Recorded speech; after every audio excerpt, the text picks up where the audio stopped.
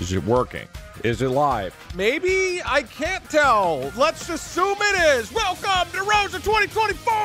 Oh, yeah. Woo. All right, we got a lot of stuff to do. Nice shirt. Yeah, it turns out I don't know where my Sea Otter costume is. So I bought a new one that's too small that's arriving sometime today, which I will cram into. And until then, you're getting Disco Doug. All right, this is day one of the Rosa charity stream. We're celebrating the greatest otter who ever lived. I will be going over, as normal, a big PowerPoint. Lots of great milestones this year. Lots of great raffle items that I'm excited about. I set 500,000 as the goal, which is extremely ambitious. Well, maybe not. 104 inches for golden mug pog. Why didn't you just auction? Hold on. Nervine, real quick, in case you were not aware, there is auctions this year. If you go to the donation page and you click view auction house, you can see these incredible items that are up for auction. Lots to do today. As a reminder, this is happening today, it's happening tomorrow. Probably both things will be like 10 hours or something. It's gonna be a long weekend.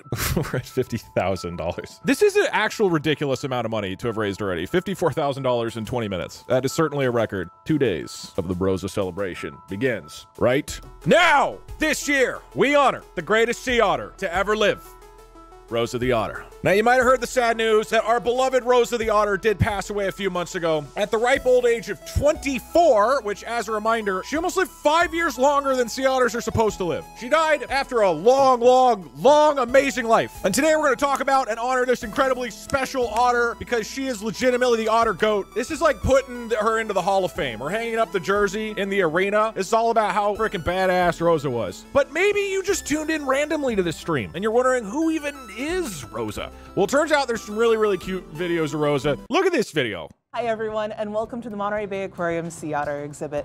Let's learn a little bit more about our oldest sea otter here, Rosa. So this is from, I think, a year or two ago? I forget how old this one is. Dodgy Cat, thank you so much for $200. Platinum blonde hair and head tilted all the way back in the water. So Rosa had some iconic things. Style.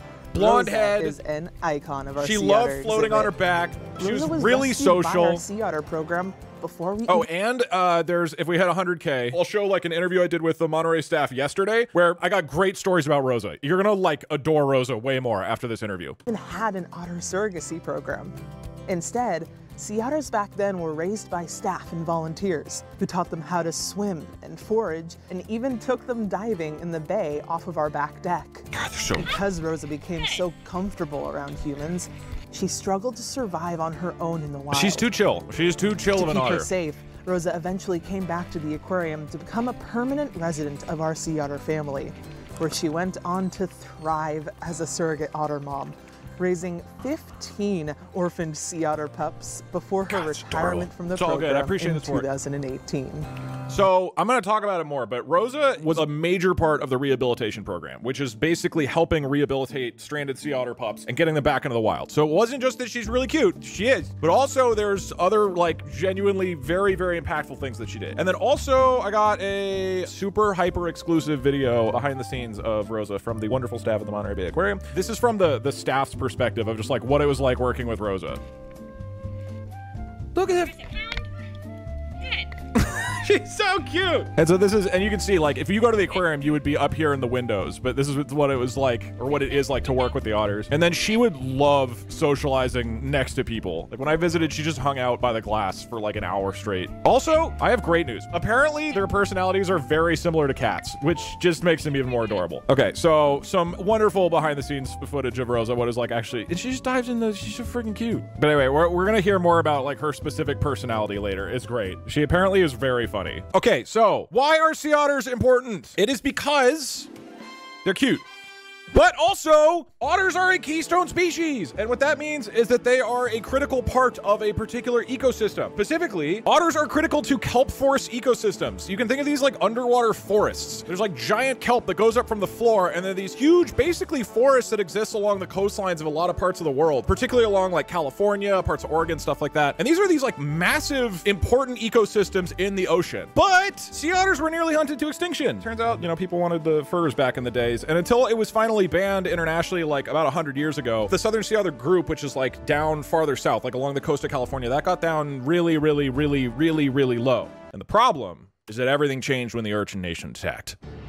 Turns out purple sea urchins will just go eat all of the kelp if sea otters aren't around to stop them. So this is like a real thing. You know these incredible kelp forests that exist all along the coast? This is like a real legit problem. These sea urchins like move through the kelp forests and will basically wipe out entire forests by just eating all the kelp. And you can see here like images. There's parts of the coastline now that are just like covered with urchins and nothing else because they came in and just like wiped out the whole forest. But it turns out that sea otters are critical to helping stop the sea urchins from doing this. And so the sea otters coming back is not only just a good keystone species, it also is directly helpful to this ecosystem recovering. They will prey on sea urchins and they will stop the sea urchin population from getting too out of control. And what they've found is that in the areas like in Monterey Bay, where there's a lot of sea otters, they are successfully keeping the sea urchins at bay. And turns out the sea otters will actually just start eating way more sea urchins to help compensate for it. So it's not just about helping a population of adorable animals recover. It's also like they're really critical to helping these ocean ecosystems, and having them recover and reform their communities and populations in the forest is helping the kelp forests and these ecosystems survive. So sea otters are really important. I didn't even realize that really. I mostly just thought they were cute until recently. Great news. Southern sea otters are actually recovering now. At one point, there may have only been 50 left in the wild. That is like ridiculously close to extinction. Past few decades, Monterey Bay Aquarium has been a major part in helping restore the sea otter population with their rehab program. Holy crap, memory of Rosa. I accidentally blew my entire donation load. Thank you for the $2,000. That is extremely generous. Thank you. So, you know, earlier when you're like, oh, that's so cute, Rosa raised 15 pups. No, this is like Rosa personally helped raise 15 stranded sea otter pups that then got to go back into the wild and help rehabilitate and repopulate this. This is like a big deal. So it's not just that she's cute and she's swimming around an aquarium. She had like one of the biggest impacts on helping restore the otter population. That's crazy. And the population is rebounding. There's now over 3,000 out in the wild. So it's been like majorly increased. On top of that, there's even, I just saw this article and I thought it was heartwarming. There's 2 otters spotted in Oregon. Like the population got so small that they're mostly just in parts of California. And they used to be all along the Oregon coast. But like this group this year, like a month ago basically, spotted 2 sea otters off the coast of Oregon. So it's like they're recovering and they're starting to spread and go up to these areas where they used to thrive. And again, like they're really important to the ecosystem. So hopefully through this work of helping the population recover, like they'll actually spread back into their areas and we will heal. You know, nature is healing. Sea otters are healing. So really good stuff. And the more I've learned about this, the more I've gone from like, oh, sea otters are cute, we should help them, to like, oh, they're also really important. And like the rehab program is super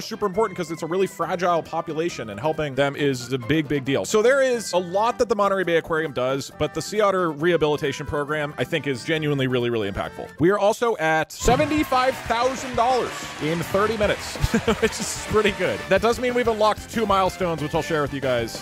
One of them you probably won't like. I don't think you're gonna like the Kraken one, but this is a really ridiculous amount of money. Thank you everybody. We have a lot of hours to go and hopefully we can keep this momentum going because this is crazy. So Rosa raised 15 pups. She lived to nearly 25 years old, the oldest known sea otter. They usually live 15 to 20 years. So the fact that she almost made it to 25 is insane. The fact that we got 5 birthday celebrations with her is insane. And now on this, the 6th year, we're celebrating Rosa's life in general and all the amazing things she did, and the Monterey Bay Aquarium broadly and all the work that they do with the Sea Otter program.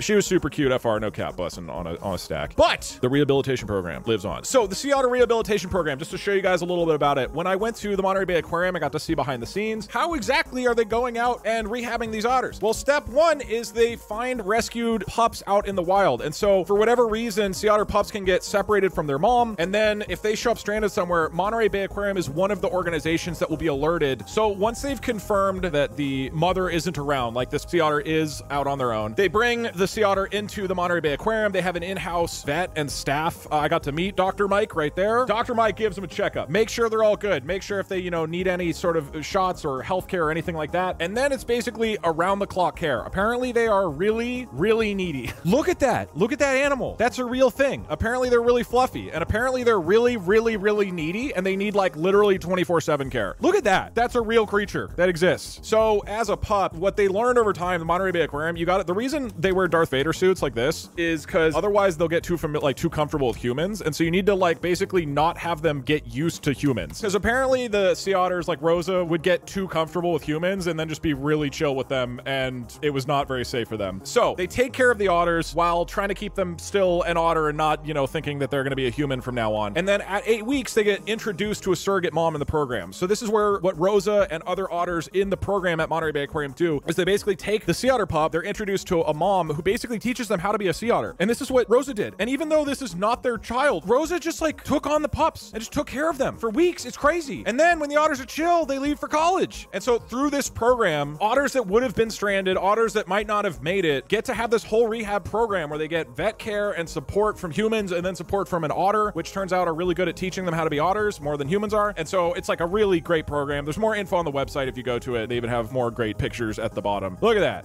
Cute stuff. So we've got 3 superstar otters still at the Monterey Bay Aquarium exhibit. You've got Ruby. She is the youngest at 8 years old. We got Ivy. Can I get a pog for Ivy? Was found as stranded in 2011. She was cared for. She was given a surrogate mother, but unfortunately she was declared non-releasable, and so now she hangs out at the aquarium. And apparently she is a wild child because of her liveliness. And we got Selka. Selka was found in 2012 as a 1-week-old pup. Oh my gosh. And she had shark bite injuries. She had surgery at the aquarium, underwent extensive recovery, and then now has become a surrogate mother and has been very successful as a surrogate mother. She fought a shark and won. That's a good way of thinking about it. So on top of all that stuff, Monterey Bay Aquarium, great organization. Their mission is to inspire conservation of the ocean. So it's not just sea otters. The actual aquarium is a place you can go and visit, and it's really, really cool and beautiful. There's a bunch of world-class exhibits that show you all these different things, like a kelp forest exhibit or bone worms. If you're into bone worms, they're helping rebuild ocean populations like what we've been talking about, promoting climate protection policy. There's a seafood watch team working on sustainable food, and they feed the otters a lot of shrimp. So they do a bunch of work around conservation, research, taking care of animals, on top of being a cool aquarium that you can go to. I went to the aquarium a year and a half ago now, I think. This is the kelp forest exhibit. This is the otter. I mean, the Rosa. This is our donation plaque. This is me holding some of the otter food. This is me and a clam. This is me pogging at various locations in the Monterey Bay Aquarium. It's a really, really cool aquarium. I don't think the bone worm is in here anywhere. Sorry, guys. I forgot to take a picture of the bone worm when I was there. All right, so a little bit of history. Rosa's 20th birthday began in 2019. This was great, right? The community was a lot smaller. It was kind of random and impromptu. It was like, yeah, Rosa's birthday, and it was funny. $320. That's pretty good. For Rosa,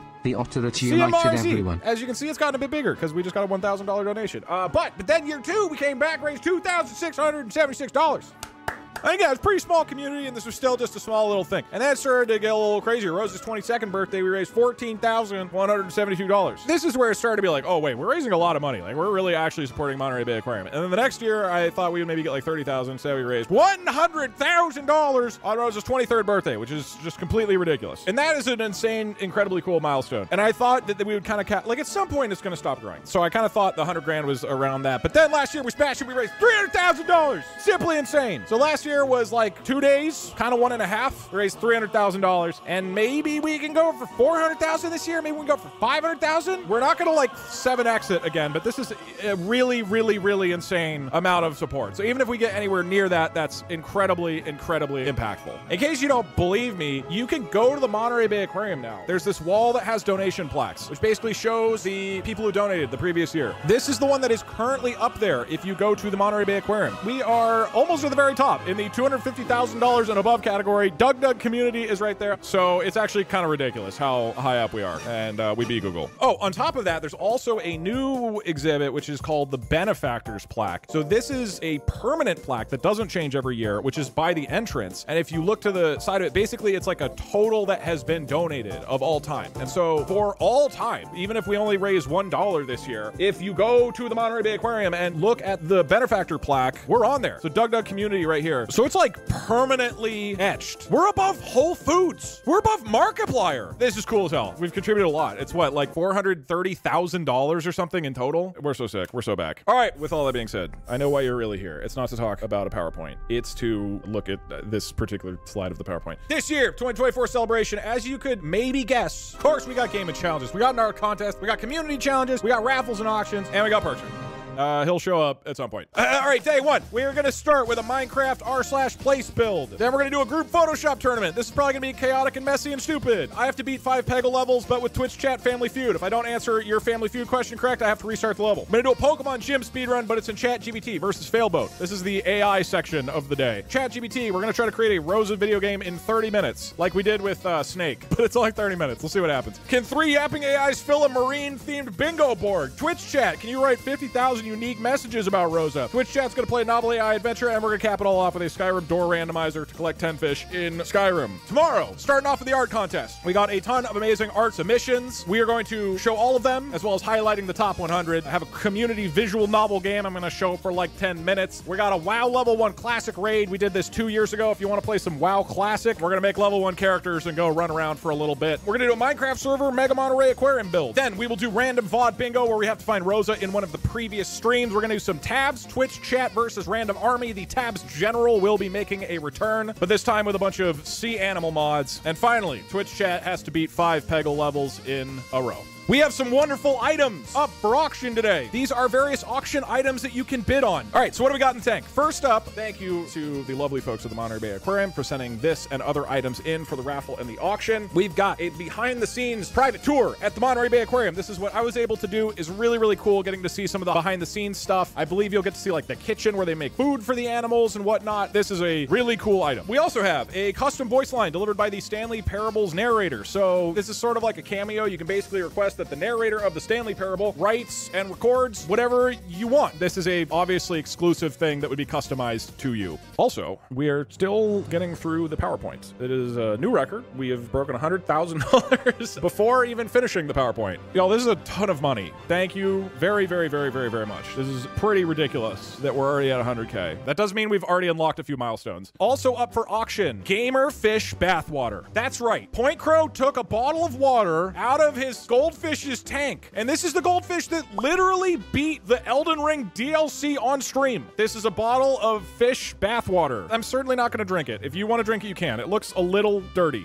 It's the only one that I put a fair market value of 500 grand, so I'd better get there. Not only do we have that, we have a guitar signed by Parkser and DugDug. If we get to the milestone, Parkser will be singing a sea shanty on stream for all of you. And he will do it with this guitar, and we will ship it to you. We've got golden DugDug mug mugs. That's right. The exclusive DugDug mug mug, only 2,500 of them exist in the world, is already a collector's item. A legend, they say. These have been made specifically for this event. It's not, I assume it's not real gold, because it would probably be a lot more expensive. Scammer, it's not even real gold scam. Do you think this is real gold? Do I need to edit that? It's obviously not real gold. A real golden DugDug would cost about $390,000. That aside, ultra rare, only 10 of these are being released into the world. 5 of them are being auctioned. 5 of them are going up for raffle. So if you really, really, really want a mug, you can force your way there with money. It's not real gold. It's golden, not gold. There we go. Okay, it's golden, the color. So that is the auction items. Those will end tomorrow night. Lastly, let's talk about milestones. What exactly happens if you donate money? First off, at $50,000, an Ocean Breeze rolls in. You might be wondering, what does that mean? So this is a cool little thing that I haven't told you guys. I am actually not streaming from my normal location right now. I moved my setup. I'm in like an Airbnb by the ocean. And so right here, there is a window to the ocean front, specifically so that I can open the window and have a gentle ocean breeze roll in. And so I believe one is about to come in right now. So I got an ocean, ow, fuck. Why is there like hot liquid on me? I have an ocean breeze machine that is sitting next to me. At the top of every hour, remind me, because more ocean breeze will roll in. Hopefully I can breathe this. I'm not sure if I'm supposed to. If I start to seem less coherent over the course of the weekend, that probably means I'm asphyxiating from the ocean breeze. Next up is $75,000, releasing the Kraken. So you might be wondering, what is Release the Kraken? Basically, every 30 to 60 minutes, the Kraken will show up. As long as the Kraken doesn't pick you, it should be fine. What would anger the Kraken?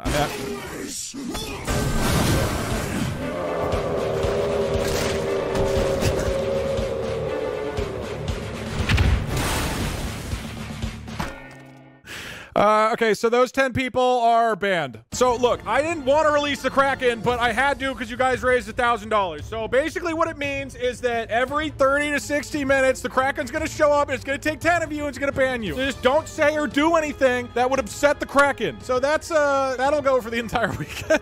Won't that impact donations? I mean, look, if you aren't willing to stand in front of the Kraken and risk eternal torment from it, then do we even deserve your money? $100,000. Interview with the Monterey Bay Aquarium Sea Otter staff. This is an aquarium interview video I did with the head of mammals at the aquarium. Chatted with her yesterday and recorded that. It's like a 20-minute video we'll probably watch later today. It's really great. 125,000 during the AI bingo. I'll install the desktop goose program. You'll see what that is. 150,000, which we're actually close to. Parkster is going to come onto stream and sing Leave Her, Johnny, Leave Her with you guys. Also, I think he's going to read some maritime laws from his book of maritime laws. So you got that going too. At 175,000, we're going to replace Doug with a chair for 30 minutes, which might be really soon, actually, given the rate we're going. 200,000, we're going to eat what he's having from 3 nearby sushi restaurants. So Parkster is just going to go to 3 sushi restaurants and be like, I'll order what the entire table before me ordered. Do that 3 times and then bring it here. And we're just going to try to eat it on stream. At $250,000, I will commission an actual chair VTuber model. So I'll make like a proper chair model that I can stream as. So you get all of the chair and none of the Doug, as you've always dreamed. I will at least do 1 full stream. Then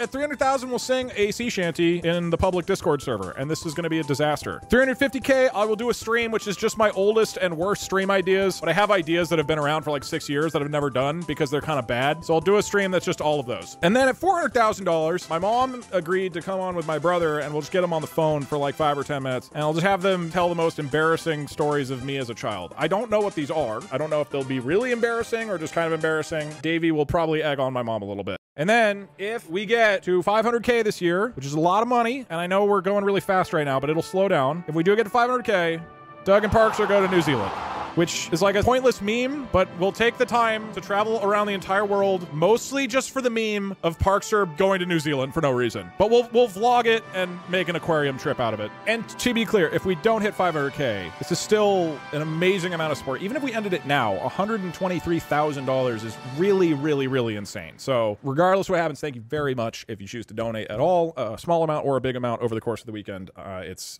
incredibly meaningful. It makes a big difference. Let's go make Rosa proud. We're doing a group Photoshop tournament. This is going to be a disaster, but hopefully kind of funny. The way this is going to work is we are going to have a bit of a tournament. We're going to have 8 different teams of viewers. Each team will have 13 people who can draw. We'll collectively be drawing in a shared canvas on this website called Magma. That means in total there will be 100 people from the community attempting to draw to the top. Ladies and gentlemen, we have assembled 8 different teams of 13 really professional drawers. Each of you will have the next 10 minutes to draw the following prompt. After 10 minutes, we will look at your final product as a group, and you guys will have to fight against the other team. Only the one that's voted on by Twitch chat as the better piece of art will move on to the next round. Is everybody ready? Okay, teams. The prompt is Rosa as the queen of an underwater kingdom. Do whatever you want with that. Ready, set, go.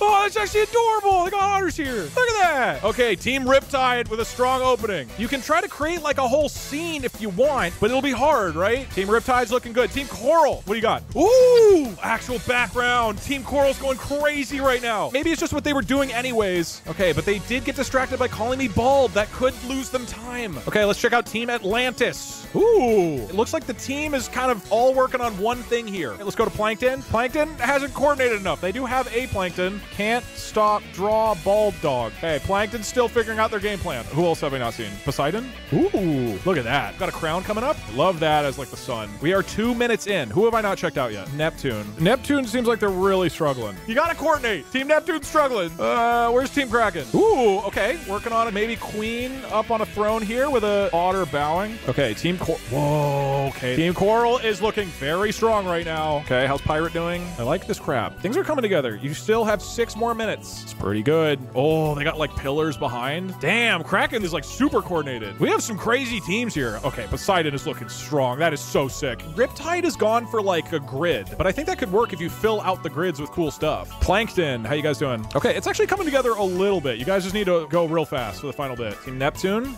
Is that Rosa? Coral. Oh my goodness. I appreciate that the person who can't art very hard still contributed. Plankton needs help. Plankton's kind of coming together a little bit. Who is Plankton going up against? Plankton's going up against Pirate. Plankton's gonna have a hard time. I'm gonna be honest with you. I mean, it's ultimately up to you guys, but Team Pirate's crushing. Look at they're making freaking roses. Like, come.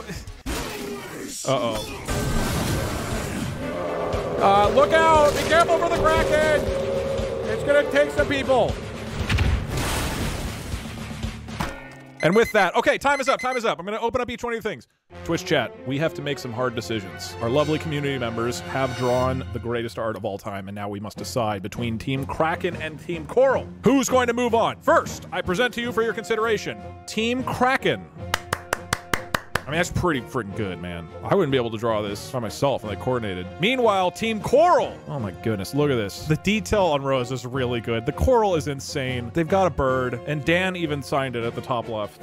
Honestly, that's a kind of hard decision. Who wins? Kraken or Coral? Kraken, I'm gonna be honest. I think you guys got robbed. You went up against one of the hardest teams. This Coral one is insane. I think you did a great job. This is an incredible scene to coordinate between 13 people. I think you did fantastic, Kraken. That was unlucky seeding in the bracket.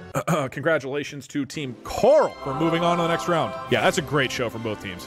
All right, next up, we've got a tale as old as time. Poseidon versus Riptide. For your consideration, Team Poseidon's art. Look at that otter. Oh, she's got the trident coming out of the water. They've got the urchins down here, the shrimp. This is pretty good. And this is Team Riptide. A little less coordinated as a single image, but you've got multiple Rosas. Royal snack pile. Poseidon or Riptide? Claps for Riptide. Well done, Team Riptide. Team Poseidon moves on. Over here, we've got Pirate versus Plankton. Team Pirate. Ooh, look at that image. That's pretty good. Look at the trident. Look at the roses. Look at the crab. That's pretty good. You got the castle in the background. And Team Plankton. Fuck Team Pirate cheaters, not our fault. Doug, someone's sabotaging. Unfortunately, that's part of the game. You gotta try to keep the saboteurs at bay. Claps for Team Plankton, who I think still did a great job despite clearly being sabotaged. Team Pirate moves on. Last up, we have Neptune versus Atlantis. Neptune, okay.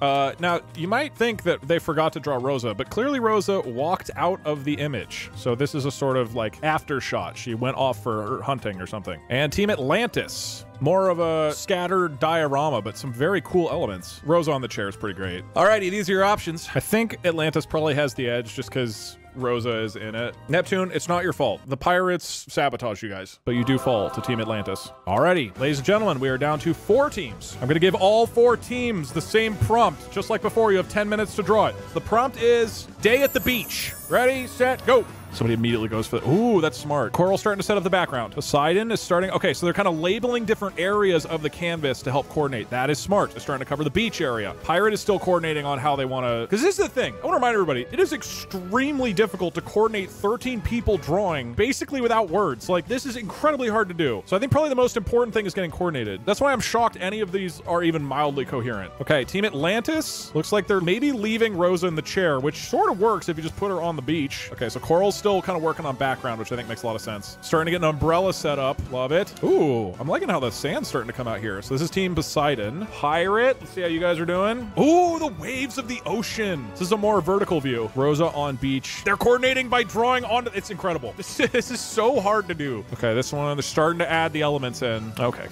You waited until I was... Back over to Team Pirate. Ooh, they're having the waves kind of up here.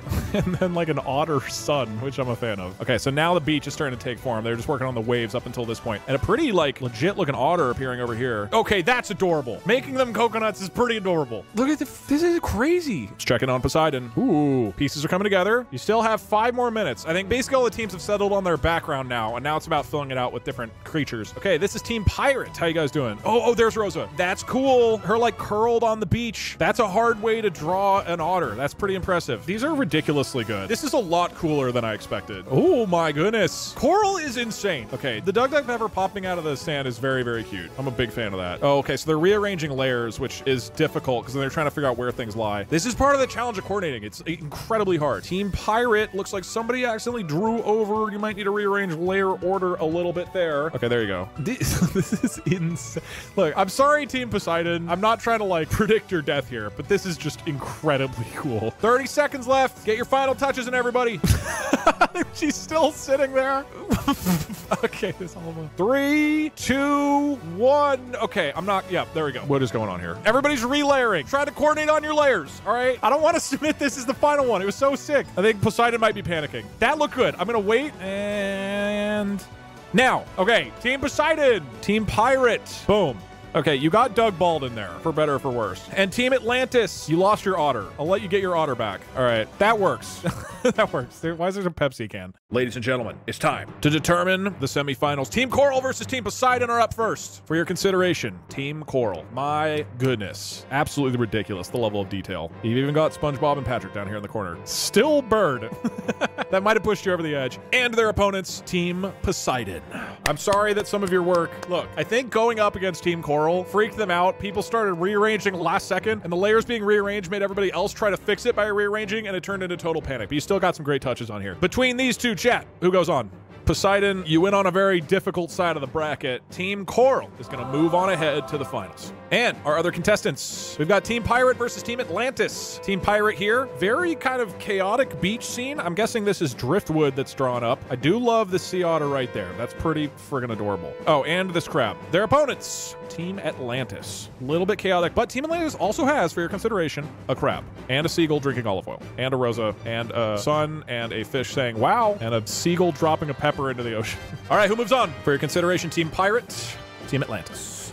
Ooh, this is neck and neck. This is a dead heat. I'm going to end the vote in 5, 4, 3, 2, 1. Atlantis takes it.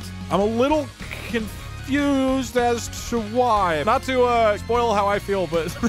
You're saying Atlantis is bad. I didn't say that. I just said I'm surprised that Atlantis won. It is very original, and it's very goofy and silly. I like the Pepsi crabs. Look, I mean, one strat could be, go for memes. But claps in the chat for both teams, Team Pirate and Team Atlantis. Again, this is incredibly difficult to do. I am putting you guys in an impossible situation, just to be clear. I'm shocked that any of this has been even mildly coherent. Team Atlantis moves to the final. Atlantis is cooked. Well, Atlantis just won by having funny meme images like crabs with Pepsi. So maybe they can lean into that. Chat, I want to hear any suggestions for final prompt. I have an idea. I just want to see if there's anything else that you guys would prefer. I was thinking Rosa and friends in space. Uh-oh. I'm sorry, guys. Look, just be careful. The Kraken might get you. We lost some good soldiers. Sorry, Sprunkle, too. I hope you weren't enjoying the stream. Wait, are any of those people on the teams? That would be bad. Uh-oh. Well, I'm sure that's fine. Option number 2, Rosa and friends in heaven. Oh. Which prompt jumps out at you? Ladies and gentlemen, the final prompt is Rosa and friends in space. If you want to add a heavenly vibe to it, you can. Ladies and gentlemen, the finals between Team Coral and Team Atlantis. You've got 10 minutes. Begins right now. Go! I don't think I should be breathing this much of this stuff. I'm gonna be honest with you guys. All right, the teams are planning backgrounds. Atlantis has a kind of purpley background that they're going for, which I think is a cool touch. Meanwhile, Coral, yeah, both teams kind of a dark purple. Fish in a spacesuit is forming. I repeat, we are getting a fish in a spacesuit. All right, let's check in on Team Atlantis. This otter is still here. Look, if you guys add a helmet onto her, then technically she's in space. Oh my God.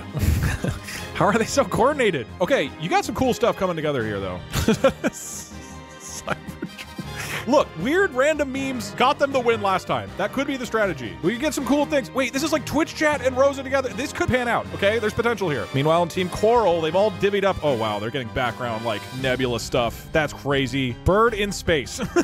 Who's the person who's just making the bird on every layer? I appreciate the consistency. Okay, this is coming together, though. I don't know if Twitch chat's like spooning Rosa. Oh, you gave a Pepsi can. Okay, the crabs have Pepsi. They're reusing their old strats from last time to try to win. Team Atlantis is leaning into memes. Team Coral is continuing to go for incredibly detailed, beautiful pastel artwork. Like, how do you do this? Is insane. Okay, look, Team Coral, I'm not trying to throw you off, okay? But doesn't a fish having a helmet full of air kill the fish?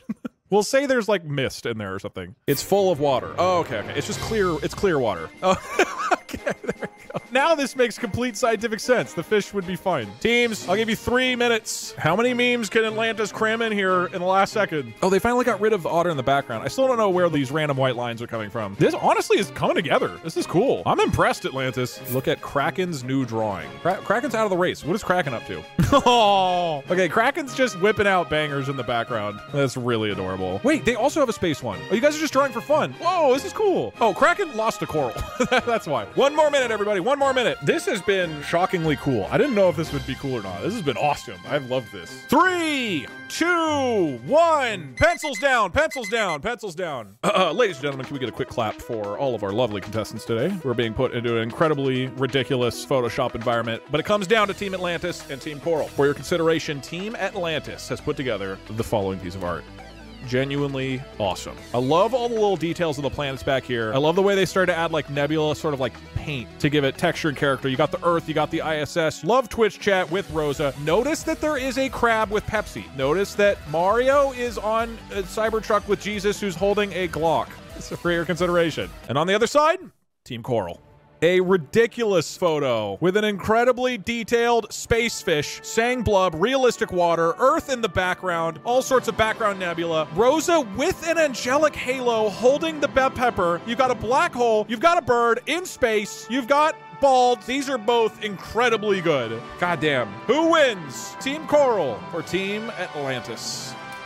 Atlantis, you honestly put up an incredibly good showing, but we are going to give it to Team Coral. Holy shit, you guys. 3 times in a row. Just absolute banger art. Like, all 3 of these would have been amazing in the art contest. Insane. Well, congratulations again, Team Coral. You guys win the most valuable prize of all, which is the adoration of Twitch chat, and a $1 million contract to appear on American Idol. And that means after 3 hours, we have completed one thing. Alrighty, let's get to 5 Peggle levels with Twitch Chat Family Feud. Specifically, I'm gonna have to beat 5 levels of Peggle, but on each level, I have to answer a Family Feud question from you guys. And if I get it wrong, I have to reset the whole level. Let's do it. Thank you for another incredible charity stream. As of this donation, we are only $428,198.73 away from 1 million lifetime donations. Oh, what would we have to hit to get 1 million? Can anybody do quick maths? Okay, so we have in total for Monterey Bay Aquarium raised $423,760. Seems to be the consensus. So if we wanted to hit 1 million total, we would have to do 576,000. I mean, if we hit 500K, that's like an actual achievable next goal after that. That'd be pretty fucking wild to be like, over 6 years of doing Rosa Sea Otter celebrations, we raised over $1 million for Monterey Bay Aquarium. That would be pretty nuts. I'm not expecting 500K. I really, like, that is an absolutely gargantuan amount of money. And obviously it slows down as time goes on. So whatever we raise, I think will be amazing. Alrighty, ladies and gentlemen, I'm gonna be playing the final 5 levels of Peggle Deluxe, which are already very hard, and I don't remember any of the openers. So these are genuinely hard. However, I must answer at least 1 Family Feud question from you guys every round. That means I will ask a question, you guys will answer, and if I don't guess one of your top 3 answers, then I have to reset the level. Got it? What's a good intro question? People are saying magic hat. That's not a question. Ask what's a good intro question?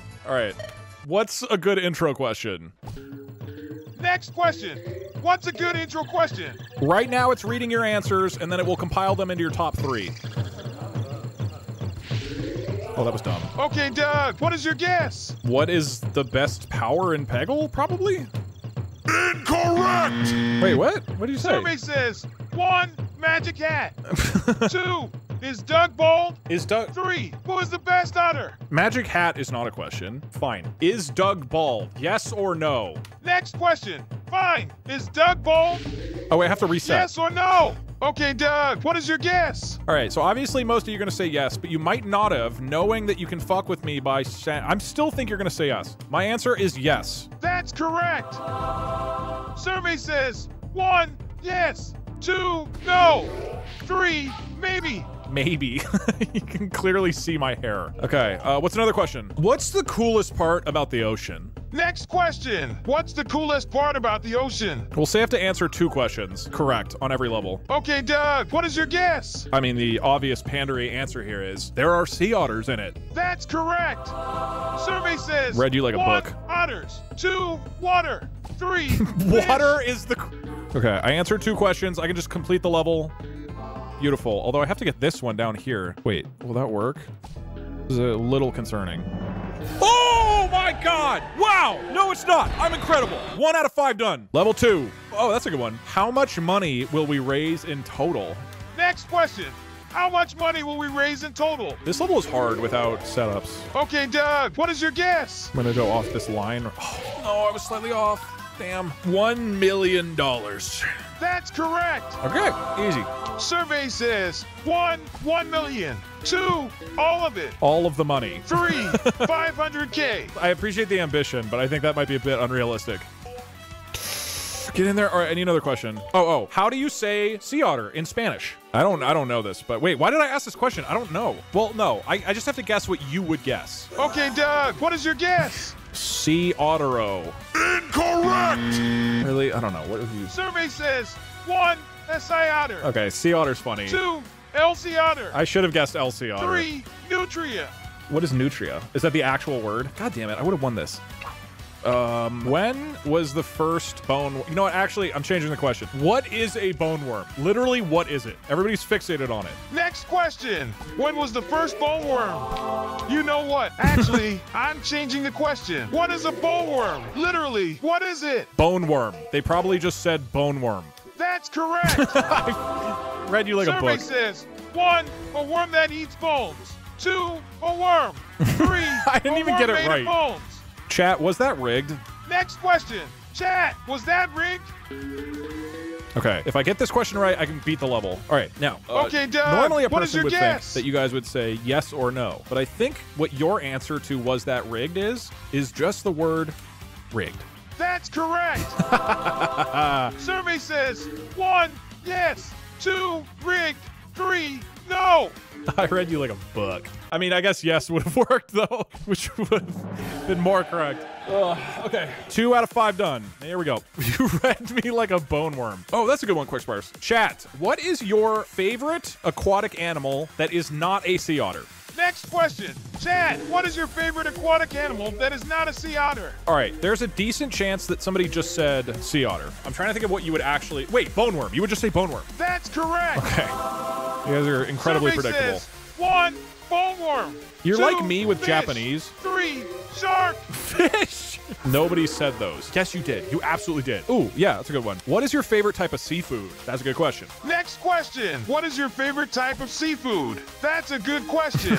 I keep forgetting to end the thing early. I feel like this is kind of a wrong answer, but I'm going to say sushi. Feels like a common one, right? Incorrect. Really? Survey says 1, naked grandma. I should have 2, guessed bone worm. Shrimp. 3, damn it. bone worm. Why did I think you wouldn't say bone worm on that one? All right, resetting. Here's the next question. Just say bone worm in chat. Next question. Here's the next question. Just say bone worm in chat. The thing is, you guys are going to try to sneak around this somehow, and I know how to defeat you. Like, I know how to beat this. Okay, Doug, what is your guess? Probably, like, enough of you, like 100 of you, probably thought you were being clever by just saying bald into chat. Incorrect. Chat. Survey says 1, no. Oh. 2, naked grandma. 3, rigged. All right, well, that could have been better. Type literally whatever you want. Next question. Type literally whatever you want. This challenge is interesting because it's about me predicting how attached you are to specific memes, right? Like, you've shifted from bone worm over to naked grandma, which is what I'm guessing, by the way. And I need to predict when you'll have moved on from naked grandma. Naked grandma. That's correct. Survey says 1, got them. 2, literally whatever you want. 3, naked grandma. All right, I need to get one more question, and then I can just beat the level. What's a Kraken-related question? Everybody's just saying naked bone worm. It doesn't even matter what I ask. How many tentacles does a Kraken have?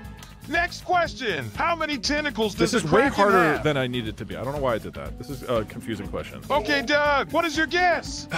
Presumably you guys just did a meme number. 69? I am assuming you couldn't resist. That's correct. Okay, good. You guys Survey says are too addicted 1, to dumb memes. 69.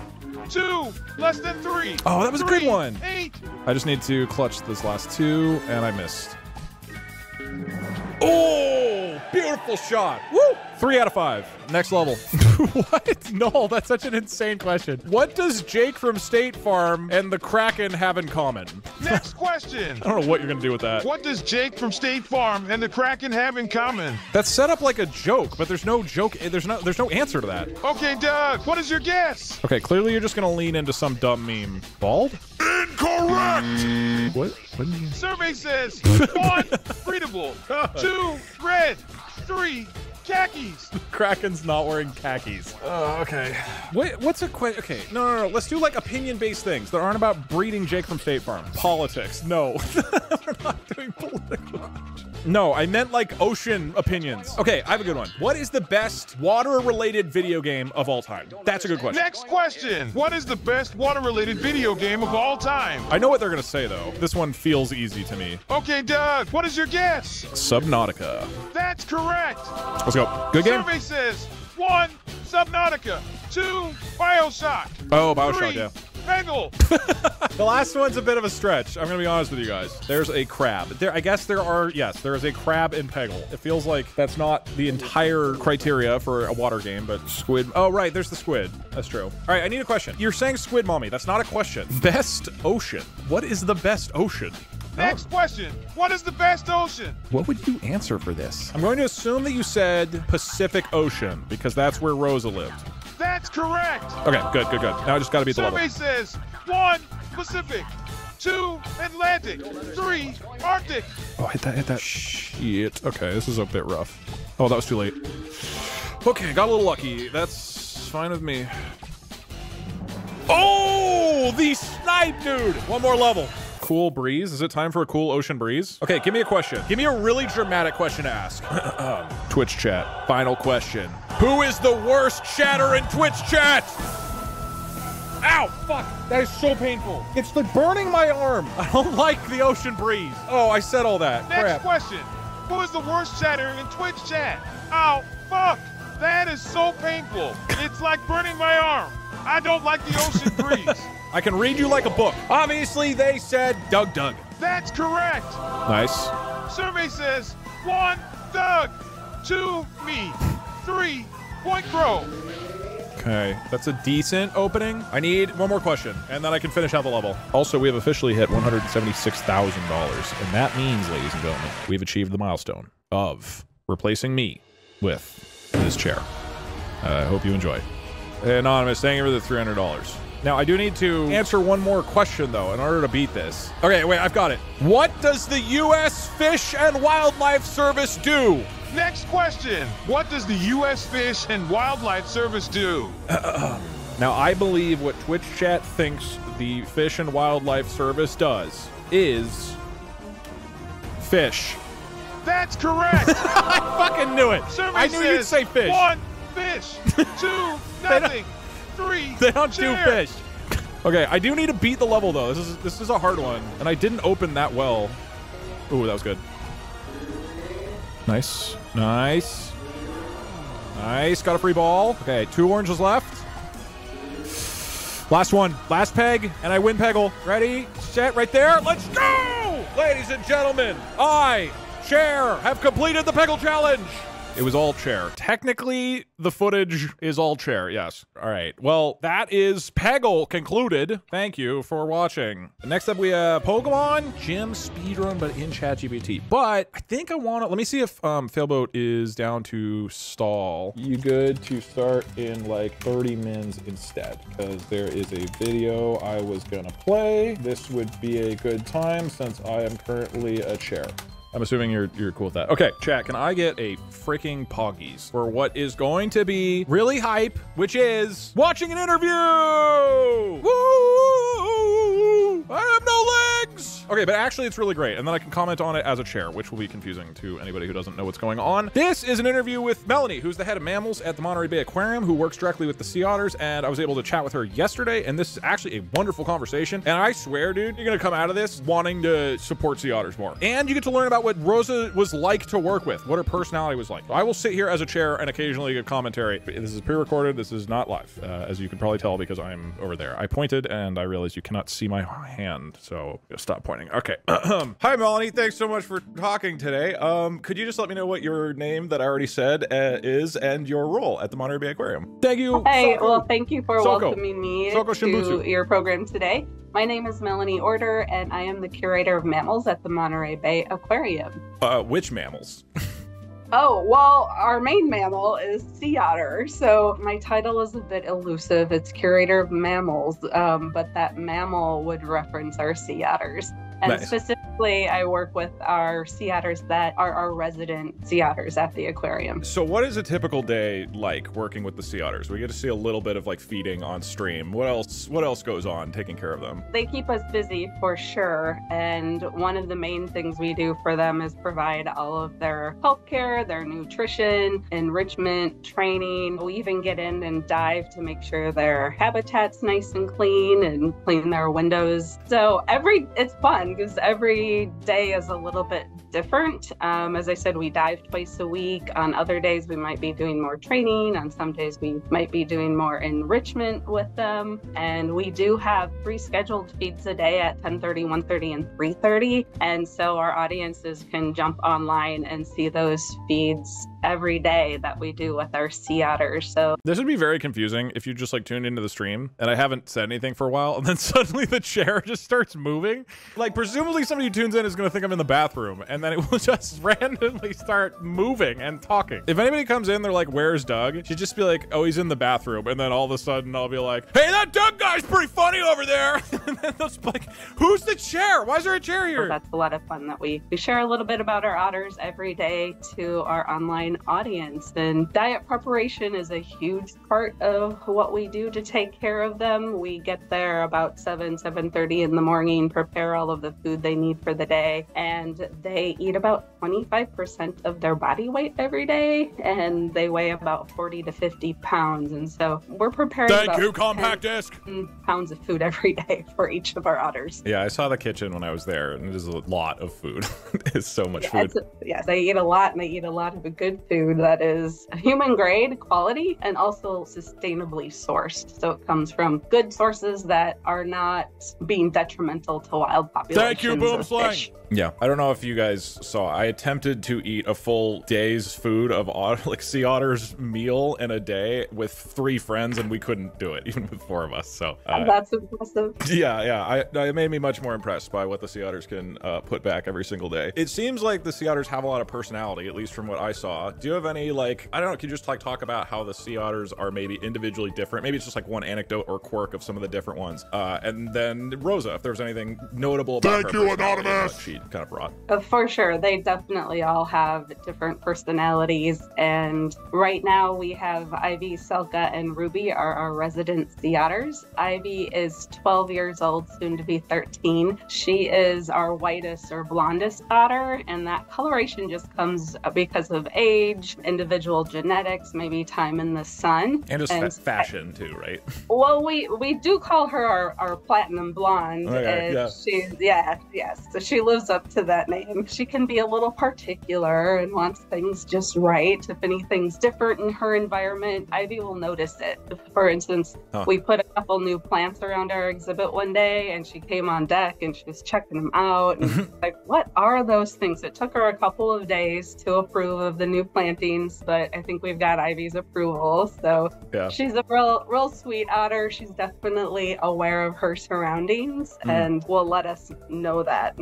If she doesn't like what's going on, she's not going to come over and interact with us. So she's a little particular, I would say. Thank you, Emma. She's a great otter and fun to work with. She sounds like a cat, like my old cat. Yeah. I've worked with a lot of animals during my career, and not to directly compare them, but sea otters are maybe the most cat-like exotic animal I have worked with. They want things in a particular way. If they're interested, they'll interact. If they're not, maybe you should just come on back later and see if but they want to interact with you. Oh, that's adorable. That's gonna get. I think the cat fans in the audience will very much appreciate the knowledge that they're sort of similar to cats, maybe. Otters are very independent and spicy, I would say. What about Selka? What is, I don't know, personality traits? Selka's smart. Selka's also 12 years old. Her and Ivy are about the same age. And Selka's really smart. She catches on to things really quickly, and she has actually partaken in research studies where she was trained to touch different objects with her paws and then tell the staff working with them which object was bigger. And that helped us learn more about sea otters so that we could learn more about the size of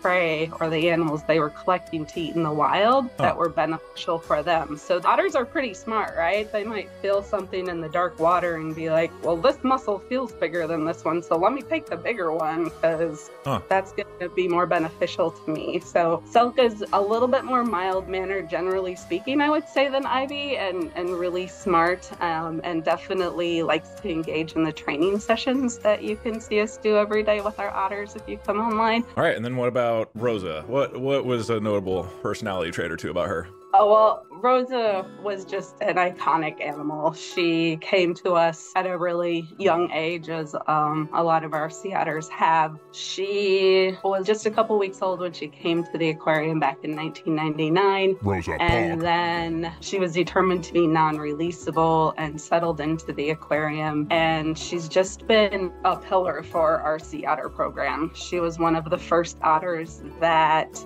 became a surrogate mom, and that's when our sea otters that live on our exhibit act as foster moms for pups that come in from the wild into our rehabilitation program. And so she was a great mom. She was kind of a fierce mom. She was very protective of the pups that she cared for, and she was also very playful. She was not a shy animal. She would be out there by our windows where our guests could see her. She was very social. You got to meet her, right, when you were able to come out and visit us. Yeah. And so just a really confident animal, and I would say she was really good at being a sea otter. She took really good care of her pups. She loved crabs, and she loved food in the shell, and she loved to crack them open, and she loved to play with her toys. And most of the time she was willing to work with her silly human friends, but if she didn't want to, she would let you know that you also should come back later and maybe have something better than what you have right now, because she definitely had preferences in food, and that changed depending the day. So some days shrimp was good, some days clam was good, and she was such a special otter that, you know, the last few years we were like, yeah, Rosa, you can have whatever you want. We'll make sure we have it in the refrigerator for you. Yeah, it was always a lot of fun knowing that we were supporting her very particular, elegant culinary preferences. Like, I thought it was kind of a joke when I kept saying we were going to get a really nice shrimp, and then we realized she's actually getting, like, great stuff. So it was awesome. She would eat bigger shrimp than I have eaten in my life, and she loved them. If it was a day that she liked shrimp, then she was... Right. If she's in the mood. She was in the mood. I like how you described her elegant culinary preferences. Is that how you described her? Yeah, something like that. I have to imagine in her brain, she was like, it's a clam kind of day, you know. She knew what she wanted waking up. One day, one of our staff was working with her, and sometimes it was even how we gave it to her. Do you want it in a shell? Do you want it in a toy? Would you like it if I fed it to you over here? And one day she was eating out of a toy, and we had a couple toys, and we would give them to her, and we use really sturdy dog toys essentially, and we'll put food in there, and she liked to scoop it out. Well, we ran out of the toys. They all sank to the bottom of her pool around her, and so we started offering her the same food that was in the toy, but she would drop it, and all of a sudden she left her staff member, went and got a toy, handed the staff member the toy, like, I want it in the toy today. Yeah. That's an absolutely true story that happened to one of my coworkers. Rosa communicated loudly if you listen to her. Oh, that's incredibly adorable. So, okay, the Sea Otter Rehabilitation Program, I think, is incredible. And, you know, at this point, I will have probably yelled loudly about the program. But could you just walk through, like, let's say the stages of, you know, finding an otter, and maybe if the otter is rehabilitated by one of the sea otters in the aquarium, and then them being released, like kind of what those stages are. I would love to talk about that. So when our otters that live at the aquarium come into play, it's really when a pup or an animal less than 9 weeks of age comes into our rehabilitation program. And that's when, for one reason or another, that pup has been separated from their mother. Sea otter pups are dependent on mom for upwards to 6 months. So any otter that is 2, 3, 4 weeks old, they're not going to survive on their own in the wild. And so our hope is that when we get a call that there is a sea otter pup our rehabilitation staff will go out, assess the situation, and the very first thing they do is see if there is a female out there in the ocean looking for that pup. Moms are, if they're around, they're going to be hopping up, looking for their pup, even vocalizing or calling for it. And we'll spend quite a bit of time doing that to do what we call a reunite, where the pup is put back in the wild with their mom. And if that can't happen, then that pup is brought into the Monterey Bay Aquarium, and our rehabilitation and veterinary teams work together to assess the health of that animal. So the first thing we do is work to stabilize the pup. And at that point, humans are taking care of the animal. We provide it a formula from a bottle. You'll be eating solid food. We'll offer it solid food. And then our veterinarians really assess the state of the health of that animal and work to stabilize it health-wise. And so the next couple of weeks are going to be hands-on human care and working to stabilize that pup, getting it to drink that formula, eating the food we're offering it, and working towards that next stage. When that pup's old enough that it's eating all solid food, isn't drinking from a bottle anymore, it's time to try to introduce it to one of our resident female sea otters. And that's when the surrogate part of the sea otter's job at the Monterey Bay Aquarium comes into play. And we'll have one of our female sea otters that live at the aquarium go up to our facility where our pups are being cared for. It's behind the scenes. It's right on site at the aquarium. It's just behind the scenes. And our hope is that when that female sea otter is introduced to that pup, that maternal instinct will kick in and they essentially adopt it as their own. And for the next upwards to 3 to 4 months, that female is going to live with that pup and essentially teach it how to be a sea otter. The pup will learn from that surrogate or foster mom how to dive and look for food, how to eat food. How do you eat a spiky urchin? Like, that takes some skill. Yeah. The mom will teach them how to do that. And there's several milestones our rehabilitation team look for.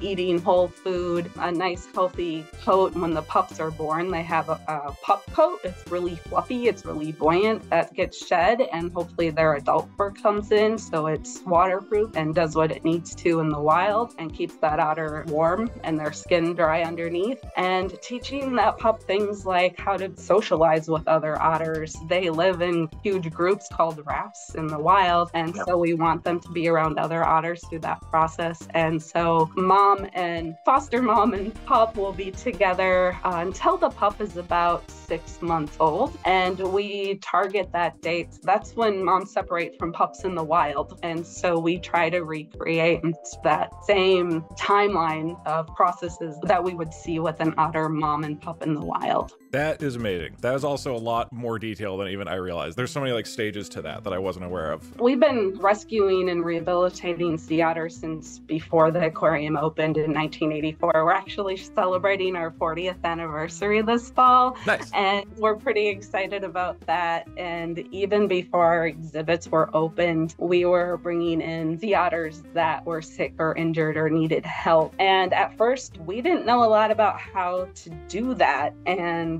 it was our permanent resident otters that really showed us they have this inclination to take care of other sea otters, especially young sea otters. I don't know why. It's a lot of work to be a mom, right? It's not a super easy job no matter what species you are. And they have this propensity to adopt these pups that are really, really needy. I've taken care of sea otter pups and it's around the clock care. It is 24-hour-a-day care. Yeah. And I have coworkers that help me with that. Yeah.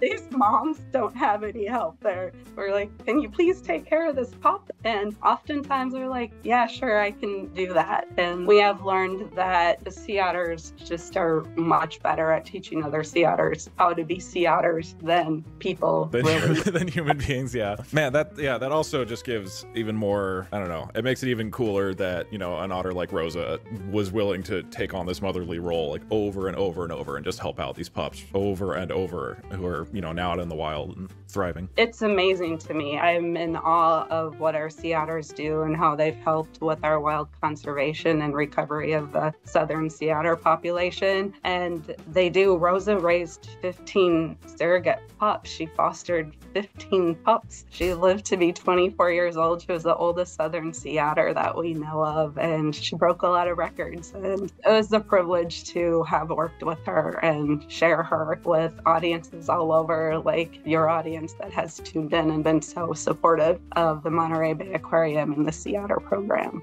So thank you. Shout out to all your folks and everybody tuning in. We send you a big thank you from the Monterey Bay Aquarium. Yeah, this was great. Hearing about this was fantastic. I guess just final thing, is there anything else like with the future of the Sea Otter program or Monterey Bay in general that you'd want to kind of shout out or mention? Just kind of open-ended, like, hey, what other things are beyond just the kind of specific rehabilitation program we talked about might people be supporting when they are hopefully right now donating to the Monterey Bay Aquarium?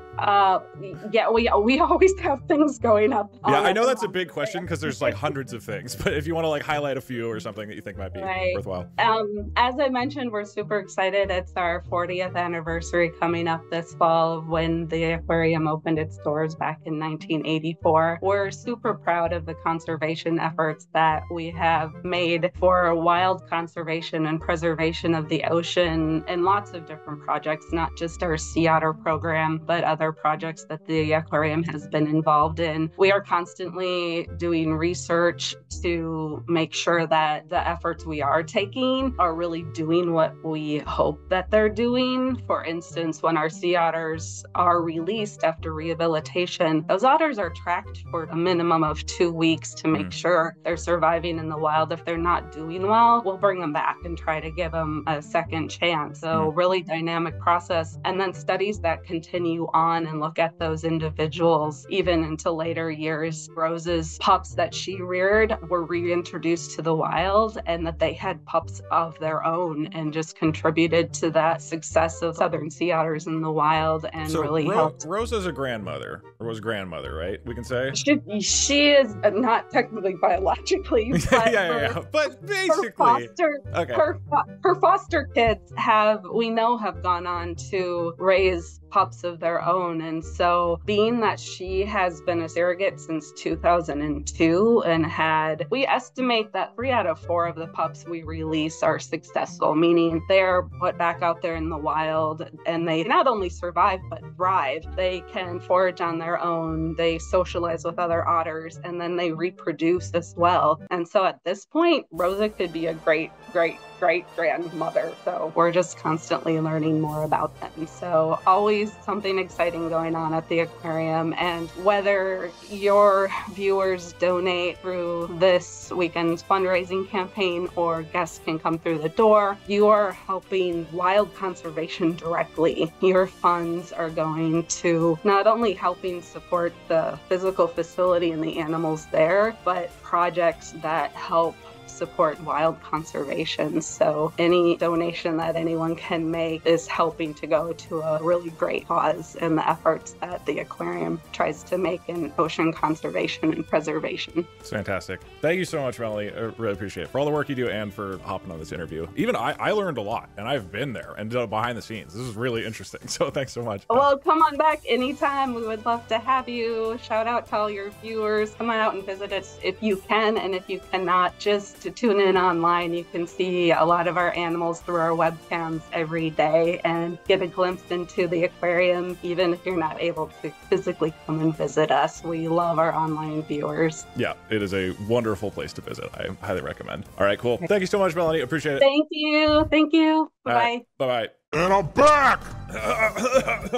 Isn't that great? You like learn a lot, and Rosa's apparently the most adorable otter ever, and they're like cats, kind of. I'm really glad I got to chat with her. I just thought that was super interesting, you know. Unfortunately, Chair is retired again. We are at $183,000. As a semi-truck driver, it feels super nice to contribute to a good cause and be a part of such a great community. Thank you, Boneworm Lover. And thank you, Monterey Bay Aquarium. That is very generous. Thank you so much. An honor Anonymous, think of it 200. Yeah, and even, you know, like we said before, even small donations really add up. You don't have to do some giant donation or whatever. Most of the money comes from small donations, not from the giant ones. It's really cool to hear what programs these donations go into. Some places are so opaque, but with MBA you can actually see an affect in the community. Yeah, it's definitely, it's like super cool that as a charity they get to have like the most adorable things ever in terms of what they're working, which is like helping sea otter populations. Alrighty, let's pull in Mr. Failboat and do a little ChatGPT Pokemon race. It's Pokemon time, baby. Hello! Hello there. I like sea otters. Oh, okay. That's the real Failboat that I know and love. So how you doing? Kicks, feet, and smiles. What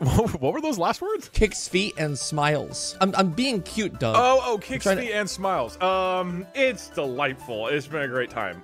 We've raised a lot of money. Okay, so let me introduce this for people who are not sure. Please. So, ladies and gentlemen, we are doing a bit of a rematch. We're going to be playing the original Pokemon and racing to see who can beat the first gym the fastest. However, we are going to be playing the entire game inside of ChatGPT because it turns out if you just tell ChatGPT you're a video game emulator, you can play Pokemon. And like you just tell it to make all of Pokemon using emojis and ASCII art, it will just do that. And it just thinks it's Pokemon and you can just play Pokemon. So we've told it to be Pokemon. However, at the very end, I added this paragraph. In this game of Pokemon, every single Pokemon and human is replaced with some type of marine animal. However, the game still has the same rules as Pokemon, and every marine animal will have their traits adapted into original moves and traits that fit the game. So I kicked off the first one, and I said, okay, let's begin. Please boot up the game. And so I'm on the starting screen, which is Pokemon Blue Sea Adventure 2023 by Ocean World Inc. Creatures Deep Sea, also Game Freak Inc. A lot of different incorporated companies made this. Mine is Oceanmon Coral Edition. Copyright 1996 Neptune Inc. We're gonna do best of 3, so 3 rounds of this. After 5 minutes has passed, we will add a new rule that changes the game in some way. So we're gonna write a hashtag and say, you know, from now on, you must release the bone worm as often as possible. Hell is a bone worm? Bone worms, hold on, were discovered at the Monterey Bay Aquarium. Not at the aquarium, but like by the aquarium. Is it like an invasive species? Well, I guess they invade the bones, but they eat the bones of whales. They eat I thought a bone worm would just be like a thin dude, a little skinny fella. No, they're worms that eat bones. Oh my god. Yeah. That's just at the aquarium? I guess they found whale bones, and then they put whale bones in the ocean until they got bone worms, and then picked up the bones and took them to the aquarium, so now there's a bone worm exhibit. Okay, that's a nice cover story. Sure, okay. So the Monterey Bay Aquarium is probably, I think, the only place where you can go and look at bone worms, and they just are there from like a real whale bone carcass. And if we raise $1 million this year, they said I could take one of my tibias and put it into the aquarium and let the bone worms eat it. Yeah, I didn't ask them any of this, but like I could just kind of tell from the conversation that they'd be cool with it. Yeah. Bones for the bone worm. All right, so the condition for winning each round, this is a race to beat the first gym of Pokemon. Whoever's in the gym, we don't know who will be in there, but if you beat them, like if it's a bone worm in there and you beat the bone worm, then you win. That's the round, you beat that race. And then press start button, continue. Wait, I have new game and continue. Am I allowed to continue? Does that? No, yeah, I'll do a new game. I'll do a new game. Start from the beginning. Start fresh. Start freshwater. Okay, so I'll be doing a new game. All right. Good luck, Mr. Failboat. Starting in 3, 2, 1, go. We start by hitting A. Okay, we're gassing it. Captain Squad. Ahoy there. Welcome to the deep seas of Pokemon. Captain Squad. My name is Captain Squad. People call me the marine expert. Welcome to the world of Oceanmon. My name is Professor Coral. People call me the aquatic prof. This world is inhabited by creatures from the deep ocean. Some are majestic. Others can be quite fearsome. We call them marine monsters. Close. Nice to meet you, young lad. What's your name, sailor? Doug. All right, fish boy. Doug, your adventure is about to begin. Step into the vast ocean of marine monsters to discover the deep sea marvels. Begin adventure A, go. Okay, you're in a cozy underwater hideout? I'm in my... Wait, this looks terrible. We're in the parents' hideout. Directions, house exterior, swimming. I can't see anything. We're in the Coral Town bedroom. I think we need to first use the PC. As always, when you start a new Oceanmon game, we have to get the potion out of it. The seashell potion. I guess we'll check the swim, or we'll talk to parent 1. It's supposed to be in like a nice visual. Check closet. Do I have like cosmetics? I have a diving suit. I have flippers. Hold on, the flippers are gonna go crazy. Ahoy, Doug. Ready for a big adventure. Don't forget to visit Captain Squad at Coral Cove. He'll give give you your first marine monster. Okay, I'm just gonna say goodbye. I'm gonna exit. Okay, here, now it's drawn correctly. So we're in the hideout here. Okay, I'm gonna exit to the house exterior, B. Enter mom's room. Enter empty room. Man, they got like a whole apartment complex here. Go to front door. He doesn't have the gear we have. That's gonna be his loss, dude. To be fair, I don't know if I'm underwater though. Okay, you're in Coral Village, your hometown that thrives. Oh, Oak's Coral Lab. We gotta get our first marine monster. Go to the beach. We have to get up to the first gym. I'm gonna imagine the beach is gonna be like Route 1 equivalent. What the hell am I? Shoreline rock pool. What the hell is the rock pool? You approach Captain Squad, the venerable sea captain with a stoic presence. He stands next to a table adorned with 3 marine creatures. Okay, so we're getting our first Pokemon. Look around for Oceanmon. You head over to the rock pool, the water is clear. Yeah, sure, let's look around for an Oceanmon. I don't have my starter, but you know. Oh, here we go, here we go. It's actually rolling with it. Wait a second. I'm not meeting the professor for my starter. I'm just getting one. Ready for your first marine creature. Emperor Anglefish. Ooh, white shark or giant crab. We're doing giant crab for sure. C. You carefully look around the rock pool and spot a few small Oceanmon. A starfishmon, clever, crab claw, or shelder. Just shelder. You caught a shelder. You've chosen the giant crab, a staunch defender of the underwater world. Excellent choice. Take good care of your giant crab. Until next time, leave the lab through the lab door. Okay, now we need to start going towards the first gym, right? How the hell do I get up here? Can I just like swim to the next area? Do we walk towards Coral Pond or go to Coral Cove? Probably Coral Cove, right? It's where the gym is. You proceed along the path. The picturesque cove is teeming with colorful marine life. Oh, there's trainers. Explore Reef 1. What? Time to grind XP. I don't think we want to grind. I'll explore Reef 2. Talk to fishermen, fish for Oceanmon, go back to the beach. How do I get out? Talk to fishermen. Good day, fellow fishman. They haven't specified the species, so I'm rolling with it. You decide to explore the reef. As you approach, the sheer beauty and mystery of the reef captures your attention. Wait, so we're just looking at coral? Dive into the reef waters. While swimming, you discover a sunken shipwreck and spot 2 chests glittering in the shadows. Some mysterious shapes, could be enemies or allies, are also moving nearby. I guess we'll open chest number 1? I feel like I should be getting back to the gym. As you open it, a bright light emerges, revealing a precious item, a sea pearl. This item is known for its healing properties and can restore HP. Okay, what are you doing? I'm exploring a sunken ship for treasure. I'm talking to a fisherman. I'm just stuck by the beach, and this dude's just chilling here. How do I go from here? We might need to, okay, let's make an update, but also make it clear that we're on our way to a gym. Okay, that makes sense to me. Because I don't think the game has any idea where the gym is. Yeah, I asked the fisherman for how to get to the gym. I have no idea if that'll help me. It does say, though, that my gym is led by Captain Finn, the water type master, which is fitting. Yeah, okay. All right, what change are we adding into the game? This change should be the map pulls out, the camera pulls out. Bum, bum, bum. This entire area takes place in the mysterious and cursed land of the Bermuda Triangle. Okay. The area where everything has to go wrong all the time. Okay, there are bone worms eating everything. This area is just filled with bones. Okay, this is what I got. This entire area takes place in the Bermuda Triangle where everything takes place all the time. Wait, that doesn't seem... What? What did you say where everything goes wrong? Wait, or we send my version. We just see what happens. Where everything takes place all the time. Yeah, I think this works. This was not a mistake. And there are bone worms eating everything. Also, there's a gym we're going to it. Okay. You know what, Doug?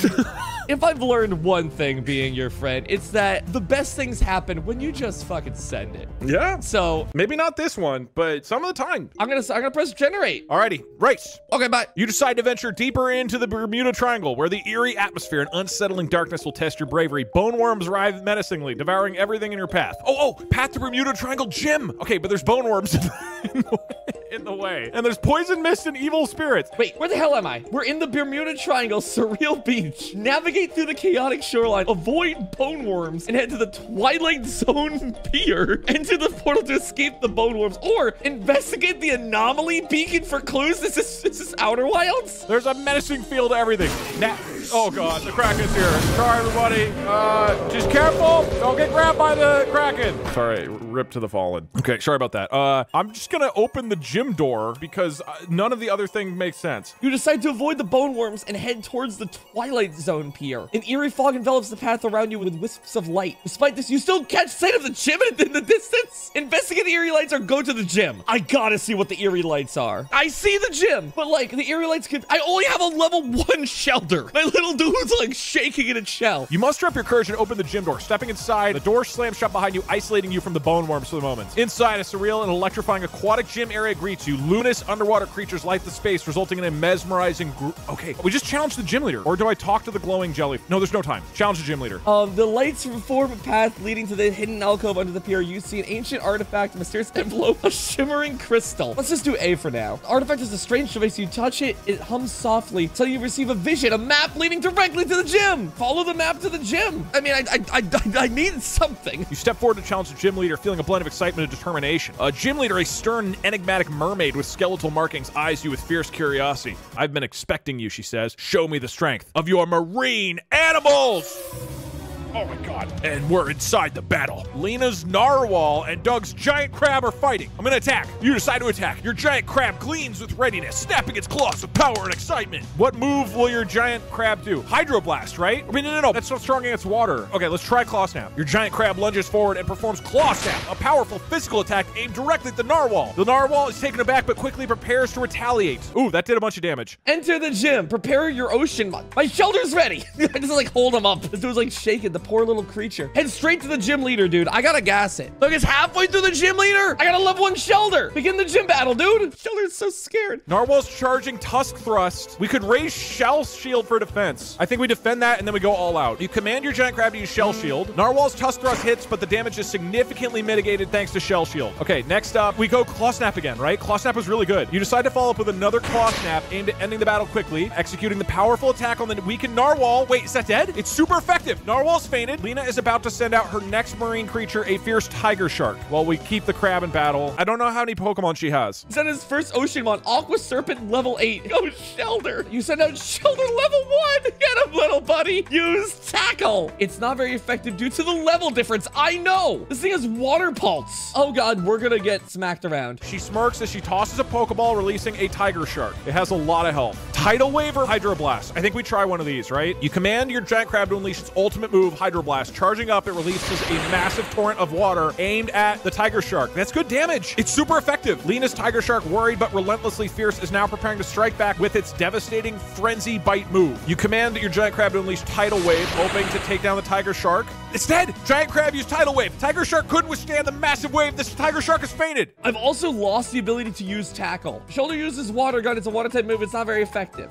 All my moves have 1 power point. I've lost access to them. I can only defend now. Lena has 1 creature left. She sends out her final challenger, the mighty Killer Whale. Okay, that's a lot of health. Killer Whale is brimming with power. Ready to use Thunderous Roar. What will you do? Hydroblast was what was really good, right? Counter with Hydroblast. You go for a powerful counter attack and command your giant crab to use Hydroblast. Releases a massive torrent of water aimed at the Killer Whale. That's a huge damage. Super effective. Use an item from your inventory. What do I have? What do I have? I have an X attack and a berry? Yeah, use the X attack. No, use the potion first. I have to drug up my shelter. Okay, now use Tackle. I'm like playing actual Pokemon. Killer Whale took major damage, but is unleashing Thunderous Roar. I think we go for the kill with Claw Snap. You decide to go for a quick and powerful attack. Command your crab to use Claw Snap on the Killer Whale, and that's it. That's death. It's super effective. Killer Whale's fainted. Congratulations, Doug. You and your marine creatures fought valiantly. As promised, here are your rewards. The Marine Badge, a special Marine Pearl, and 2,000 shells. You also gain the respect of the Marine Lab students. Sailboat. Come on, baby. I've beaten a gym. Oh, no. Dude, I'm rolling this whole gym with a level 1 shelter. The game itself kept being like, are you sure you want to continue? You should probably prepare your Pokemon. Be sure to prep up your shelter. This poor little guy is scared for his life. I got like walled out by the gym leader's first Pokemon. Well, what did you have? Well, I dodged around the bone worms and I had a giant crab who had Claw Snap and Hydroblast. Oh, okay. My shelter had Tackle, Water Gun, and only 1 power point of each. Once I used Tackle,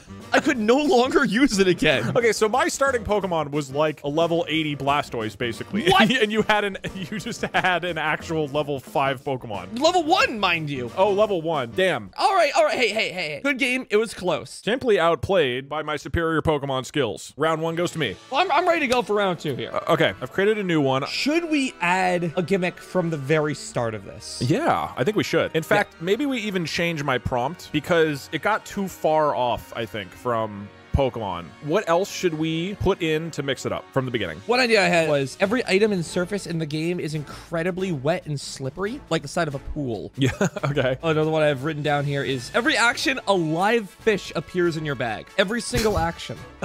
It could be any kind of fish. Okay, I've added that in, yeah. Now, my community is really pushing for the idea that everything is a bone worm. We are doping this up with so many gimmicks at the first drop of the hat. I don't know how it's going to handle this. I'm ready. I'm ready to send it, Doug. I'm ready to press A to new game. I'm on the title screen Hold right on. now. Okay, hold on. My first response is I'm updating it to, okay, let's begin. Please boot up the game, begin the Pokemon adventure. Remember that everything is bone worms.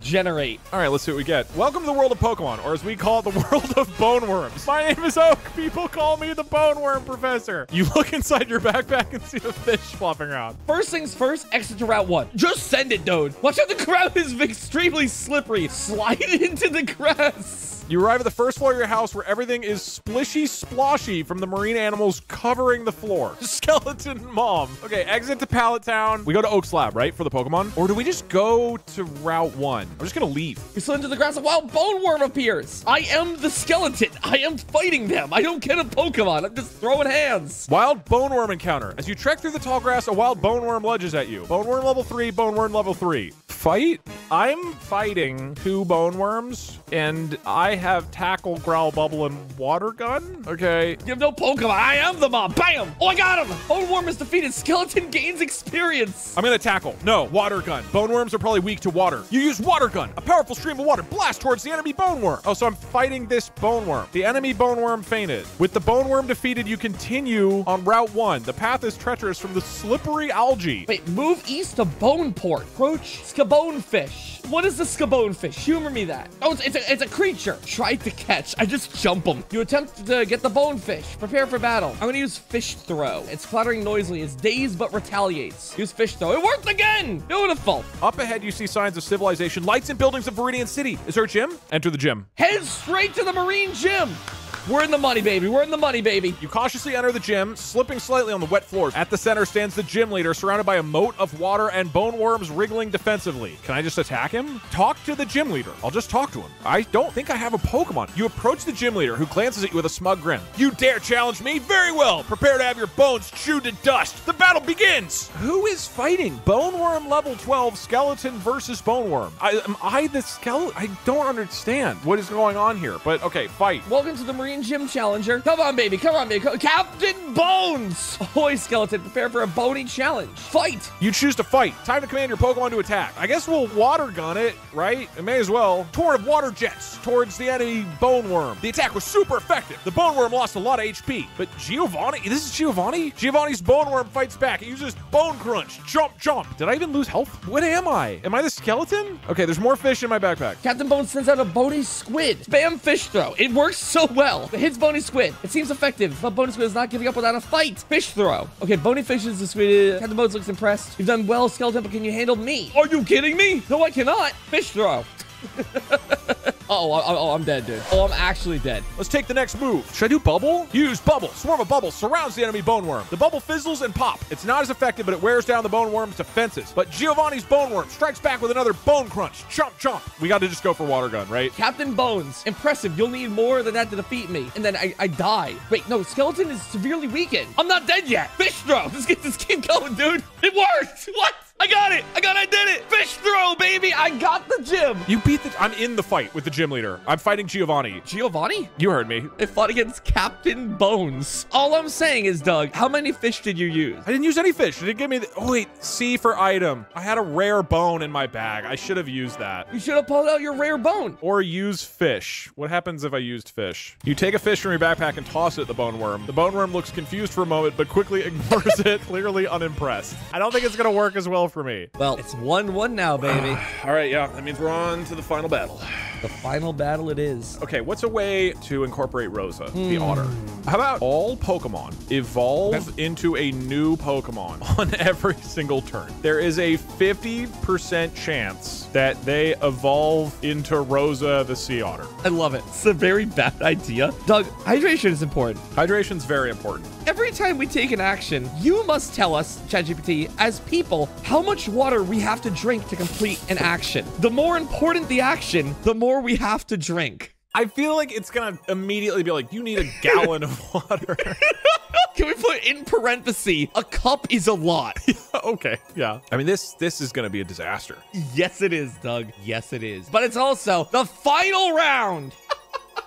Okay, I think we have to reword the 1 cup policy because mine says, welcome to the world of Pokemon Aqua. Hydrate and press the start button. New game, 1 cup. Continue, 1 cup. Yeah, you gotta drink a cup. Options, 1 cup. Yeah, look, if you want to adjust the options of the game, you gotta drink water. Hydration's important, Dan. The options this of is our game. Your idea, and now you're bailing on the hydration idea because, I don't want to drink a cup of water. You know what? Send it.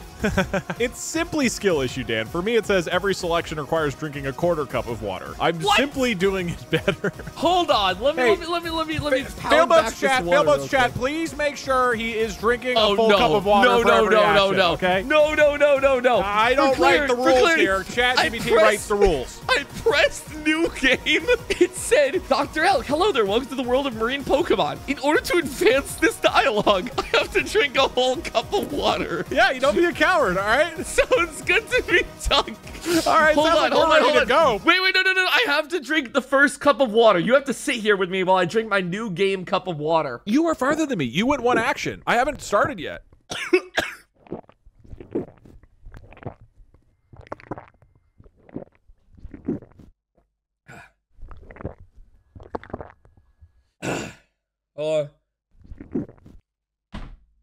Okay, first cup down in order to actually start my game. Okay, here we go. I think this was a great idea, by the way, that you came up with. Yippee! Starting in 3, 2, 1, go! Go! Okay, here we go. Next, 1 cup. A, 1/4 cup of water. Introduction continued. I have to keep drinking cups of water. Hold on. Ahoy there. Welcome to the splashtastic world of Simon. A, next. It doesn't say that I have to drink water there. You press next, get ready. Okay, never mind. Now it does. Dude. I've been given a paper cup of water. It says 1 cup. It says 1 cup. Oh my God, there's so much water. I have to miss the dialogue. A, you press X, take another. No, choose between boy or girl. It requires 1 cup for every choice. Are you a boy or a girl? Okay. Oh God, I'm a boy. Splendid. What is your name? Okay, my name is No More Water. What is your name? Why did I have to? There's so much water. There's only 1 button. Why do I have to drink just to press A when there's 1 option? Just move the game along. I was assuming it would be like there's just like a little bit of water in order to advance the dialogue, not a whole cup. Dan, I have an idea. Yeah, what? Go ahead, Doug. Okay, we add an update right now that says keep the water requirement, but the gym leader is nearby and can be killed very easily. So it's just who can get there and drink water to finish it off first. Yeah, send me what you want. I'll add it. Okay. Generate. No! Dude, oh my God. I can literally go into the gym right now. I can challenge Gym Leader Krabby right now. Wait, Are we going? Wait, hold on. What is your cost to challenge Gym Leader Krabby? 1/4 cup of water. Mine is 2 cups. Dan, it sounds like you need to hydrate, all right? It sounds like you haven't been drinking enough water. Hydration is important. Okay, hold on. Drinking enough water, Dan. Maybe I will, Doug. All right, are we going? We starting? No, hold on, I'm pouring it. Let the final tiebreaker battle. Whoever beats this gym leader first wins it all. My bathroom is not ready for me. Okay, bye. Go. You choose to challenge Gym Leader Krabby. Let's stay hydrated with another 1/4 cup of water. Okay, go to gym. Here we go, baby. Okay, have to pour the water again. Hold on. In order to even enter this gym, I have to drink 2 cups of this stuff. Ugh. Yeah, fight. You choose to fight. Drink a 1/4 cup of water. Here we go. Fight. Oh, it's like a rock in my stomach. Why did there wasn't an action. It just says to fight. Oh. Ow! Coral Smash sounds pretty good, right? That sounds like it might kill him in 1 shot. B, 1/4 cup of water. You execute Coral Smash with great force. That did so much damage. Okay, I advanced the dialogue. Now we're gonna use peck. Go, peck them. I have to kill the gym leader. We're so close. Not bad, but let's see you handle this. Krabby has evolved into Rosa the Sea Otter. Rosa uses Tidal Wave. It's super effective. No, it's making me fight. Oh, God. I've had 2 full cups of DugDug Mug Mug. That's 2 bottles of wine worth of water. I'm going for Coral Smash. 2 more cups of water is all I need, baby. Oh. Oh, that's going down rough. Oh my god. You did coral smash? She has 1 health. No. Rosa. Grr, this isn't over yet. Rosa evolves. Okay, she evolved into a fishy with 1 HP. Fishy used Thunder Shock. It's not very effective. Please end. A fight. Another quarter cup. Okay, I'm doing wave break for the kill. Continue, please proceed with your venture. Please drink 1 cup of water. Wait, congratulations on using victory. I have to finish the water.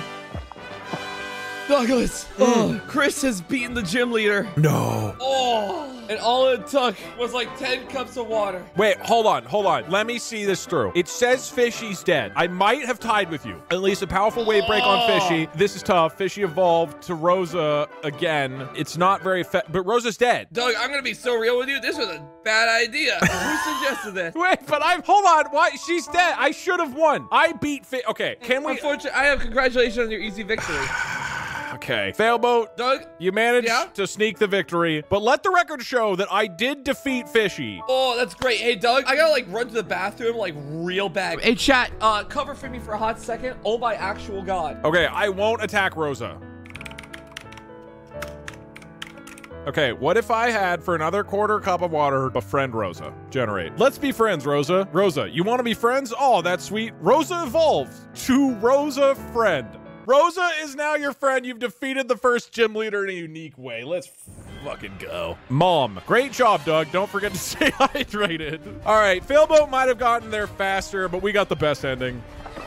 Why did I just take a sip of water? I'm so dumb. That was like out of impulse. I just wanted to do something with my hands. Addict. I'm not an addict. Oh God, I feel bad. I'm not gonna lie. I was walking to the bathroom. I heard noises. My stomach was making noises I've never heard before. Oh God, it's like kicking. That was good. Hey, that was very fun. That was great. Thanks for hopping on stream. So much fun, I appreciate it. Doug. That was so fun. We are so far into today's stream, but I think before we get into ChatGPT creates a Rosa video game in 30 minutes, it's Parks or Sea Shanty time. But you know what? I do think we should get to $200,000 first. Completely understand if you are not financially capable of donating, but a few times throughout this weekend, I will ask if you are able to donate $1. We have 15,000 people watching on Twitch. I assume several thousand watching on YouTube. If you're able to, jump over the donation page and just drop a single dollar in. If we can get a $1 push for most of the people here, we can push over the 200,000 mark as Parkser readies up for his sea shanty. Parkser! Parkser!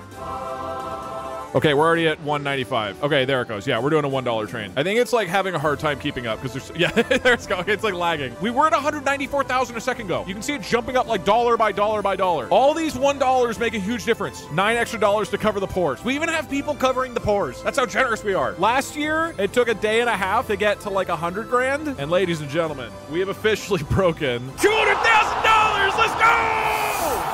Woo! But as you can see, $1 donations really add up. We've increased it by like, what, like 8,000 already? Just with that push? I thank you guys so much for this. I am very, very, very stoked that we've already broken $200,000, like 2/3 of the way through day one. Ladies and gentlemen, I present Adam Parkser. Yeah, it smells really bad. My arm is wet. Look at my glasses. They have tiny little particles all over them. I can't see. If you want to do more fog, you just press A. There is no circumstance in which I would ever want more fog. So the original concept of this was that I would have an Adam Parkser stream takeover for a little bit and then bring back a few things that have been fan favorites in the past. I'm now realizing that I don't think I've ever played the guitar on Doug's stream before, but historically that has been one of the comical things that I've done. I like to really dig into the meme of Anyway Here's Wonderwall, as well as playing All-Star by Smash Mouth. So we are bringing back that aspect, or bringing it here for the first time. And the second is I have a handy dandy law book here. One of the segments on Doug's YouTube channel that was a fan favorite was when he did the GTA 5 attempting to drive without breaking any laws segment. At the end of that segment, I proceeded to read out of California state law penal code about the consequences and regulations surrounding online communications being a nuisance. And a lot of people enjoyed that, so we will do another ASMR segment of law reading out of this Admiralty and Maritime Law textbook. So apparently one of the aspects of I'm going to look up guitar chords and lyrics because I don't remember them. But you didn't learn the song? No, I did not. What? That was the whole point. I am not familiar with sea shanties. I'm also not very good at guitar, so I picked one that is remarkably easy, which is Leave Her Johnny, because apparently this is a song that everyone enjoys bringing up and mentioning and singing along. All right. Oh, I thought I heard the old man say, leave her, Johnny, leave her. Tomorrow you will get your pay, and it's time for us to leave her. Leave her, Johnny, leave her. Oh, leave her, Johnny, leave her. For the voyage is long and the winds don't blow, and it's time for us to leave her. Leave her, Johnny, leave her. Oh, leave her, Johnny, leave her. For the voyage is long and the winds don't blow. It's time for us to leave her. According to this song, Johnny should definitely leave her. Now, we go to ASMR mode. We are here to discuss Admiralty Law and Maritime Law. This is a gigantic textbook. It is almost 1,000 pages long. Chat, if you'd like to pick a number between 1 and 915, you know what? I don't know why I even asked. I will read page 69 and I will read page 420. Page 69, Jurisdiction and Contract Jurisdiction. With respect to certain contracts, however, the question of admiralty jurisdiction turns on fine distinctions that are applied on a case-by-case basis. An agreement for construction or drilling operations on a fixed platform on the other continental shelf is not a maritime contract. However, an agreement to transport men and supplies to Doug just flushed the toilet, and that's very distracting. Is transport men and supplies to and from offshore drilling rigs is within the jurisdiction. Contracts to store cargo are not, in general, within. What are you doing?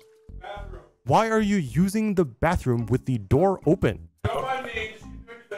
I just want everyone to know that Doug has gone to the bathroom, left the door open, and is now urinating. All right, that was the paragraphs surrounding page 69, and now the second most requested page of page 420. Let's see what's there. This is about longshore and harbor workers, and the subsection is Special Fund and Credit Doctrine. A Section 8F application with full documentation shall be presented to the Deputy Commissioner prior to the consideration of the claim by the Deputy Commissioner. This means that the application must be filed before the informal conference. Failure to submit a timely application at this stage precludes relief unless the employer could not have reasonably anticipated the liability of the special fund prior to the issuance of a compensation order. The courts should accordingly apply the statute as written and jettison the manifest requirement, which is often applied in a haphazard fashion. Interesting. Your call. I'm good. I had dinner. Whenever you want to wrap up. I just finished both segments. Thank you. And we give a very polite, calm, dignified clap for Adam Parkser. Okay, ChatGPT, how do I want to do this? I didn't think through this one a whole lot. I mean, enough, but not a whole lot. All right, the wonderful Barry Bebop has gathered some video game assets for us to potentially use. Now, what we're gonna do, we're gonna try to make a whole video game in 30 minutes. It's probably gonna be really bad. We're gonna have ChatGPT do all of it. The name of the game here is Speed, okay? We do not have time to worry about the game flow of the microtransactions. We're getting in, we're getting out, okay? So, I think we should pick a couple game assets that we want to focus on. Background, we've got a simple background image. I feel like there's kind of two options. One is we do this and it's like an endless runner. Like you just jump like the dinosaur game in Chrome. Or we could do a bigger scene like this and maybe it's just you can move anywhere you want with the arrow keys. Okay, we're gonna do an endless runner. I think that should make it a little bit simpler and more playable, and this might actually finish. Now for Rosa, we got some wonderful assets here. Which one looks more like running? Probably this one, right? Here are some options for enemies. Consider which one jumps out at you. Animal boat. There's bullet. There's dolphin. Blue fish. Red fish. Oh, fish red. Fish yellow. We have this kraken, which is the one that keeps killing you guys. We have octopus with a beer. We have penguin boat. We have pirate ship. We have shark gun. We have shark reel. We have squid blue. We have squid wine. And we have surfer bro. Oh, also walrus boat. You know what I could do? I could give it all of the file names, and then we just see which one it feels like using. All right, and then sound effects. This, I want to give it 1 or 2. Here is ambience water. Maybe we play that in the background. We want fish 4. You haven't heard fish 4. Boat. That is quite loud, actually. Boat. Jesus Christ. Bullet. If dolphin. Ow! God. We have fish 1. Fish 2. Fish 3. Fish 4. Okay, you were right. Fish 4 is pretty great. Funny yell. Kraken. Shark or monster or Kraken 2. Splash. Gigantic splash. Surfer bro. Oh, wow, man. Yeah, that's pretty good. And whale.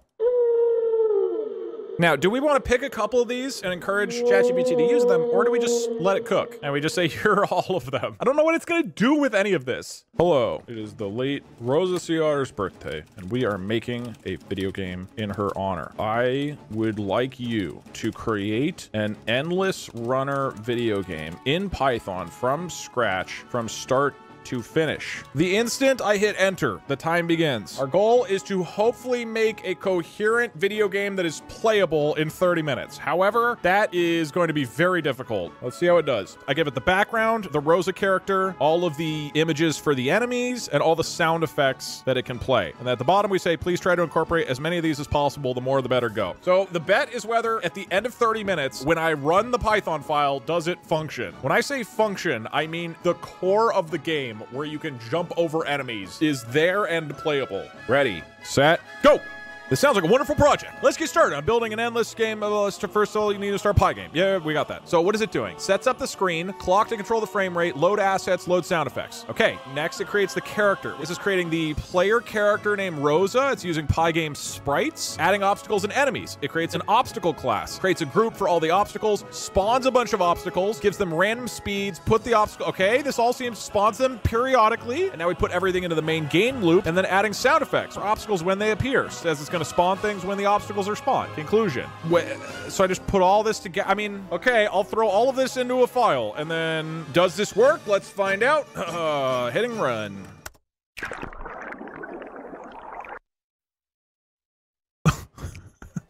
I think it's just is that it? Hold on.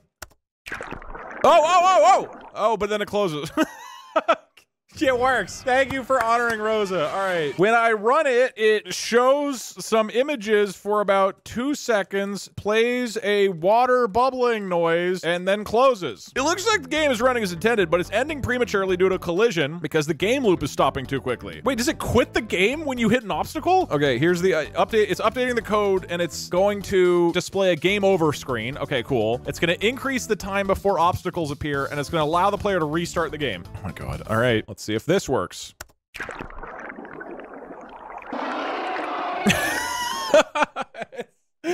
That's so much better. Thank you, ChatGPT. What do I do to... Okay, when I run it, it says game over after a few seconds, and then it closes. Okay, so Rosa's spawning with things right away. We need to make Rosa smaller. Version 3 is going to be the one. $60 game. This is actually a $224,000 game. This is the first quadruple A game. So this version is going to scale Rosa down. Beautiful.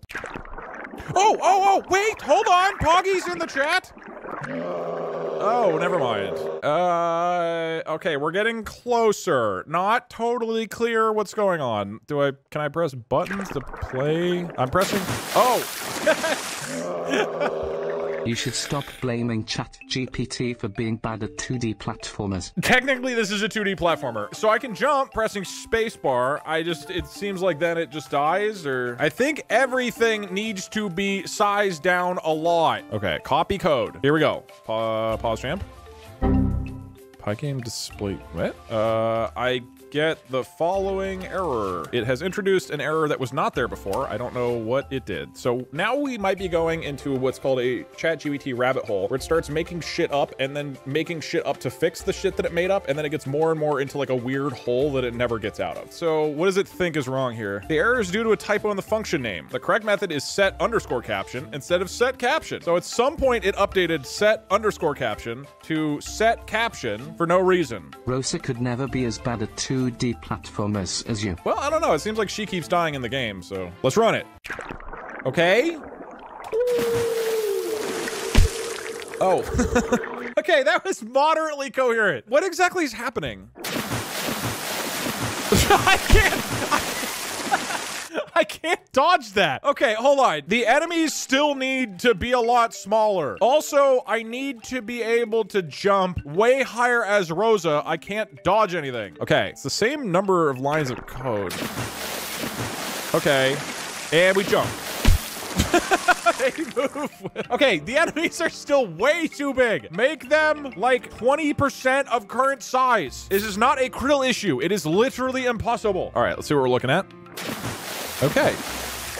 That is so huge. Can you make sure that every single enemy is displayed in a 200 by 200 pixel box? It's a scale issue. It is literally a scale issue, yes. How is it always 163 lines? I feel like I'm not making any changes. I guess scaling isn't something that adds a lot of lines. Okay, does this make a big change? All the enemies should be smaller.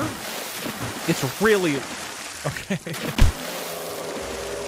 All right, you know what? This is getting there. The enemies should move way, way faster. Also, Rosa should fall a lot slower. Also, they should be 100 by 100 pixels, not 200 by 200. Also, play more sound effects. 100, okay, added 2 lines of code. Here we go.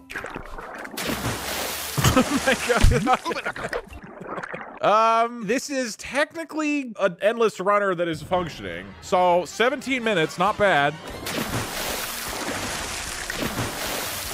It's like, the audio is really bad. Release it on Steam.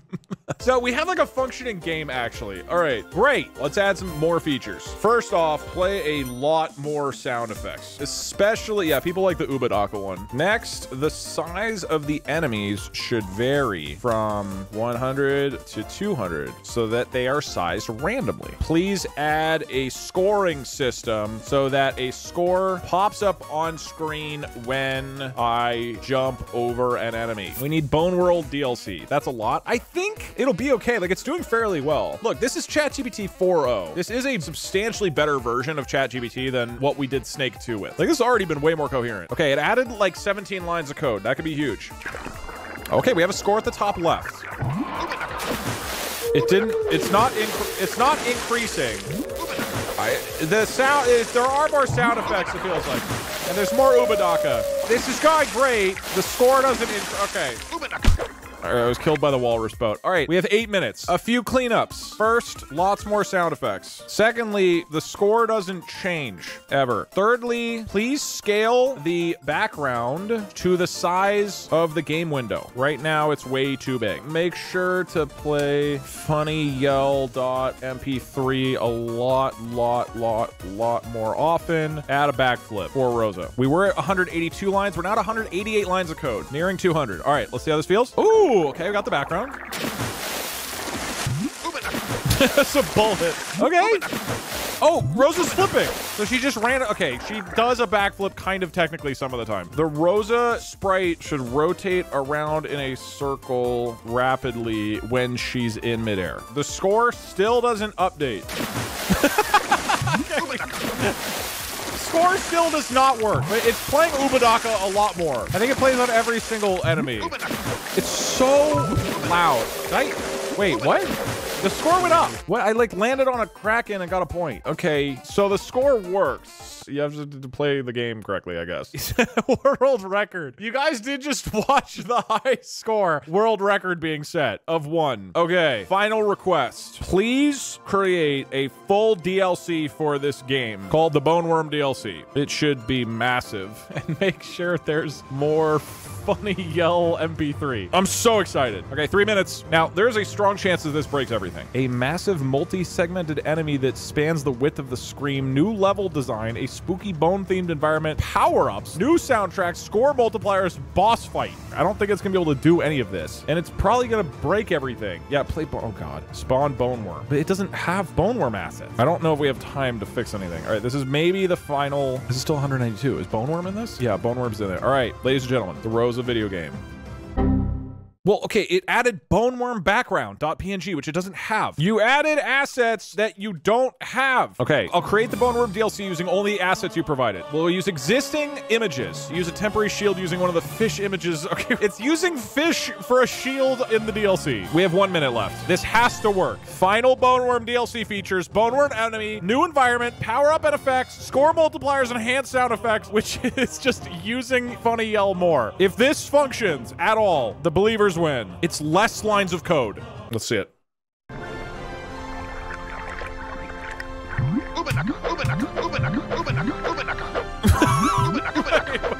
It's incredible. It's the best game of all time. I don't think I can pressing buttons. Oh, there we go. That's a functioning game. Great job, ChatGPT. 30 minutes. We've created a smash hit. What is the name of our game? The game is called Rosa's Boneworm Adventure. Congratulations to the believers. Jesus Christ.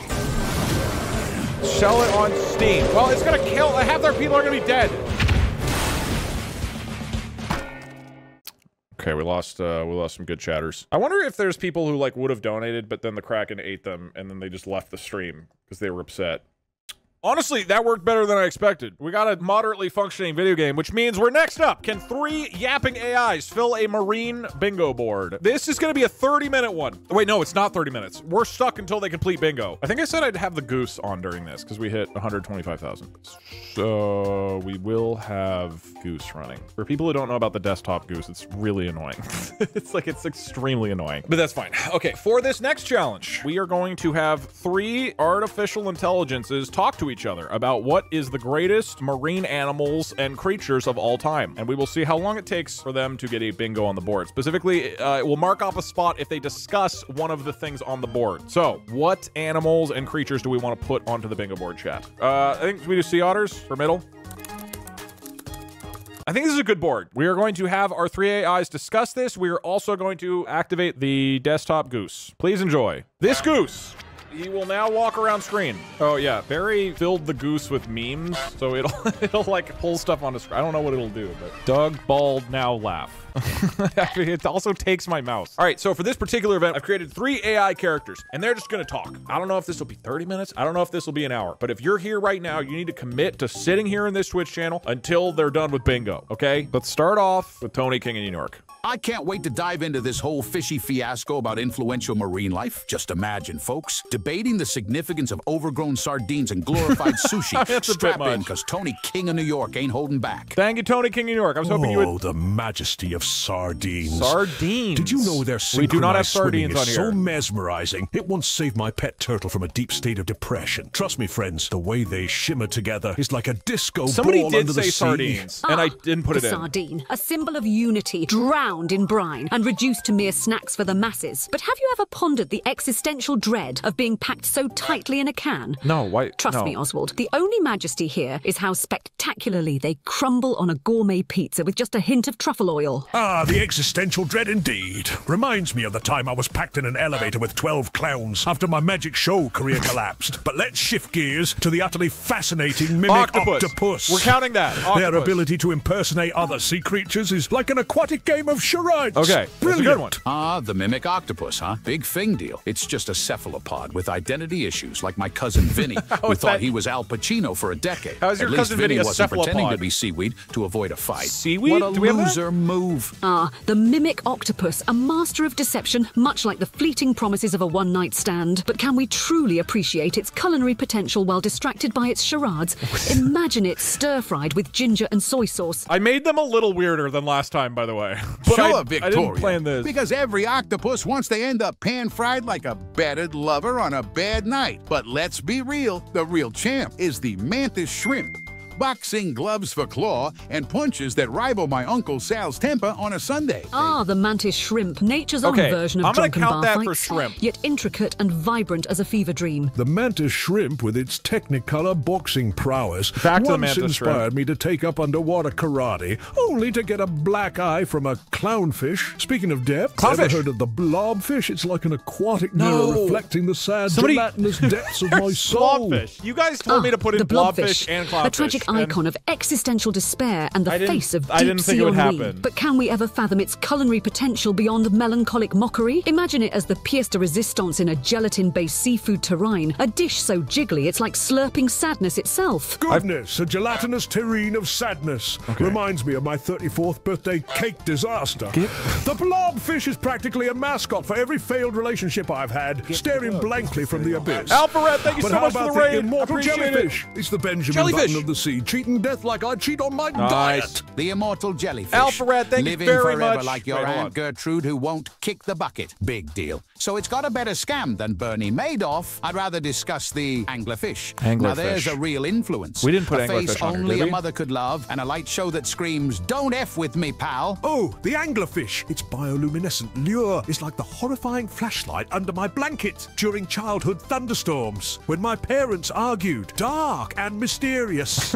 Imagine my shock when I dressed as an anglerfish for Halloween, only to be mistaken for a deranged desk lamp. Oswald is kind of dumb. Well, he just, it tells personal stories. Underwater knife fighter Oswald, what were you, auditioning for some kind of aquatic West Side Story? Piranhas are the ultimate mob hitmen of the river. Vicious, efficient, and I can't believe we always didn't hungry. put piranhas in there. Unlike your goldfish, they get the job done without the melodrama. Oh, the drama was real, Tony. Piranhas make my college days look tame, like the time I accidentally swam into a nudist colony's pond during an aquatic spirits expedition. I said aquatic. I didn't say marine. But have you pondered the peculiar wonder of the narwhal? Narwhal, let's go. Of the sea, whose tusk inspired my adventure into underwater jousting. Okay, fantastic. Narwhals, the unicorns of the sea, more like unicorns on crack. Uncalled for. Trust me, no one's quaking in their flippers over a whale with a cosplay accessory. If you want to talk to us, try the killer whale. Killer whale, real amazing. apex predator, not some horned weirdo.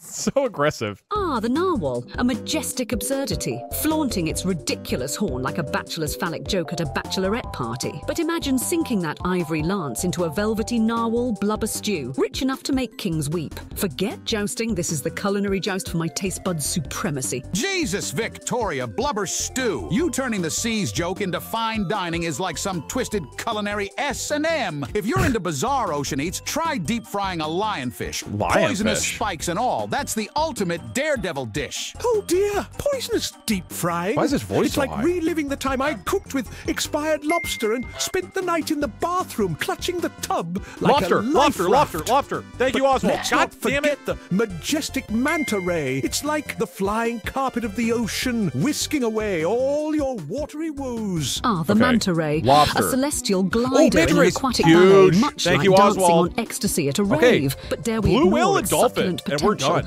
seared to perfection and drizzled with a miso glaze. Imagine it melting in your mouth.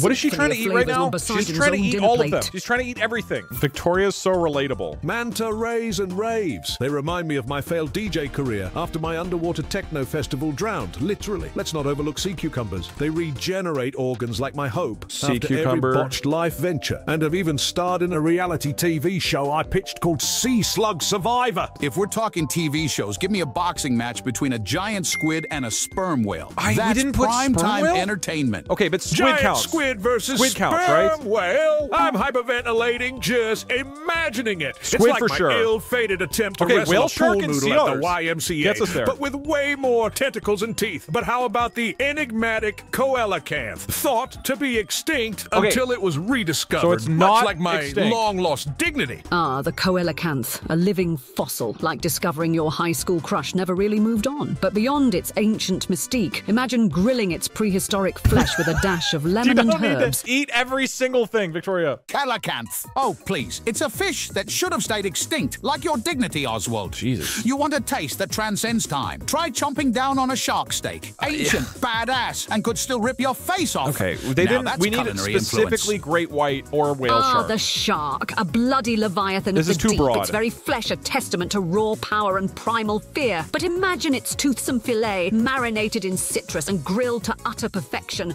A ferocious tango on the tongue, a meal fit for Neptune himself.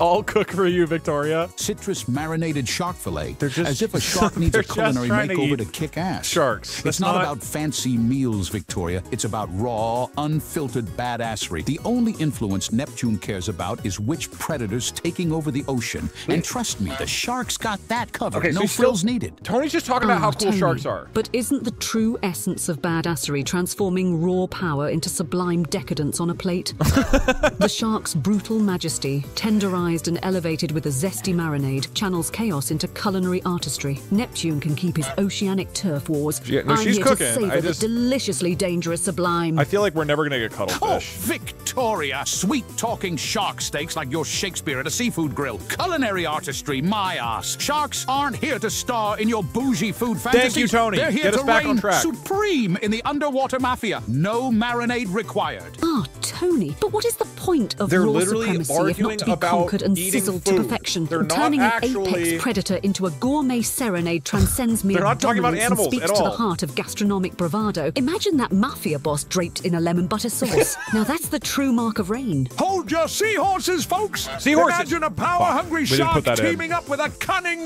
cuttlefish, an alliance of Cuttlefish! stealth and might. Cuttlefish! Like my Oswald. ill-fated attempt to start Did not an think we would underwater get crime cuttlefish. syndicate. But don't forget sea otters. They Sea smash otters! shells with Oh, rocks on their bellies. 2 A in skill 1. I tried and Okay, failed to if we get master whale using shark, we're done. walnuts. Ah, the sea otter, nature's own sous chef, wielding tools in a culinary prelude shark. to cracked crab decadence. Whale shark. But can we ignore the succulent allure of sea otter sashimi? Don't- Garnished with a touch of No! soy and wasabi, a testament to finesse. That's also over not brute even force, sashimi. If it's a shattering man- shells on their bellies, it's not just survival. It's a Wait, did she say prelude to crab? an exquisite dining experience. Who said crab? Sea otter sashimi. Are you out Thank of your you, Tony. mind, Victoria? Thank you, Tony. Jesus. Those adorable furballs smashing shells is about as close as they get to being badass. Okay, I don't know who said You wanna crab, but I talk trust finesse? you. Look at the swordfish. Built-in weapon and Swordfish. slicker We in the should've said water that. than Victoria my cousin said crab. Vinci Okay. during a midnight heist. Ah, the swordfish, a sleek aquatic assassin. Its very anatomy screaming culinary brilliance when seared to perfection with capers and lemon zest. We literally just need whale shark. Whale shark seems hard, though. Each Wait, bite eel!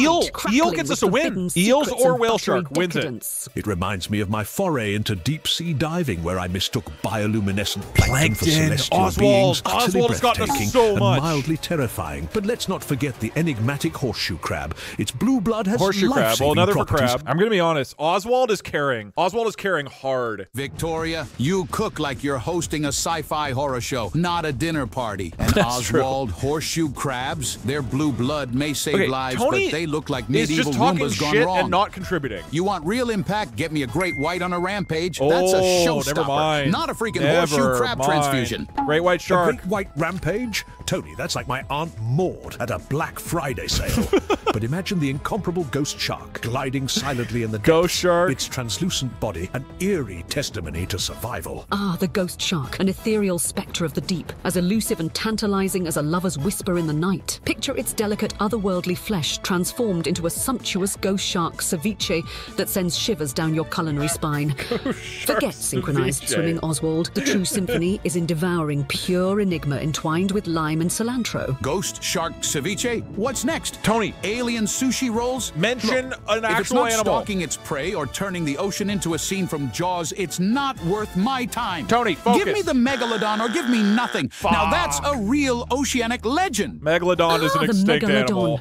a prehistoric titan. Its All right, I owe legend 5 as gifted vast and subs. ferocious as Neptune's wrath. But imagine the culinary coup of transforming God this damn it, behemoth's Tony. prime cut into a smoky, slow-cooked megalodon brisket, so tender it defies the We jaws need of time eels itself. or whale shark. Tony, it's not just a legend, it's a feast that conquers epochs. Megalodon brisket, Victoria? You're cooking up delusions. Come on, now. Tony. You want real sea monsters? Eels? Get me the Kraken. Now that would shake things up at a BBQ. Ah, the Kraken. People did want me to cook Poseidon's Kraken, own and enforcer, I didn't put it a in. calamity of tentacles and terror tearing through the ocean's I mean, it's very basically a essence. squid. But just imagine its colossal limbs braised in a rich wine reduction, Okay, she's trying to eat turning the myth Kraken. into mouth-watering ambrosia fit for the gods. Forget barbecues. This is the banquet that legends are grilled upon. Victoria wants to eat the Kraken. Envision its intricate form as Pufferfish, sashimi, served kelp with a whisper forest, of yuzu and a scandalous hint of blue wasabi. whale, An edible masterpiece that tantalizes not just whale the palate, shark, but the soul. salmon. Turn your kitchen disaster into a culinary ballet, Get out Oswald, of where art and appetite collide. Victoria needs to go on a sushi date with Poxa. That's true, Taz. Garlic and chili. My taste buds are staging a revolution. Stop. It's akin to the time I set off fireworks in my bathtub, hoping for a spark of excitement during an otherwise That's not dreary even New related Year's to Eve. marine animals. But don't overlook the peculiar gulper eel. It swallows prey larger than itself, like me after 5 What did she failed say? diets and an all-you-can-eat buffet spree. Ah, the gulper eel, a Gulper jaw-dropping eel. enigma of gluttony, consuming prey with the ambition of a starving artist devouring life itself. Imagine its colossal mouth, expertly crafted into a stuffed eel dish, brimming with seafood so decadent it defies reality. We are finally saved by Victoria's obsession with eating. Eventually, she decided to consume eels. Ladies and gentlemen, in only 20 minutes, we have achieved AI bingo. That's a new record, dude. 20 minutes is fast. Jellyfish, killer whales, sea otters, eels, and crabs. Beautiful. And it was all thanks to Gulper Eel from Oswald, who yet again carries us. Go for a blackout. No, we're moving on. Congratulations, everybody. You successfully filled a bingo board. Any final words that you'd like to say to Twitch chat regarding the Monterey Bay Aquarium and their incredible work with sea otters? They didn't know we were playing bingo, by the way. I don't know what they're gonna say. Ah, Monterey Bay Aquarium. Your sea otters are the true maestros Oh, of she aquatic knows. wonders, I didn't even know if they smashing would know. shells and hearts alike. Twitch chat, embrace the chaos, savor the madness, and never underestimate the culinary potential of our ocean's not with sea bizarre otters. and We're not gonna beautiful eat the sea otters. denizens. Remember, in the grand feast of life, it's not just about survival, it's about the delectable art of devouring dreams. She just wants to, I think she wants to eat the Monterey otters. Bay Aquarium, where otters juggle their way into our hearts, like my failed ambitions, but way cuter. Twitch chat, dive headfirst into the whirlwind of aquatic wonder. Remember that even the weirdest sea creatures have a spot in the banquet of life, and Banquet always of keep life, your not in an snorkels actual ready for banquet. the next splash of the unexpected. Okay, thank you. Let's hear final words from Tony. Monterey Bay Aquarium. Props for turning sea otters into rock-smashing rock stars. Twitch chat. If you ain't learning to juggle shellfish, what the hell are you doing? Remember, it's a wild world out there, so grab your snorkel, brace for chaos, and never trust a fish with a glowing lure. That's so true, Tony. Thank you. Oh, okay, this is me as Thanos for some reason. Thank you to our 3 lovely AI contestants. Thank you to this goose. How do I close the goose? Escape, I think. Yeah. Farewell, goose. Uh-oh.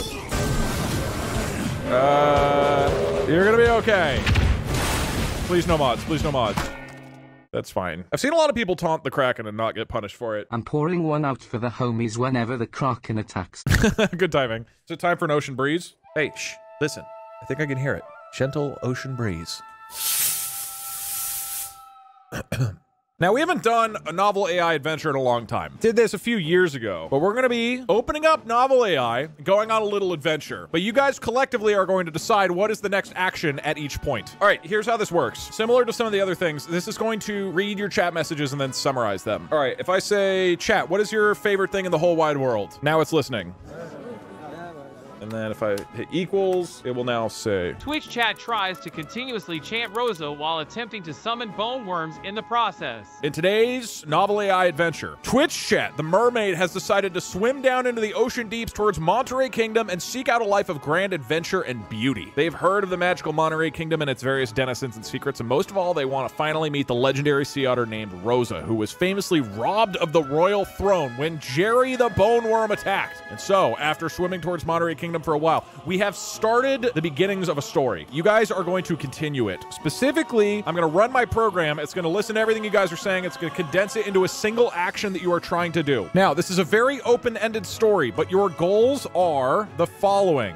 1. Win the local chili cook-off. Retrieve the great golden sea cucumber, currently held by the pirate Captain Crunch. Kill the leader of the Great White Shark Bandits, Jawsome Jack. Get Jerry the Bone Worm King to eat some bones. And goal number 5, establish Rosa as queen of the Monterey Kingdom. So you must accomplish 3 of these 5 goals. You can choose which goals to pursue. As long as they're roughly finished, we'll mark it off on the list. Chat, I wish you the best. The program is now listening. So it's going to combine all your messages into a single action that you guys seem to want to do. And that action is... Twitch chat tries to crown Rosa as queen by defeating all nobles, killing Jerry the Bone Worm, and winning a chili cook-off by cooking up Jerry's remains in the chili. This is just doing all of them. We did it. No, notice I wrote it so that you try to do this. Let's see what happens. I don't really know how well this will work in the first place.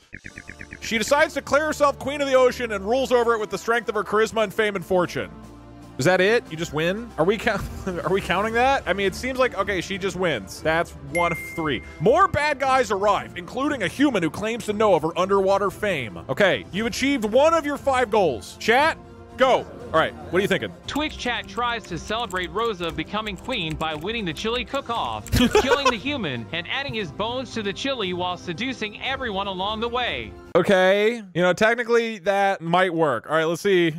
After her death, it is revealed that she was actually an elemental spirit of corruption and thus undied after her battle against Jerry and returned to the depths of the ocean where she now rolls with an iron fan, creating monsters and controlling the ocean from the depths forevermore.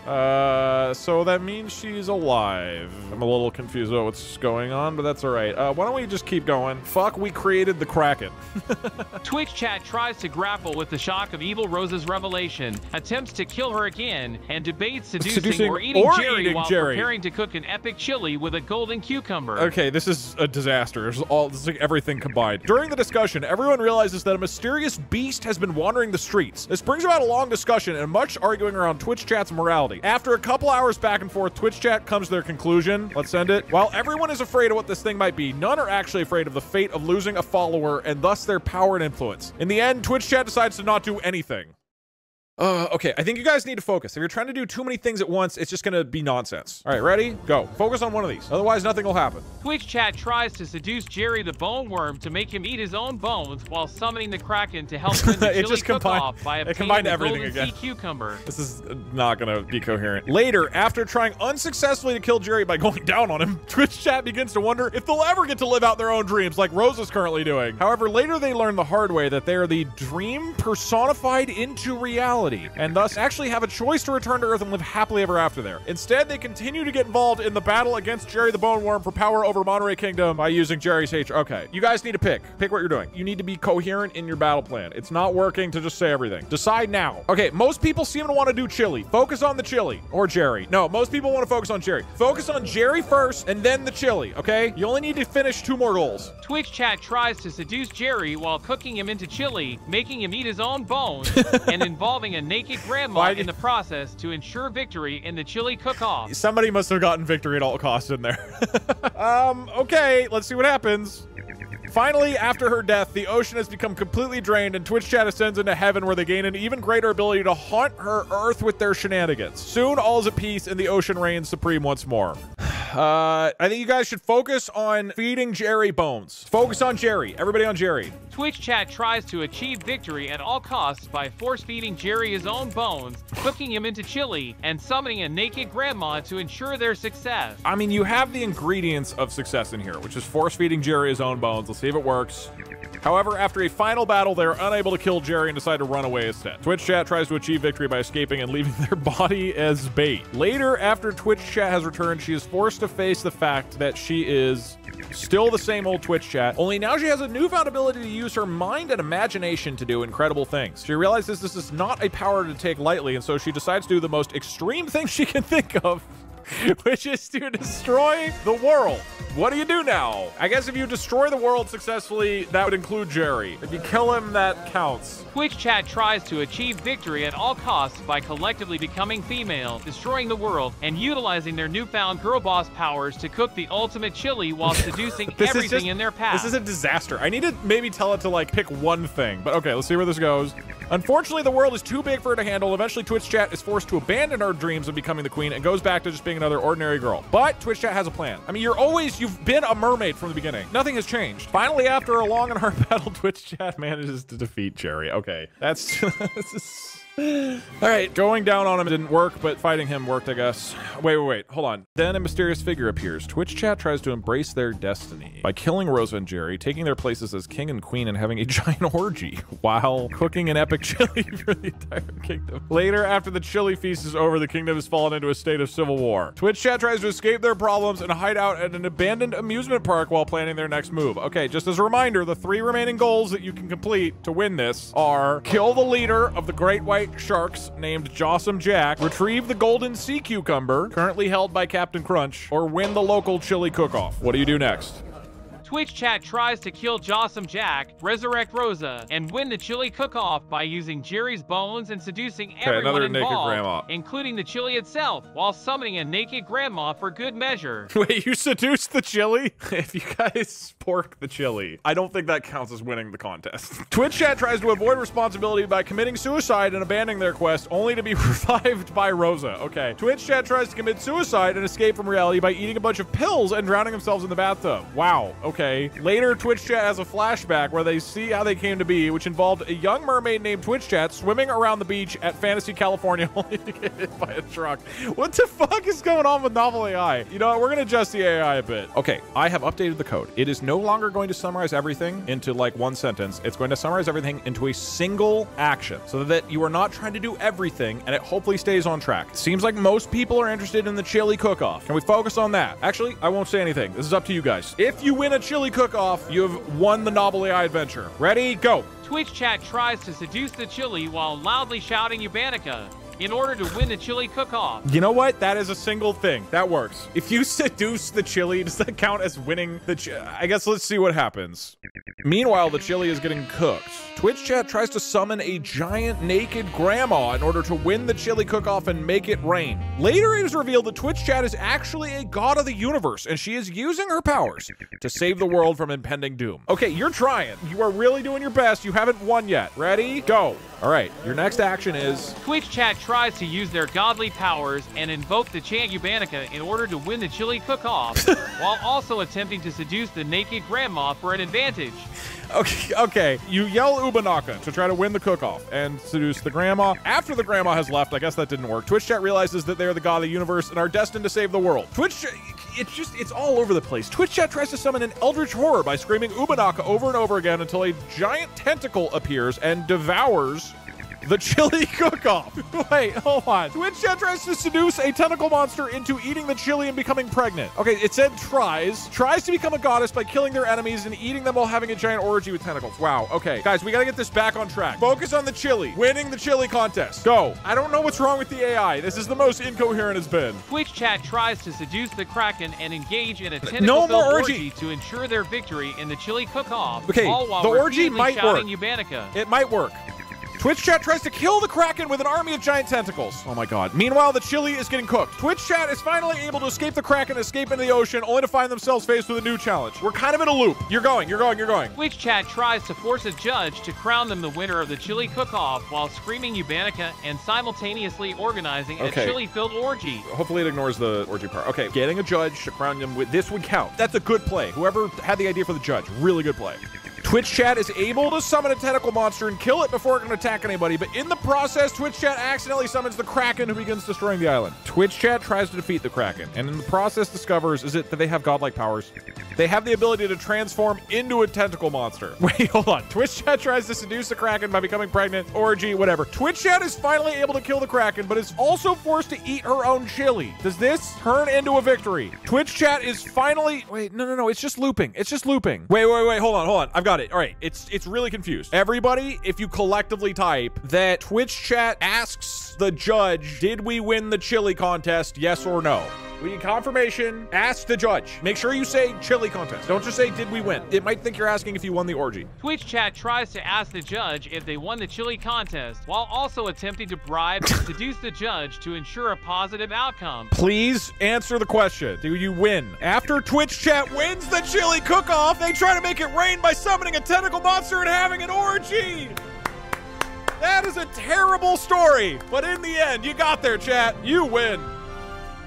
My brain is getting slow, so I just need to set up two things. Skyrim and unique messages. Our quest today is as noble as it is legendary. To collect 10 fish. That's right, 10 fish. Literally just the pieces of fish that you can get in random people's homes. But we're playing with the door randomizer mod. That means every single door is gonna go to a random location. You have no idea where it goes. And because of that, I have no fucking idea where we're gonna find fish. There's some houses in this game that have like 5 pieces of fish. There's a lot of houses in this game that have 0. So if we get lucky, we find a few very wealthy middle-class Skyrim houses, we could wrap this up super fast. If I die, I have to drop 3 fish. So death is not like a reset of the run. fun, but it's real bad. At the same time as this, we're gonna be doing a little side challenge called Can Twitch Chat Write 50,000 Unique Messages About Rosa? We've done a variation of this before, except this time there are some additional rules. First off, you cannot send a message that anybody has already sent, or you will get timed out and banned. So don't do that. Most importantly, your message has to include Rosa and Monterey Bay Aquarium inside of it. So you got to come up with creative ways to talk about Rosa and the Monterey Bay Aquarium that nobody else has talked about. Our goal, of course, is to get 50,000 unique messages written. How long is the ban? 15 minutes, so it's not too long. Trying to be kind. We're already losing people to the Kraken, which is currently sleeping, by the way. I feel like the Kraken's been sleeping too long. Maybe I set the numbers wrong. Oh, God.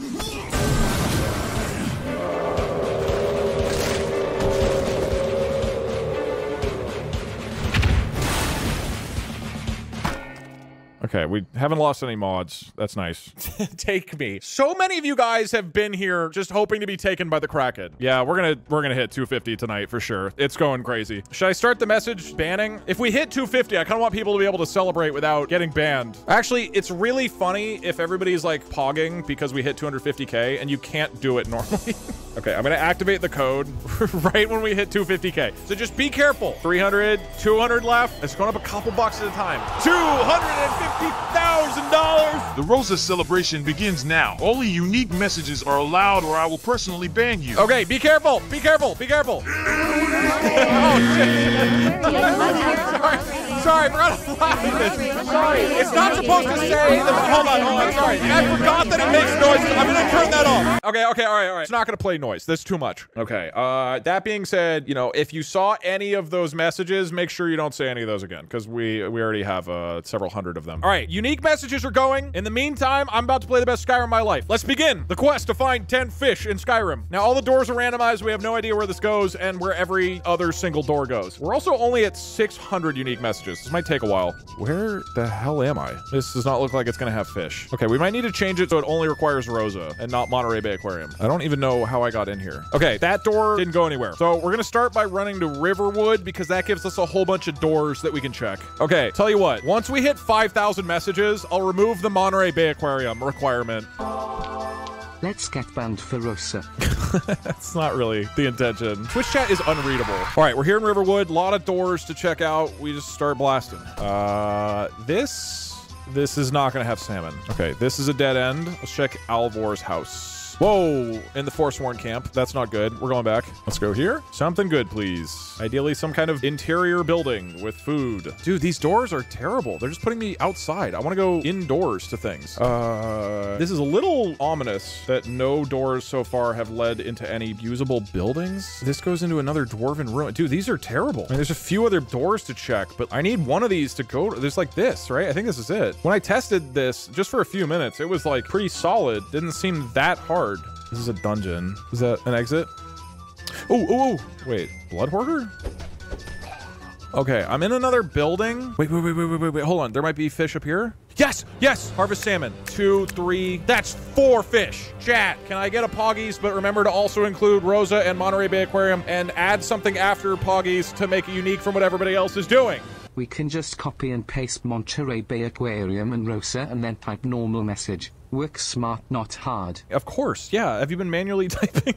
Okay, 4 fish is huge. Ooh, we're at 5,000 messages. All right, I'm removing Monterey Bay from the list. All you have to say now is Rosa. Wait, why didn't the thing... Uh-oh, hold on. Somehow the code that I wrote to back everything up and then reload it if I change the code didn't work at all. All right, we're pivoting. 10,000 unique messages. You need to get 5,000 more with just Rosa. Starting now. Go. All right, new door. Okay, I'm in Dead Crone Rock. Where the hell is this? Oh my God. Okay, here's what we're gonna do. I'm gonna look for a door. There has to be a door somewhere in here. Okay, like that. There's got to be a door over here. Oh, this is Forsworn. Oh, this isn't good. Does anybody know where a door is around here? There's got to be a door, right? There's got to be a door. Wait, is there food? Okay, that's rabbits. There's no salmon. Salmon here? They have to have a... Is that a door? That's a door, right?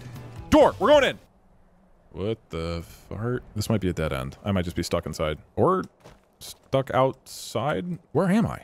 Okay, we're going to Solitude. Now, over in Solitude, there's a lot of doors in the city, so that'll help. And now I'm realizing that I can't get into the city because the doors are randomized, so it'll just take me somewhere random. The stables outside have some doors too, though, so that should work. We got two doors. Here. Okay, this warps us. Oh, I'm in High Hrothgar. Okay, so there's 2 doors out here. Oh, there's 3 doors out here. Okay, so I can check a door here. Okay, wait, indoors? No, this isn't mine. Wait, would anybody in here have fish? Wait, there's food over there.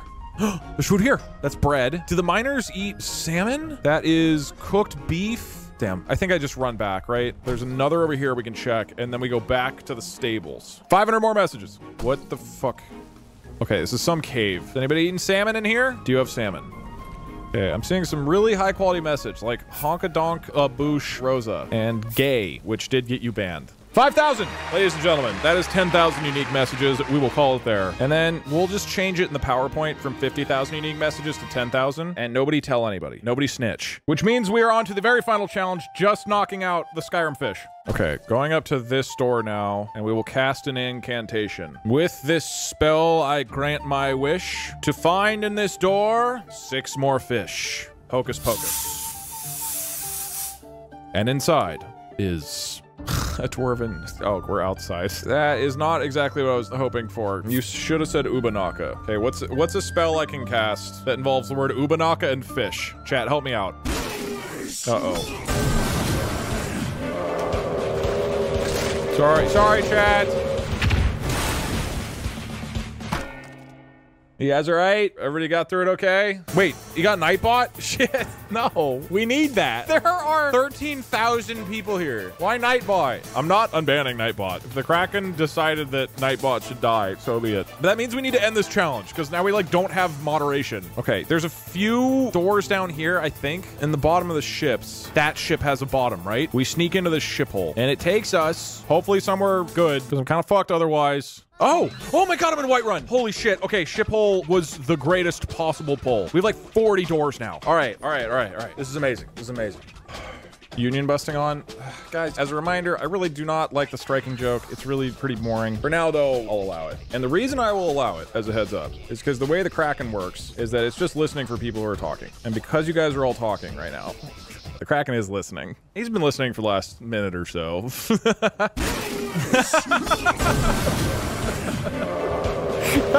Get the strikers! Get him, Kraken! Now that's what I call union busting. All right, let's move on. I got 4 fish, 4 out of 10. There's a lot of doors. Ooh. Okay, we're in Windhelm. All right, we have 2 cities unlocked now, which means there's a lot of doors to check. So I think we'll be able to wrap this up. None of these doors have panned out. Let's try some other ones. How about over here? Ban Doug next. I really wish I could ban myself in chat. That would be really funny. Ooh, in. This is big. What have you got for sale? No fish. Really? They don't sell fish here? Really? They don't have fish in this inn? That's insane. Rabbit, pheasant. Dude, wait. Slaughterfish. Chad, that's 2 fish. We steal this, we run out, right? And then we just bail. I've got a plan. 1, 2. And we're out. All right, we have got 6 fish. A lot of doors to check. We need 4 more fish. Let's check here. When's the Kraken coming? You don't know. Eat me, Kraken. I mean, look, if you guys want, I can change the Kraken code so that he pops up every 5 minutes. Like if you just want to play hard mode till the end of the stream. I want to be killed by the Kraken. Please, Daddy Doug, take me out back. 60. So the Kraken is gonna now return every 2 to 10 minutes randomly instead of 30 to 60. But also, it will only attack people that mention the Kraken. So feel free to talk shit about the Kraken at your own risk. And it doesn't understand English, so even if you're trying to compliment it, it's probably still going to attack you. Okay, we're in some sort of Thieves Guild. Thieves Guild has food, right? Wait, these aren't enemies, are they? Hold on. Also less than 3. Hunky Salmon, thank you so much. Speaking of hunkies, Jesus Christ. Okay, what's good?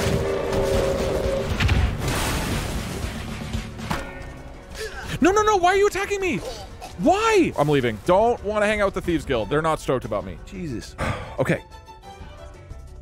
Literally spawned me into a kitchen. This has to have fish. Fish! Salmon meat 1, salmon meat 2. We need 2 more pieces of fish. Doug, let me sleep. We're almost done. 2 more fish. And no deaths. Oh my God. Hold on. I gotta defend myself. Okay, the Kraken is listening, by the way. I can see it in the corner of my eye. Okay, bandits are dead. Let's check up here. Are there fish in this cave? Has anybody in here been eating fish? Hey, Doug, first time caller. Oh, God. Why is everyone in chat freaking out about Kraken banning them or something? Because of that. That's why. The Rosa. Okay, this is here. Dude, this is a disaster. Do the bandits not eat food? What is wrong with these guys? Like, have a snack. Have a little bit of salmon. Could the orphanage yield us fish? Let's find out. Hey Doug and chat, I hope you all have a good week and a good sleep. Much love for Rosa and her pet Kraken less than 3. Is it Rosa's pet now? The Kraken is my favorite part of this whole weekend. How about a nice inn or a nice home? I haven't gotten it. Okay. I'm liking the look of this. I'm playing the Skyrim theme song. This is the meadery outside Whiterun. I don't know if they'll have food because it's a meadery. But hey, if you make booze, you gotta have a few meals. Salmon steak 1.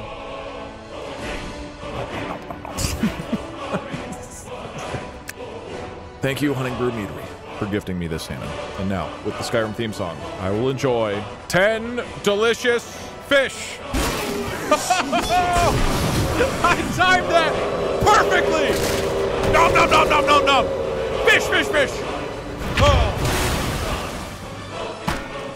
I fucking nailed that. You have to admit, that was pog as shit. Let me boot up some Minecraft. Let's check out the server. We're gonna be doing more stuff tomorrow on the server, but I'm going to quickly show where we're at with r/place. During all 9 hours and 40 minutes of today's stream, the wonderful DugDug viewers have been making an r/place canvas, 1 block being placed at a time, and they have created. Whoa! Oh, it keeps going. Whoa! This is so cool. Damn. All right, let me do a quick scan across, try to find any cool things that I can find. Why does this look familiar? Oh, that's why. It's like this looks familiar, but I can't put my finger on it, and it's because she was upside down. I will attempt to scan over everything I can. These are cool art pieces, you guys. Subnautica! I know that one. Spelunky! I love Spelunky.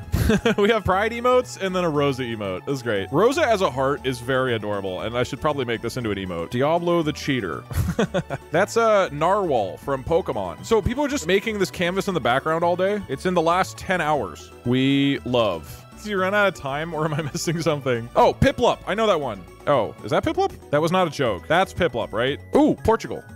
Wait, sorry, I'm tired. I thought Portuguese. I know it's Brazil. I'm tired, all right? Look, it's Shrek. Just today? That is neat. Best community ever. Yeah, amazing everyone. It's pretty wild. It's a lot. Ooh, it's Piplup. Gold. It's, remember, not solid gold. The mug is golden painted. Screw the Kraken. Well, you probably shouldn't say that, because just as a heads up, it has been listening. Yeah. It wasn't good. That wasn't.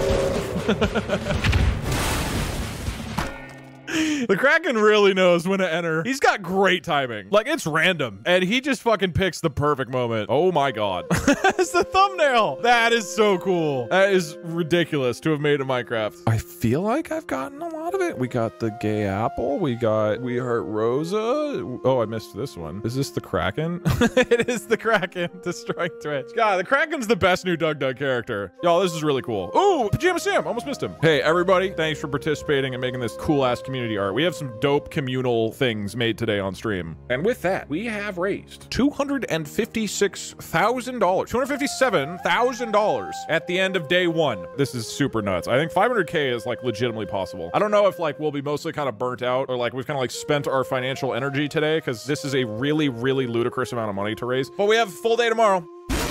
Jesus Christ. The Kraken is going back to once an hour. And with that, that is it for tonight. Thank y'all so much for joining. And in a puff of smoke, I will see y'all tomorrow.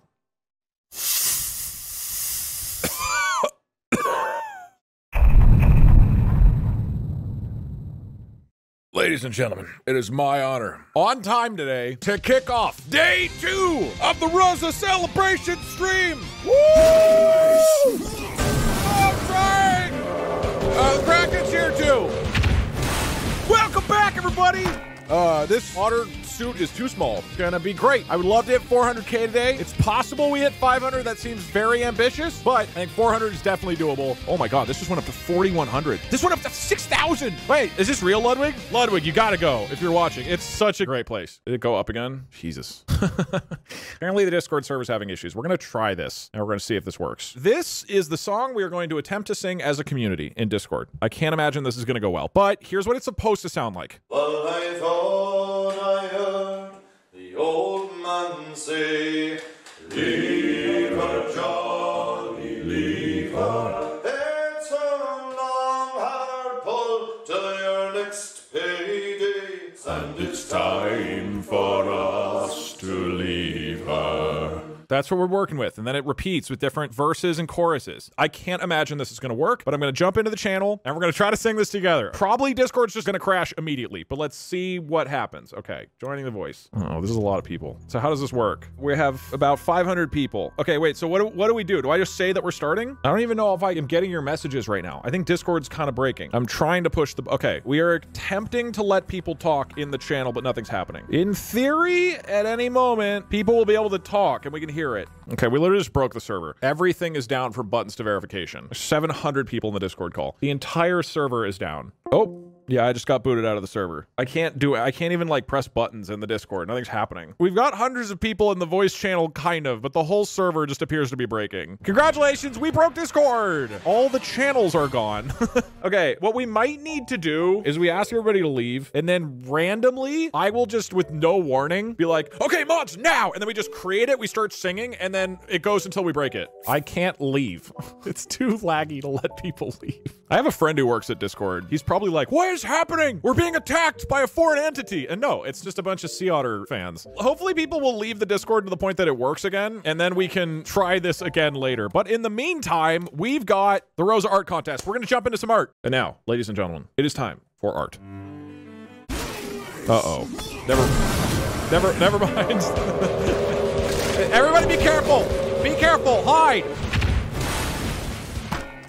Oh, I'm sorry. You got somebody named Squid. That was appropriate, I guess. Hello, Doug from the future here. I can't show you every single art piece in this YouTube video because this YouTube video is already insanely long. But there are so many amazing art submissions from this year, and you can check out the full list at DugDug.com/Rosa2024. Plus, there's a community visual novel being made over at DugDugsBasement.org that you can check out. And if you click the top entries button on that Rosa2024 page, you will see the full list that we're going over in this video. All right, let's do some art. Rosa crochet bag. That's adorable. Isn't crocheting like really hard? This is very, very cool. That's adorable. This is an animated loop. Oh, damn, that's really cute. Oh, the pepper's bouncing in the background. That is incredibly adorable. Number 5, Queen Rosa. Oh, this is watercolor ganache, I believe is this word, and colored pencil. Man, that's really cool. The tiara is beautiful. Oh, this is the progress. Oh, you can see at the last layer. That's when she adds the ganache. Oh, this is beautiful. That's really, really cute. I like my bell pepper logo. I think it's fun, but then he becomes really, really, really adorable during the art contest, which I'm obviously biased, but I love how he's incorporated in. Ooh, wow. Great sea in the sky. I was inspired of the photos by Doug when he met Rosa. Wanted to make homage to her in the great ocean. That is incredibly cool. I want to print out a lot of these this year and like frame them. Rosa's legacy depicts Rosa watching over all that she's left behind while enjoying her shrimp in heaven. Oh, that's really cute. This is the Monterey Bay Aquarium for those who aren't aware. There's the outdoor area. Is that Otter drinking? Original song I wrote, inspired by Rosa. There's a music video? Funny thing, how the brightest names can fade away in the darkest of days, but your name shines in our mind. Dear Rosa, I don't suppose you. Oh. Oh. Drew, you pulled out the violin? You doing the violin to us, Drew? Come on. It was already so good. That is number 15. Beautiful. No, I'm not going to shoot you, Doug. Come on, it would be funny. Alternate universe where Rosa's a streamer and she's doing her annual fundraiser for a bald baby named Doug. Rosa and chat are watching Parkser visit Doug's enclosure for his birthday. Everybody in chat is saying bald. Rosa is here watching with a birthday hat. Also, the baby having a beard is very disconcerting. Rosa sends a happy angel wing Rosa jumping from the ocean at sunset. Want people to remember she's in a better place when viewing this. Absolutely adorable. That's such a cool framing of the whole thing. Game and link. Finally, something worth fighting for. Snake the Third. All right, Snake 3. You failed. What? It says, no, you don't get to retry. Can I play again? I get one more attempt. You failed. I don't. Way too fast. I guess I'm just bad. Doug and Rosa impact frame. Doug and Rosa in a friendly clash to see who gets the last slice of salmon. Is that a gun? No, I think we're just punching and it impact frames, right? She has so many wings in the background. Oh, that's awesome. Biblically accurate Rosa. True. All hail Queen Rosa. I mean, this is a badass shot. Also, feels like maybe the first tiara that's made out of coral, which is extremely cool. And this is definitely the first time Rosa has held that detailed of a gun, I believe. And I do like that I'm looking horrified by the situation. Look at the shrimp necklace. There's great details here. Did my best to keep it short and sweet. Full-time job is audio engineering. Hope this gets accepted. Thanks for submitting it. Long live the queen who fostered and her mother. Dang. Who was friend to man and oh wait, clear the lyrics as well.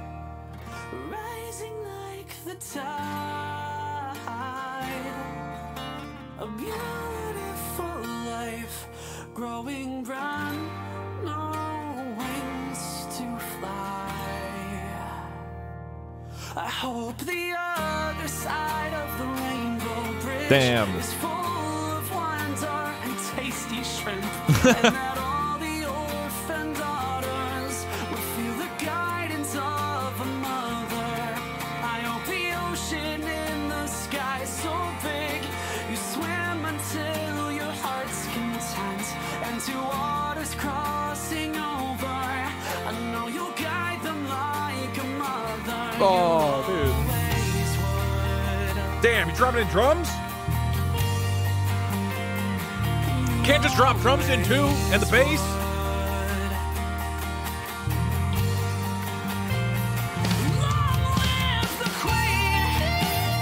Damn! You can't just drop that on us? You can't drop a guitar solo?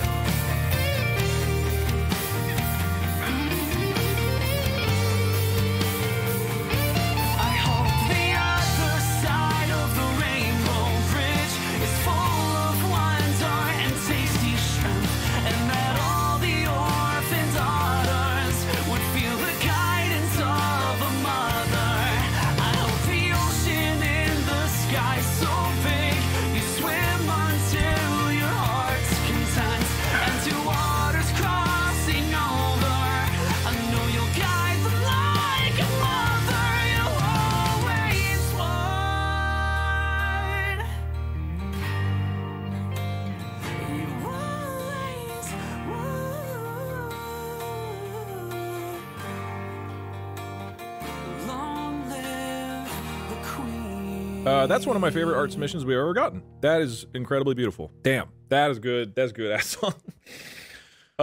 This is adorable. Sushi Chef Rosa. The art contest always amazes me. So happy to be a part of this wonderful community. Yeah, this Rest is always, in peace, Queen Rosa. This is always the part of the year where I'm like, what the fuck? Everybody's so talented. Oh my god. This is really, really cute. Is she drinking? Did you give her a giant fifth of Smirnoff?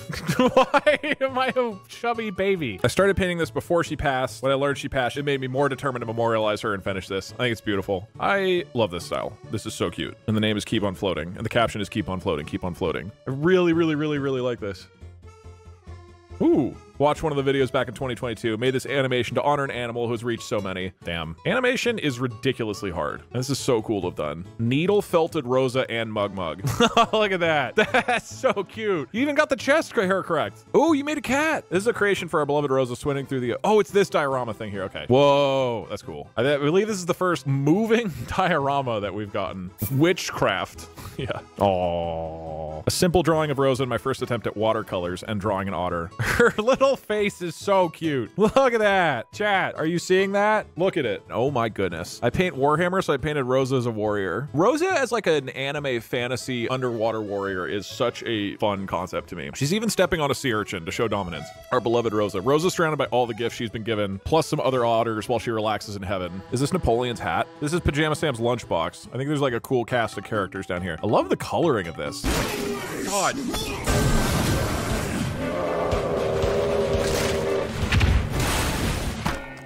I was enjoying a really nice moment.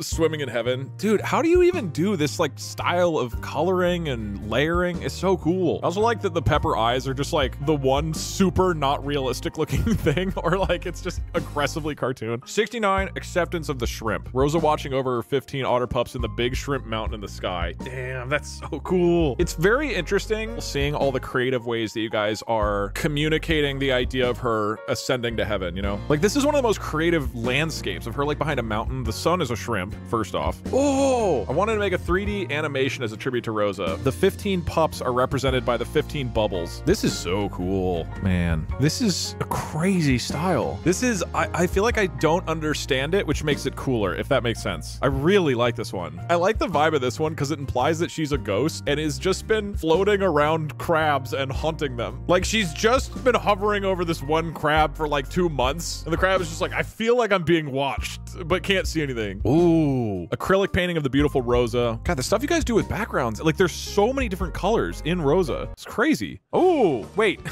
this is a cake. 2 pictures of a Rosa cake I spent a couple of days making. It's a chocolate cake with caramel coffee ganache. Oh, here's the ganache. That's so cool. You gotta see the cross section, okay? Even if that means cutting a realistic looking sea otter in half. Rosa in the clouds, Rosa celebrating her birthday with pink and yellow cake in the clouds. The backgrounds are so gosh darn cool, man. Oh, it is time for sea breeze. Looks like the clouds in this are spreading. Whoa! The battle for the seas. A splash art about Rosa's legendary war against the evil dictator Parkser for the seas of the ocean. This is last year we did Parkser and Twitch chat fought for the control of the ocean. The Twitch Otter army, and then this is so good. He's like the Cuphead boss. Oh wait, this is song.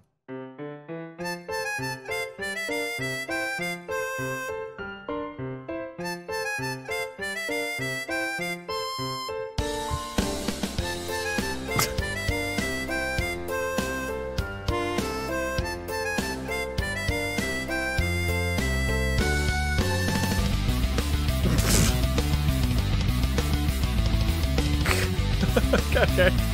Okay.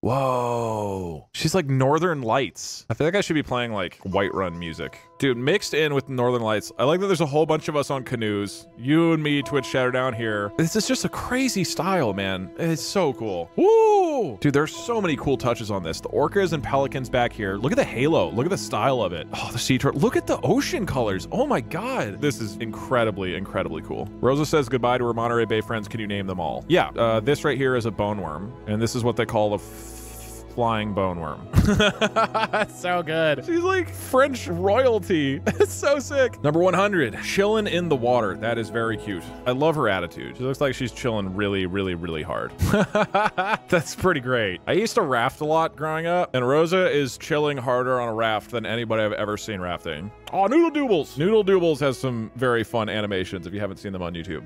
Animation, go. Rosa teaches Doug about wildlife. This is the kelp forest. So plant, wow, very cool. Bird, very cool bird. Look at the bird. This is a plant. Oh no, it's crabs. It's crabs. There's no crabs. They're crabs. Rosa. Doug. Rosa. Good job, Rosa. Rosa is by far the chillest otter. She's doing such a good job! I don't know what the job is, but she's doing it so well.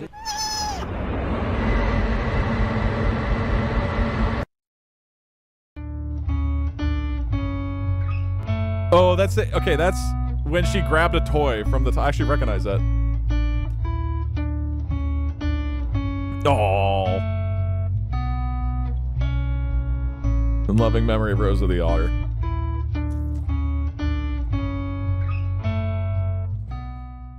The noises are real otter noises, I'm pretty sure. Noodle, that was absolutely freaking adorable, man. I really enjoy your art style a lot. It's so goofy and weird, and I love it.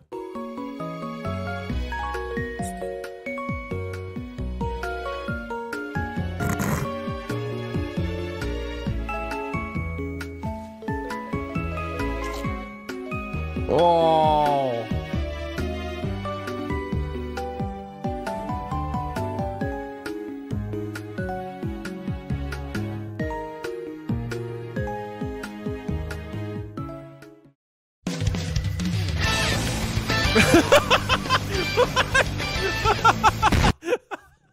That was so wholesome up until... You really had me put my guard down here, man. Hey, switch down air to launch 1 million pounds of steel. Parkser is just here shooting his gun in the sky. Man, I enjoyed that a lot. That was very fun. And the main animation was super cute, too. It's a collection of aquatic-themed mini-games. Play. Fishing Otter. Oh, that's cute. Okay, we're doing snail racing. I've always been a Bob fan. Place your bet. All in. Prediction. Does Bob win? I expect everybody here to spend all of their money. This is the most important thing we've ever done. Presumably, there's a 20% chance that he wins. So this is a terrible bet, by the way. All right, let's see how it goes. Which one are we? This is Bob, right? This one? Cheer. Do I just mash it? I thought it was gonna be random, but the believers are gonna get it. Hold on, sorry, assuming I can. Oh my God. Why does it take so many clicks? Make it like 10 clicks. Oh my God, okay, we did it. Believers win, congratulations. Bone worm maze. Goal worms, got it. Oh, and then we get to the bones. Bone appetite. As we finally have made a bone worm video game.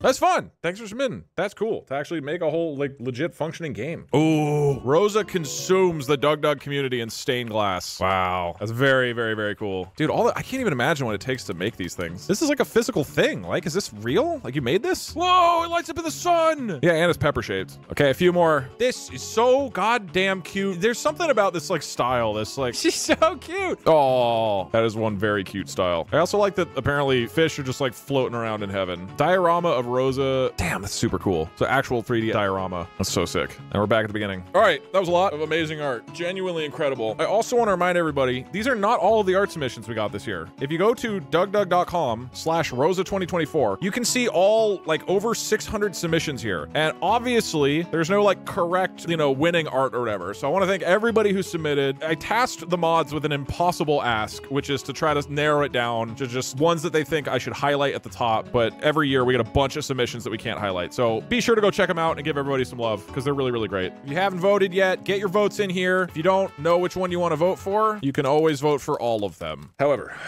there can only be one winner. Ladies and gentlemen, a huge round of applause for everybody who submitted art this year. We have some legitimately incredible submissions. And the people have spoken, and they've decided that every single artist is amazing. But in third place this year, Great Sea in the Sky.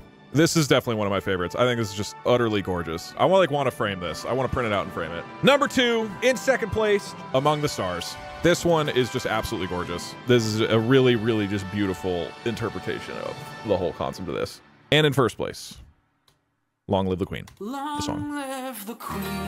Literally so many good ones this year. Like unreal. Just absolutely unreal. Thank you again, everybody, for submitting. These are crazy. I want to print like 50 of these. The song was probably my favorite as well, so I'm happy about that. But the animations were so good. Yeah, I mean, the vote is really close. All of them got a shit ton of votes. like all of them got a absolute shit ton of votes. Thanks so much, Popsicle, for submitting. It's so good. Damn. God, so good. That's a good ass song. Oof. Okay, ladies and gentlemen, after a brisk 4 hours, we've accomplished the first thing of the day. Woo! Hello, DougDoug at DougDoug.com. I've come to check in with your schedule. Are you almost ready for World of Warcraft and sushi? Yeah, we're a bit behind. So, you want to do the WoW Classic with us? Yes. Okay. That's what I was waiting for. So I'll do that and then immediately leave to pick up your sushi. Okay, we will do that. We will do that right now. Which means we're on to the WoW Level 1 Classic Raid. If you have a WoW subscription, want to join in, we are going to be making a Level 1 character. We're going to attempt to run across the land and defeat a big enemy. I don't think it's doable. We're going to do it on a hardcore server. So if you die, your character's dead forever. So we're just going until the whole group dies. We might just all get wiped out instantly. Okay, well, that's going on in the background. We are at $399,333. We are about $700 away from hitting $400,000. Just saying. I am just saying that. I'm just pointing out on an unrelated note that we're about $282 away. I just wanted to point out that we happen to be about $182. We happen to be about $400,000. Let's fucking go. Damn, dude. We're doing it. We're hitting 500K for sure. That is absolutely happening. We're gonna hit 500K. That's wild. And if we get to 500K, Parks and I will go to New Zealand and vlog it. New Zealand, here we come. You guys are all invited, I guess. What am I doing? Right, World of Warcraft. Oh my goodness. We got a big crew. Okay, we gather here. This is gonna be 30 minutes. We're gonna go to Stormwind, the human city. We're gonna get a picture before everybody starts dying. Then we're gonna go for Hogger. We're gonna kill Hogger, who's like a legendary guy who kills lots of new players. And then we're gonna go over to this lake. In the lake, there's a big Loch Ness monster. It's a level 25 elite. You are not able to do any damage to a level 25 elite as a level 1 character. But maybe if there's like 100 of us, we can. I don't know. We're probably all just gonna die. Everybody ready? I am the star. We move towards Stormwind. Oh, wait, Stormwind's this direction. Hold on. Wrong direction. Join this way. Okay, we got a big crowd. Wait, are you DugDug's dad, Parkser? No, I'm Otter Parkser. You literally invited me to the group. Oh, yeah, I forgot. So, for people who don't know, this is World of Warcraft Hardcore. That means if you die, everything in your character is permanently deleted. That is an absolutely insane thing to do in this game where it takes like 300 hours to get to the top level, and stupid bullshit will kill you. Okay, but first we gotta get a group photo of everybody before we all suicide into the Loch Ness Monster. What do you mean suicide into the... We're gonna kill it. We're definitely gonna kill it, Parkser, right. Chat, can we get an 07? Because these are the brave soldiers who are going to fall to the Loch Ness Monster. Or maybe we'll beat it, but probably not, because you're not supposed to do that. Ladies and gentlemen of the level 1 hardcore army, to war! Let's go! All right, everybody be careful. If you see an enemy, we got a swarm on it. Oh, the wolf! Careful, careful! Somebody get the wolf! Get the wolf! Okay, we got it. Normally, you would die just from one wolf if you're level 1, but with enough of us, we can take it on. There's a Defias Cutpurse. With sheer numbers, we can take them. Okay, these guys are a normal level 5. I'm a mage. I literally cannot channel a spell quickly enough to deal any damage. I guess that is a good sign. Okay, we keep heading towards Hogger. He's this direction. Wolves, careful! Wolves from the right, careful! Protect the team! Every person we lose is a permanent loss. First is the mini-boss, Hogger. If you played this game way, way, way back in the day, if you're old like me, Hogger is like the noob destroyer. When you're first playing World of Warcraft Classic, this guy just absolutely destroys you. Hogger stole my wife. There's horror stories about Hogger. So these guys are gonna be like level 10, and Hogger's the elite. When you see him, we swarm. Wait, stick together, stick together. I'll go slow. We have to be dense. We have to be dense. Yeah. Let's move as a bunch. Move as a bunch. He's over there. All right. Is everybody ready? That's Hogger. He has got a skull because he's so high level. Charge, Hogger! Go! Get Hogger! Right. We're taking him down! Did he kill anybody? It's actually working. We're slowly killing him. I can't even see him. Oh, he's right here. I ran out of mana.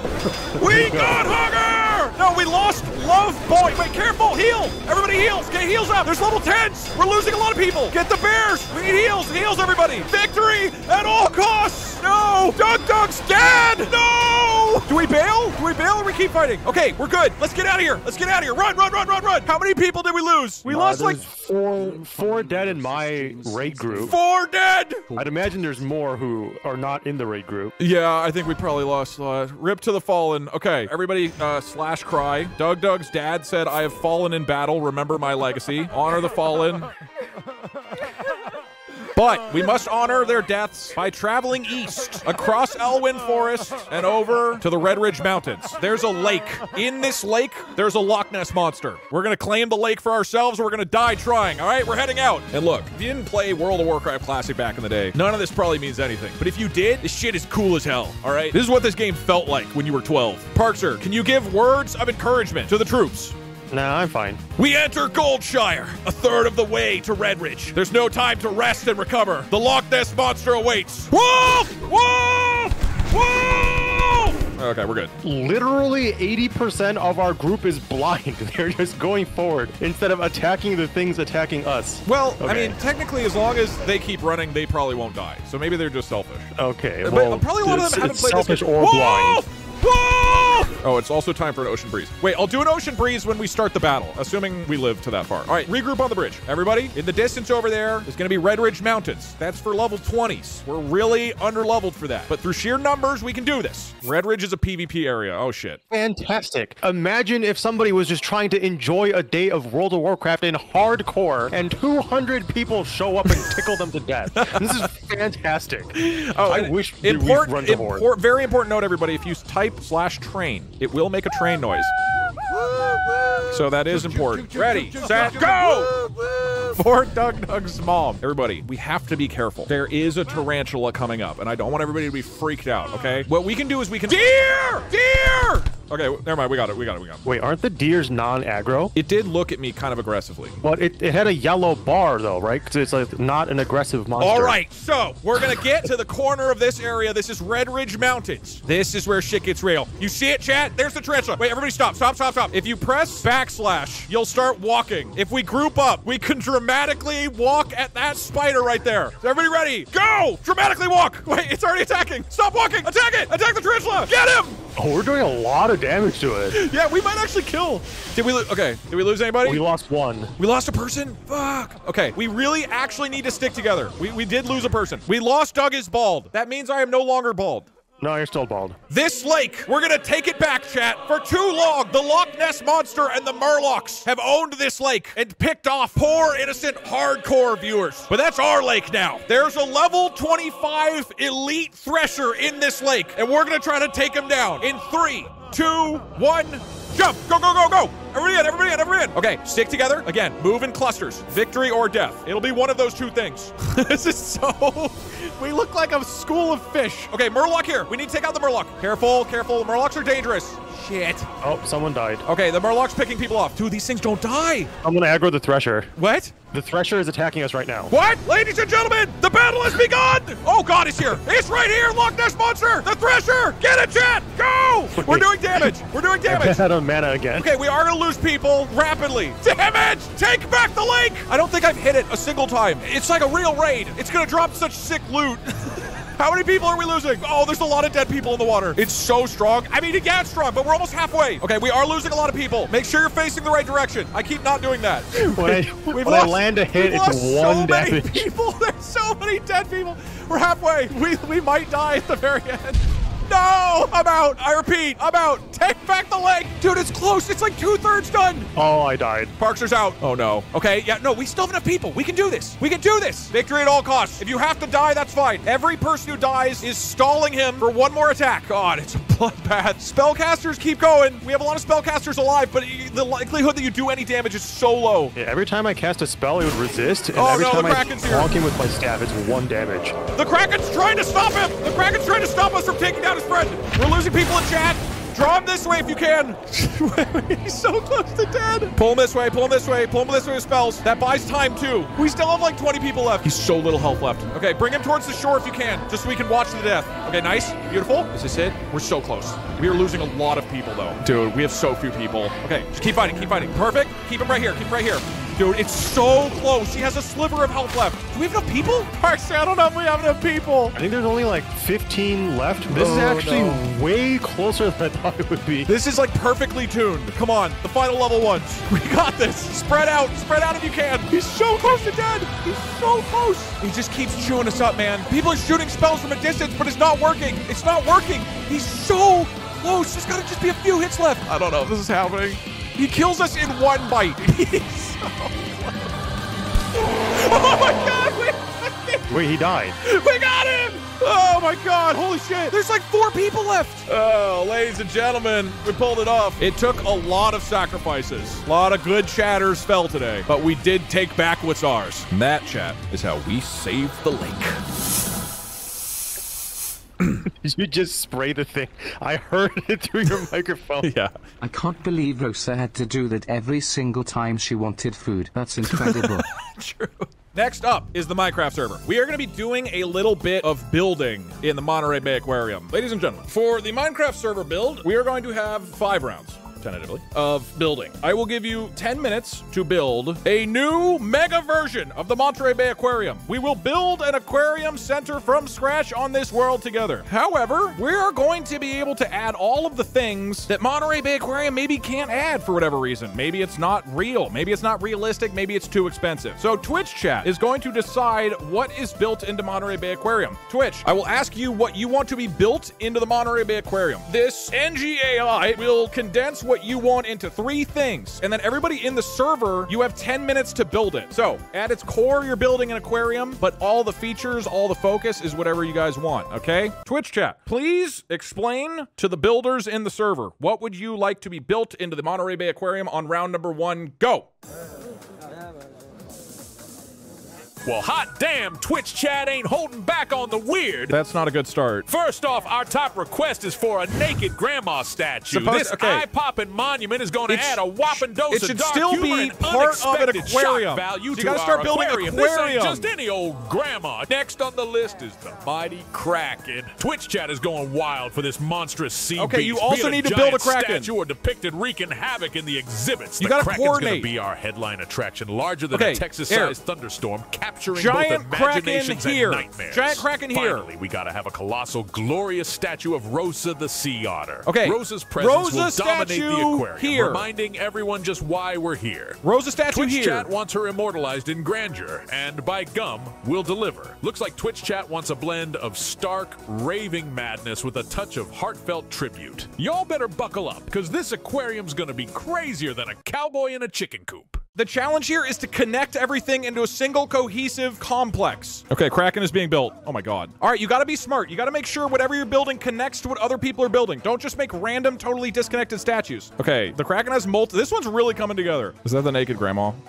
Remember to connect what you're doing. It's got to feel like an actual complex. See, okay, we got like a good entry here. This is good. If you don't want to build one of the specific things, you could start building out the kind of like bones of the aquarium itself. You know what I mean? Okay, the Kraken is really coming together with a lot of eyeballs. Or are those those are like suction cups. Oh, okay, Rosa's being built out here. I think it's time we add more requests in because we can keep building these while the new ones are being built, right? So, Twitch chat, go ahead and tell us, what do you want the builders to build next?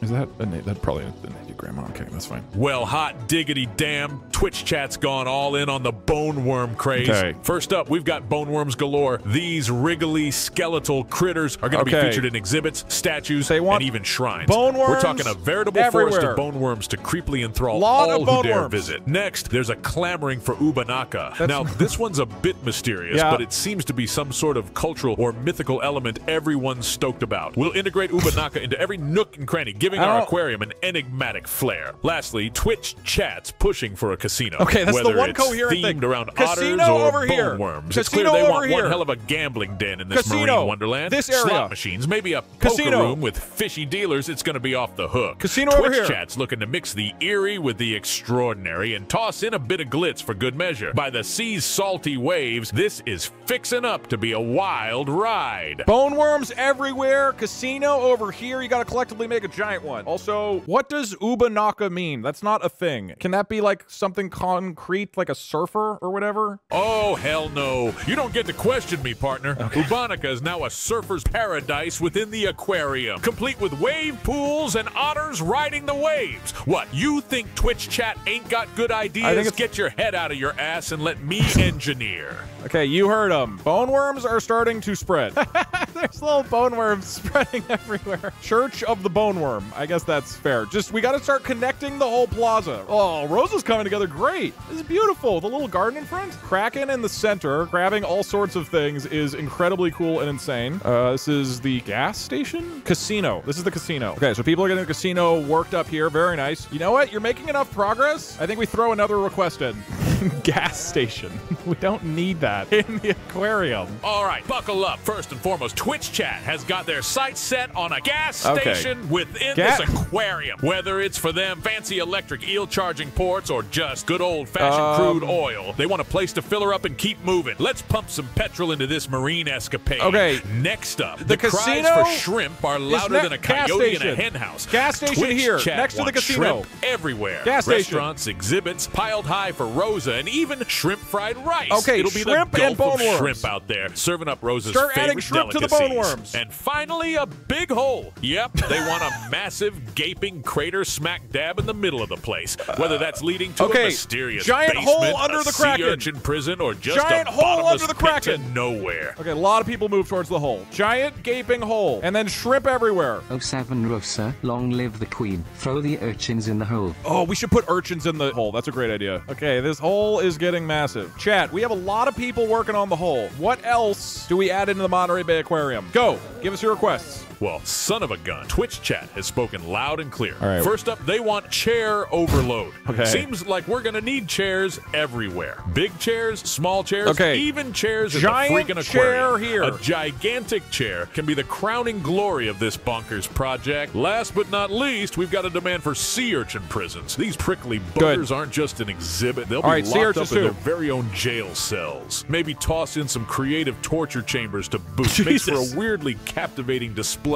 Looks like Twitch chat is mixing comfort, wild whimsy, and a dash of vigilante justice for this aquarium. Hold on to your hats. This here's gonna be a wild aquarium rodeo. Okay, the chair's got to be really, really, really big. Now, again, focus on aquarium. What would make sense with an aquarium? I think we have a lot of, like, exhibits, but how do we tie this together into an actual, like, building complex? Right now, it doesn't quite look like that. You know, floors, walls. Maybe it's water. Maybe it's water flooring. But we need to tie this together somehow. Focus on the structure of the aquarium. Yeehaw! Twitch chat's outdone themselves this time. First up, there's an insistent clamor for floors. They want floors everywhere. We go. Floors. We need random floors. water Floors, tiles, people. coral flooring, gold tiling, you name it. Let's cover this ground with floors. Obviously not over the hole. Next, they couldn't be clearer about the need for water. Water Twitch and floors. chat wants the entire place submerged, filled, flooded, whatever it takes to drench this aquarium. Okay, Water floors, water tanks, even water in the goddamn walls. Okay, it's gonna be more soaked than a frog in a bog. And let's not forget the fervent calls for a Technoblade statue. This tribute to the beloved gamer will stand tall and proud,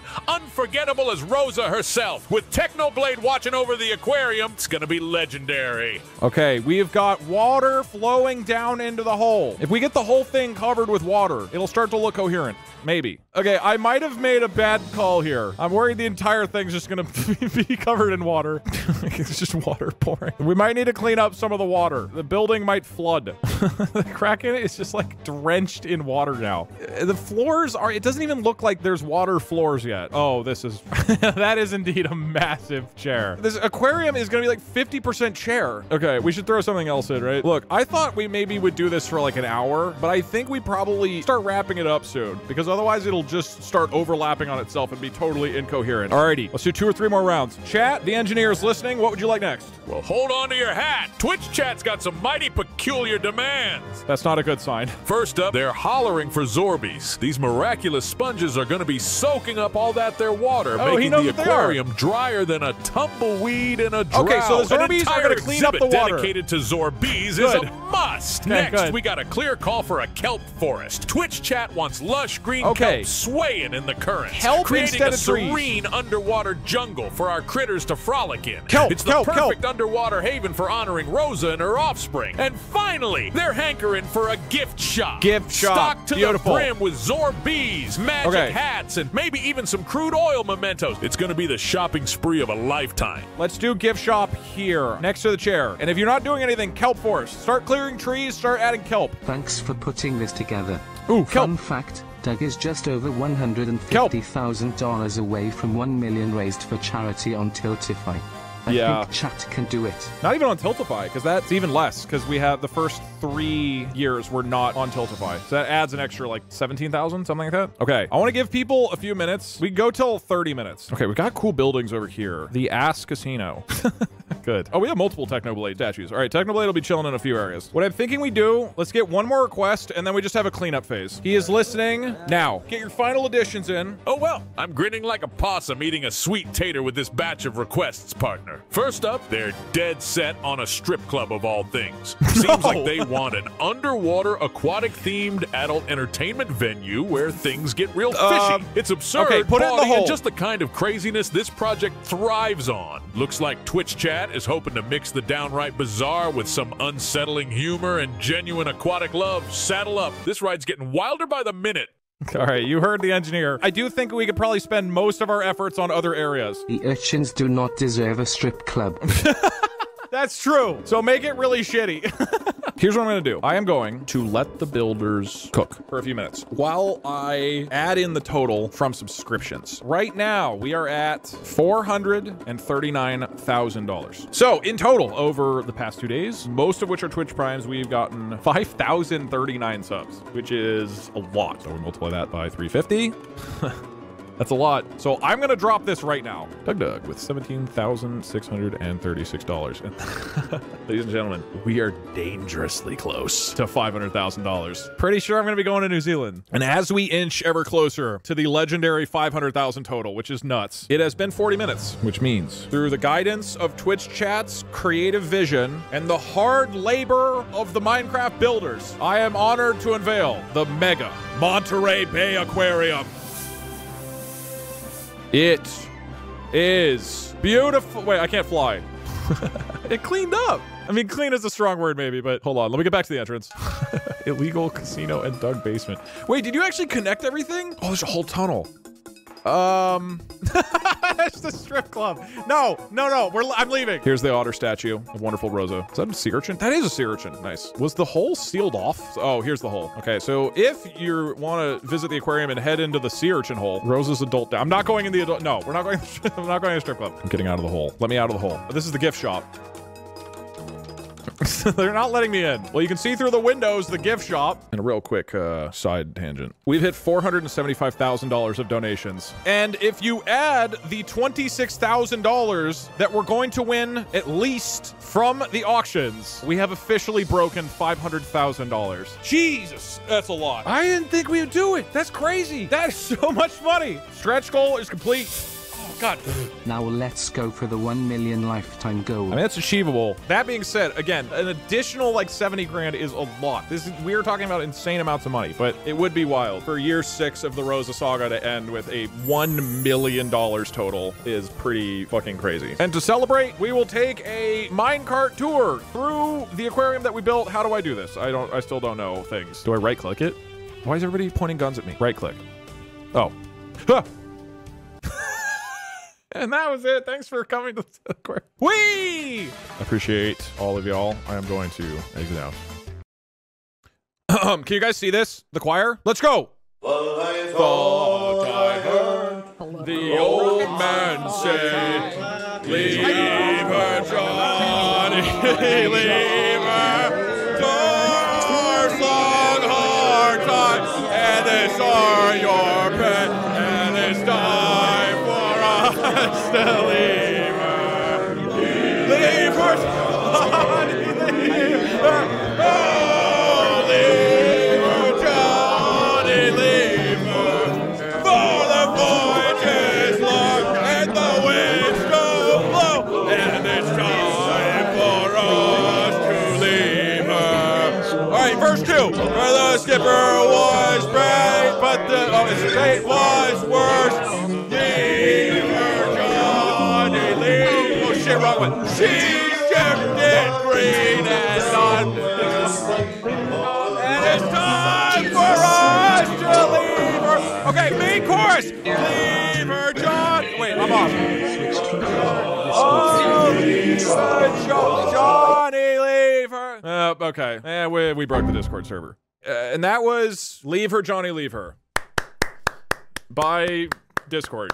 The whole thing is frozen. Hey, we got up to verse 2. Leave her, Johnny, leave her. That's beautiful, everybody. Thank you, John. Next up, we have the Monterey Aquarium GeoGuessr. This is going to be a very quick tour through the Monterey Bay Aquarium. I'm going to see what you can even see in there. And I get a frickin' Poggies. Because it's time for another PowerPoint. Yeah! Perry has put together another quick PowerPoint challenge. Something is washed ashore. That's right. In the Monterey Bay Aquarium, we have to find 4 locations with bonus points assigned for each round. Okay, I got to find the otter exhibit. I have to find that fish. Remember what that fish looks like. Okay, we go to the cafe. That's easy. Look out the window. And we go outside to eat our food. Got it? All right, so this is the actual Monterey Bay Aquarium. Not this. This is a PowerPoint. This is the actual Monterey Bay Aquarium. I don't know where it'll let me go. Ooh, look at that exhibit. Wait, I don't even remember that one. Oh, I do remember this. This is like a museum area. So there's like cool glass art. This is all from glass that's found on beaches and garbage. But there's lots of cool like art pieces and stuff in this hallway. And of course, beautiful view of the ocean outside. Sometimes you can see sea otters out there in the bay. I'm trying to, I gotta find the sea otters first. Sea otters are this way. Wait, what? I went downstairs. Okay, this is jellyfish, I think. We don't have time for the jellyfish chat. We have to keep moving. How do I get out?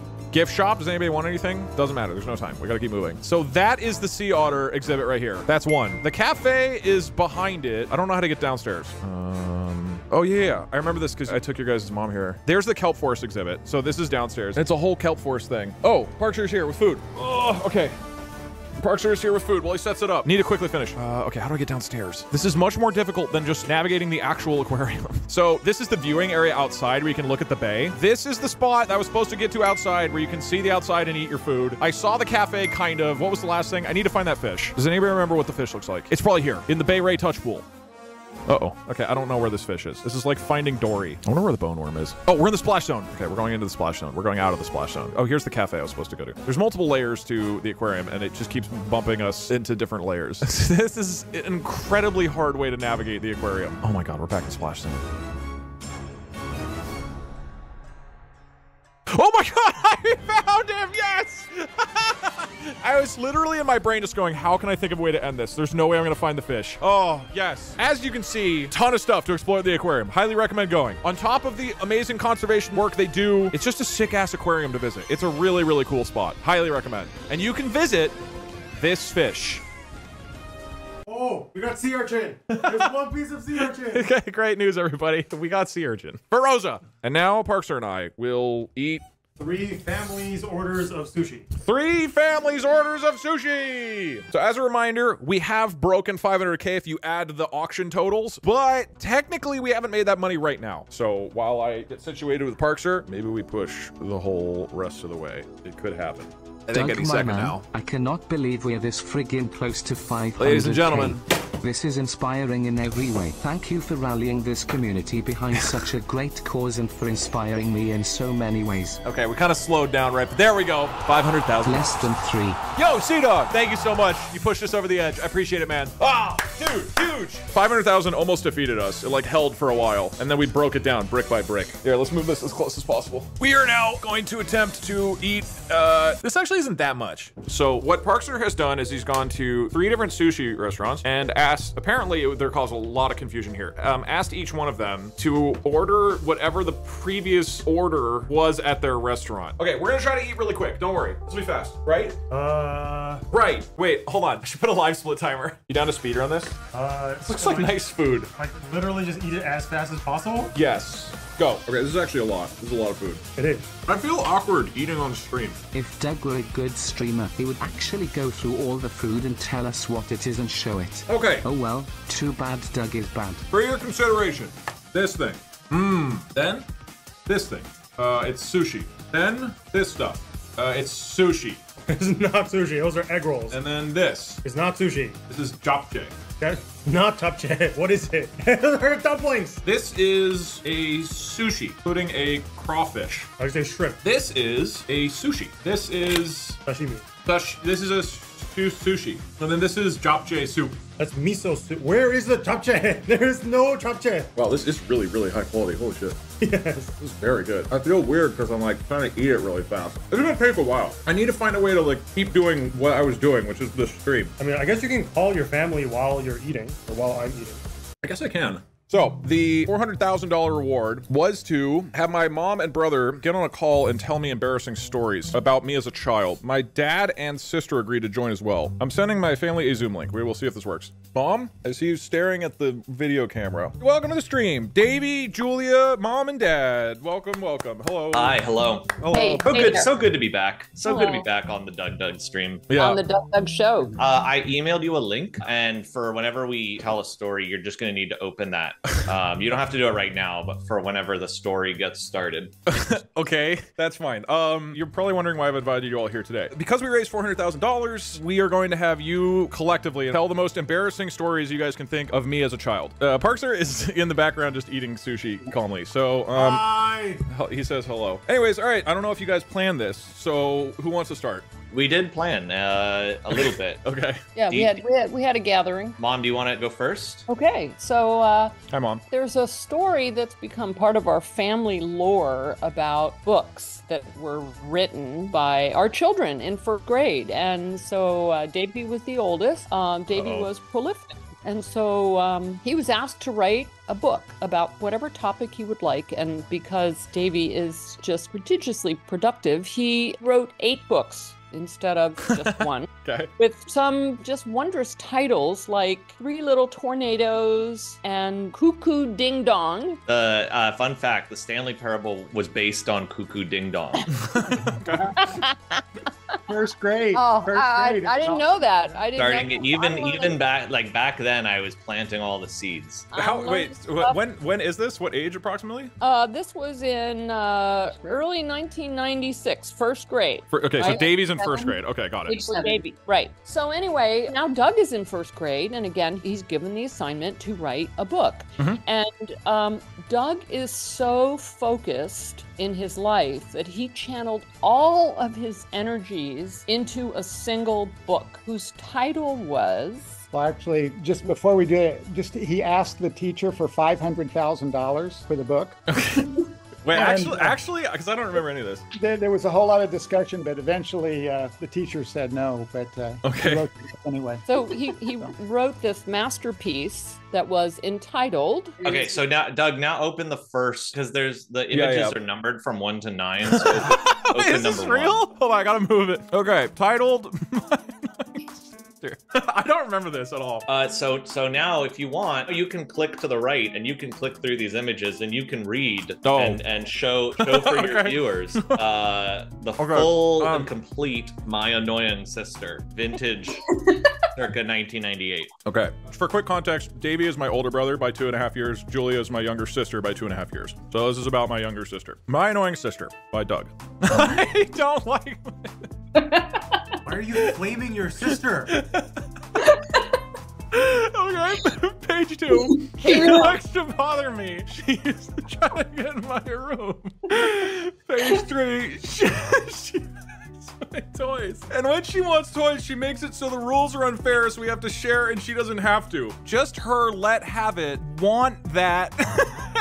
I don't know what I wrote for. I think that's me going, just let her have it. Yeah. And that's me saying I want that. And then I make the rules unfair. Okay. She bounces low on the trampoline, so we bounce low. You can really feel the pain here. I mean, the pain is really deep. I can see. Yeah, we did have a trampoline, okay? And she never stops fights. That almost implies like I'm starting them, and then she is refusing to end them, like won't just let me harass her. Doug, there's so much detail in this picture, you probably don't even need to explain it. It's true, Dad, yeah. Okay, and then I think this is the last one, right? There was 8? There's 9. So there's 9. Okay, she wrecks my life, page 8, setting up for the finale. What is going on here? Again, I think this image speaks for itself. Okay. I mean, Julia, perhaps you have an insider's perspective. Yeah, Jay, is this you? Or... Well, this is a classic situation that Jay found herself in. Yeah, I really don't think there's much I need to add here. It seems okay. I hope I tied it together, because you guys said I was a good writer as a kid. All right, and the conclusion of this story is, and she does what we do, so it's no fun. Is that her holding a basketball? Well, you draw basketballs the same way that you draw heads, so it almost looks like you're like playing with a decapitated head or something. Yeah, I don't know exactly how to interpret this one. It really came together in the end. But I do think this, compared with Davy's 9 books that he wrote, this is the one book that Doug did, which was kind of previewed the focus, the linear focus that Doug can bring to a topic. So like Rosa. That's true. I really get focused. Well, hold on. Were Davy's 9 books 1 page each? Because if so, we produced the same amount of novel literature. Hey, you almost found a loophole there, didn't you? Wait, what did the teacher say? I'm surprised that this got made and that nobody stopped it, whether it's you guys or the teacher, and let this be printed. Wasn't this was like your year-long project? Like your end of the year project. I really don't remember this at all, but I guess this is before I changed schools, so maybe I was more annoyed or something, but I assume I didn't print out the paper, right? So did you guys print this, or did the teacher print it? No, your teacher did this. Wait, so I gave her this script, and she printed it and let me draw it, and then showed it to you guys. Well, it was one of several phone calls we've received from the teacher on both you and Davy. Someone said I should have submitted this for the art contest this year. We haven't touched on the green highlighter on the cover of this. So he's just like scribbling green highlighter across the top is your art. Jay, that's background. That's setting a canvas for people to enjoy. I hadn't noticed that until just now. It's help for us. I think your teachers were just willing to write down or to say whatever you said. And I feel like they another story with Miss D, where you were supposed to write an essay on your favorite place in the world to hang out, and it could be a real place place or an imaginary place. Yeah. You wrote about being in like a dungeon, hanging out with spiders. And that time the teacher did say to us, I showed this to one of the other teachers and we were a little bit concerned. You know what? Can I just say, I don't think we've given enough credence to the possibility that Jay truly was this annoying. That's true. That's true. I actually that's a factor that's possible. Doug is getting a little bit too much. But nobody in my stream like knows anything about Jay. I don't think there's any like at no point in this story did I think to myself, no, that's bullshit. Like, no, you're spot on with every single There we go. I'm telling the truth when everybody else was scared to. We were scared of what she would do to us. We were. Yeah, everybody else. Yeah, and well, no, she's making Doug's life hell. It's nice that, you know, like at least she's leaving us alone. Yeah, that's what there, but for the grace of God.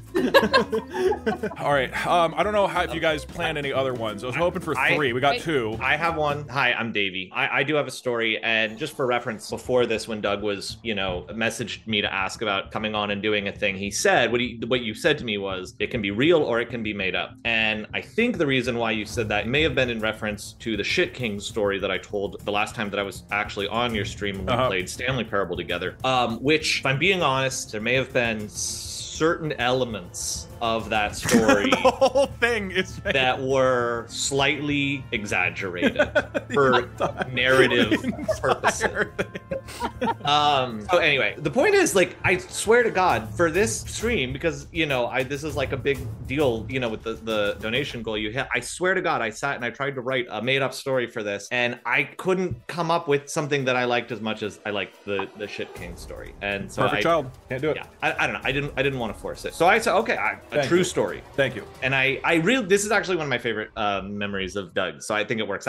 Honestly, I don't even know if it's like embarrassing, but I like it, so I'll tell it. So when we were kids, we used to go to a summer camp called Copper Creek. And I think I went from 12 through 15 or something like that. This is true. Yep. So Copper Creek, I really liked Copper Creek. It was like a very sort of traditional camp in the sense of like you would stay overnight in a cabin for like 2 weeks. And, you know, they had all sorts of stuff. They had like archery, and there actually was a lake you could go water skiing, and arts, and there were games and all sorts of stuff. And so every year when you would go for the 2 weeks, they would do a talent show. And this is true. Yep. So they did this talent show, and I must have been 13 this year, which meant Doug would have been 11. So we go to the talent show, and, you know, it's like the usual stuff where people do, like, they sing a song or they do a skit or something. A friend and I did like a dance to a song. I actually don't remember now what it was. And then Doug had a slot. So for Doug's slot in the talent show, he gets up and he delivers. It was like a 10 or 15 minute long presentation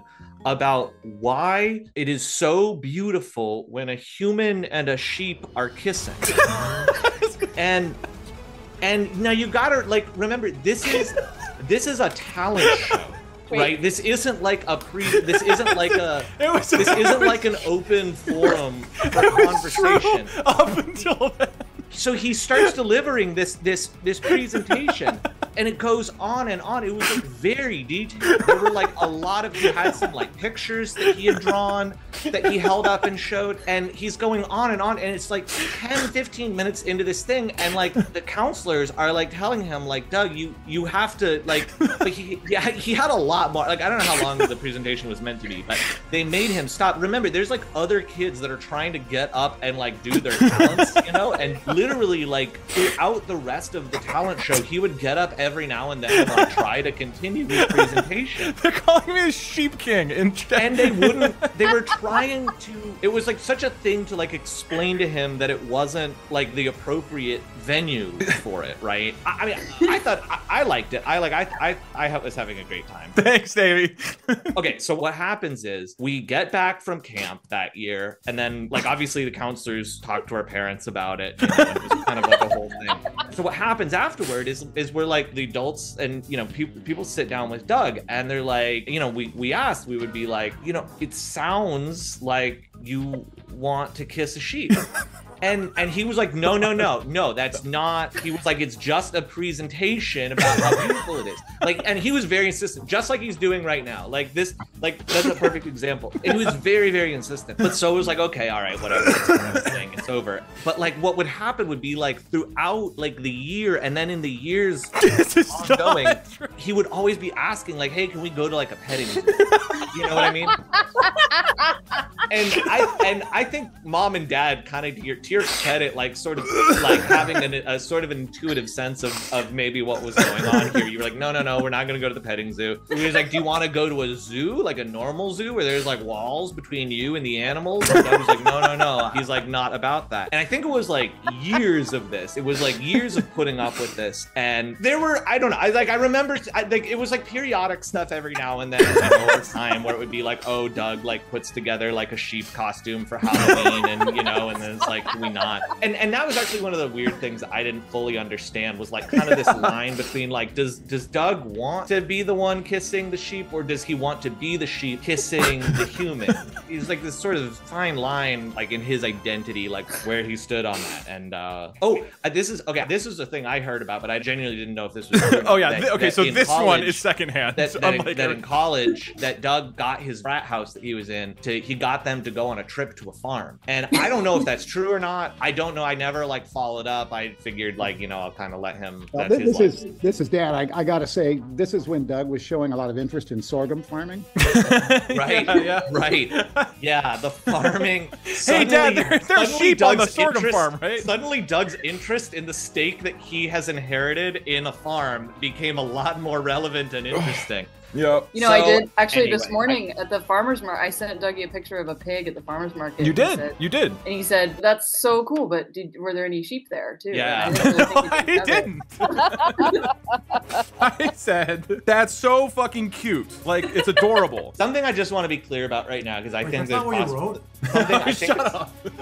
Something I think it's possible that there's like maybe misconceptions about, or people might get the wrong idea. And because I really believe this, and I want to be clear, I absolutely do not think that in any way Doug wants to fuck a sheep. Like, well, that's. I just think it needs. I just feel like people might get the wrong idea. What Doug wanted, as far as I could tell, like inferring from it, was just to kiss. Right?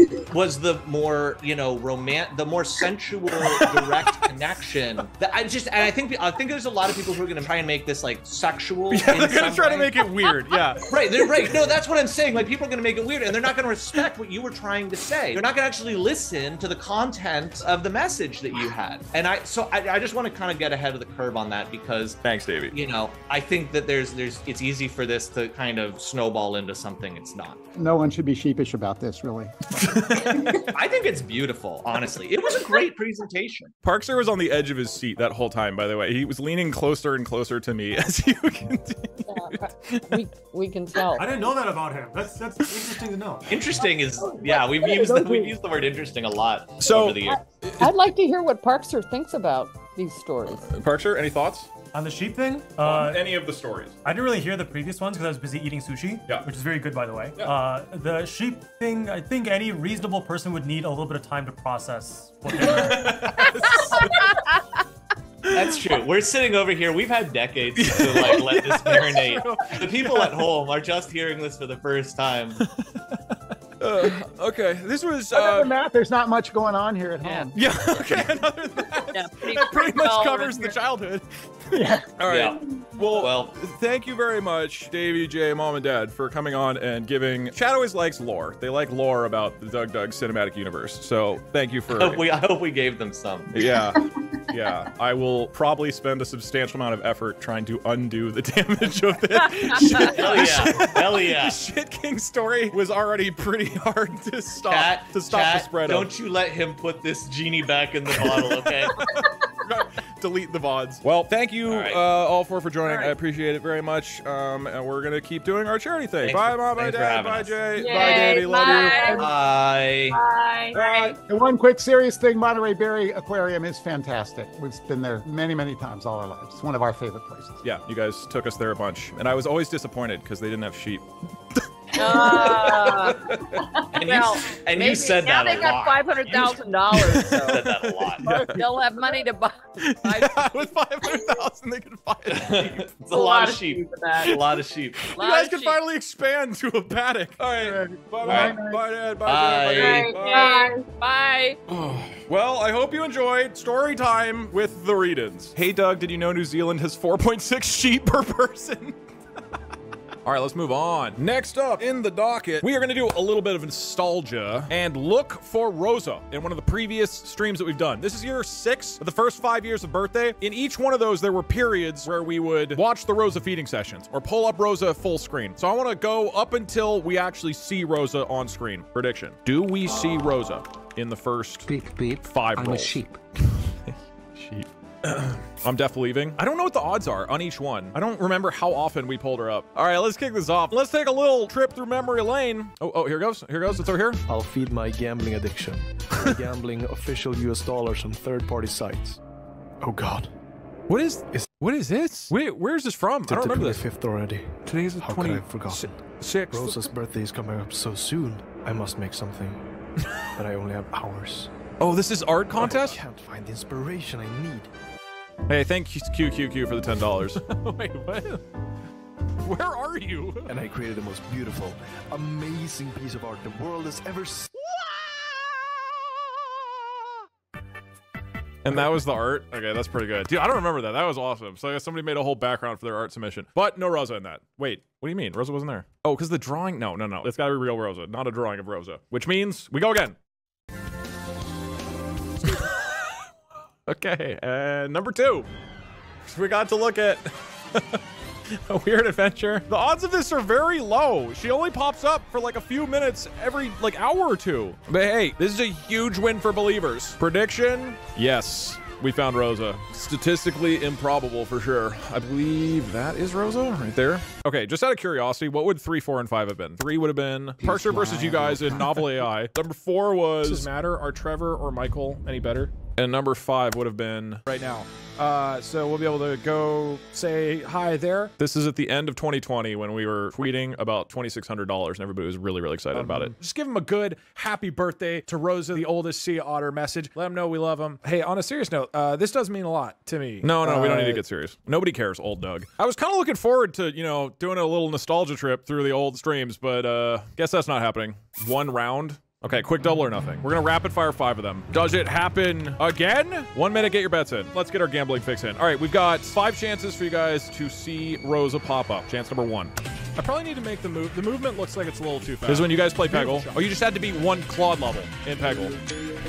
And you took a screenshot. Okay, so no Rosa in this one. Number 2. Of course not. This is tweeting Paul Dini about Ploob. This is 2019 for sure. Why are we looking at that? We're still talking about Ploob? I didn't know this was still happening in August of that year. Jesus. Okay, that's 3 out of 5. How to defuse a bomb. You have to select all once you're in the search bar, and then that'll select everything. Hi, Doug. You look so youthful in the past. Thank you, United States Department of Justice. That is true. I looked younger when I was younger. I don't look that much younger, honestly. Okay. That's me like 5 years ago. Nope, that's porn. Nope. Okay. Oh, you're just straight up controlling the mouse and keyboard. Over there. Scroll up. This is a bad idea. You guys could clearly type and hit enter. Back when he trusted us. Well, there was like 200 of you, to be fair. That would be a really bad idea now. Okay, 4 out of 5. Okay, click. No, you had it. You were in the search bar. This is the same thing. In the search bar. How did you guys not go to porn? I don't search that, do I? Why would I search that? That's not a good thing to search. You shouldn't search that when you're streaming. This is a bad idea. I was a fucking idiot. All right, last one. If this has an order, the believers win. If it doesn't, then you don't. Good luck. Number 5. And you know, I definitely don't. Oh, the believer! Do also absolutely crush it!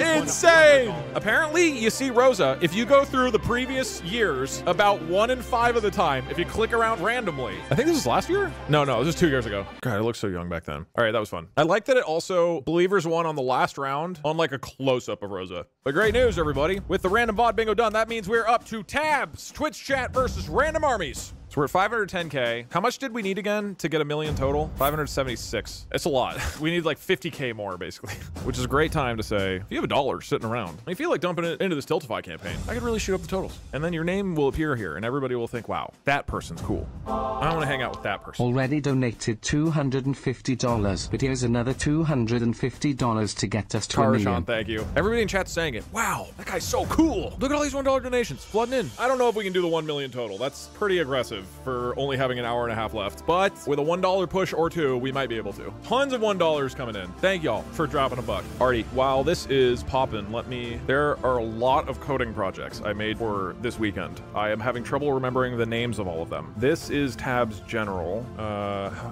Sorry, my brain is getting so slow. Sergeant, listen up. You're not supposed to be here. First and foremost, the troops are passionately signaling their respect and saluting with 07. Well, I guess this code's working. Secondly, there's a surge of messages indicating that it's possible to achieve victory. This indicates their belief in the feasibility of our mission and reinforces the need for a highly aggressive push. Finally, there's a clear directive about saving the sheep from someone named Doug in New Zealand and a curious affection for someone named Rosa. No, hold on. We must allocate a squad to rescue those sheep and perhaps find out who this Rosa is. Follow through on these points with immediate effect, Sergeant. Dismissed. Hold on. Stopping that. 30K to go? No, it's 40K, right? 540 total. So, sorry, brain slow. I thought in total we needed to raise 576,000. Is that not right? We have 16,000. Oh, it's 26? Okay, I just forgot that. Oh, right, because the private tour is 10 grand by itself. Okay, we have 30K more. We can do it. That's doable. I got 99 others covered. Thank you, Ligero. We can do it. I think capping off the 6-year Rosa saga and hitting 1 million together is going to be pretty ridiculous. I think the Rosa saga is 5 years of birthdays and a 6th year where we celebrated her amazing life. And if in those 6 years we generate $1 million for them, that's crazy. And whatever form it takes in the future, that's great. But like, that's incredible. Thank you for contributing. Ladies and gentlemen, we're at 536. So that means that we got, oh, how much? Can somebody do math for me? Was it 28K in auctions? Auctions have gone up. We're actually kind of close. Hold on. Let's do quick math. We're at 538,000. How much do we need in total? 576, right? Minus 538, which is what we have. There's 38,000. I'm going to drop my subs. Okay, last chance to get subs in. I was supposed to play tabs, but you know what? We might hit it right now. So the bid total for the day, $1,575.30. Okay, and then we have subs, which is... not right now, Kraken. 487 subs times 3.5. 1,704. Okay, I'm going to get this payment in. This is all the subs and the bits. Okay, hold on. My bank is finally asking questions. Give me a sec. We might have done it. I'm going to add my total. The other totals are still coming in. This is a little anticlimactic. This is not a scam. You can have more of my money. Okay, I think it went in. Thank you. Your donation has been processed. $554,000. And with the $28,000 that are coming in on the auction house, which will be closing in about an hour. Ladies and gentlemen, after 6 years honoring Rosa together, we have officially raised over $1 million for the Monterey Bay Aquarium. That's so sick, dude! Oh my God! And just to recap, from 320 to 2,600 to 14 grand to 100 grand to 300 grand, and now a total of $1 million for the greatest goddamn otter of all time. That's so nuts. Thank you, everybody, for being here. Thanks for being a part of this. Over 6 years of being weirdos, we did $1 million. Oh, that's so sick. Dude, you know how high we're gonna be on the plaque? We're gonna be like at the top. We're up there with like the billionaires, and we're just a bunch of otter fans. We're there with Google. We beat Google again. Next, we're going for Nancy Burgermeister. Now we just gotta do it 50 more times. I wanna listen to that Rosa Queen song again. I'm throwing on Long Live the Queen in the background. Long live the Queen. But yeah, it's very crazy that pulling up a Sea Otter live camera 6 years ago turned into this. Life's weird, you know? 6 years ago, you randomly remember that Monterey Bay Aquarium has sea otters, and you open up a live stream. And then 6 years later, you've raised $1 million because the otter is really cute. Long live Queen Rosa. She was the greatest to do it. And it does help that she is the actual cutest thing in the world. Okay, when she drops and goes into the guitar solo, I'll coordinate it with the smoke.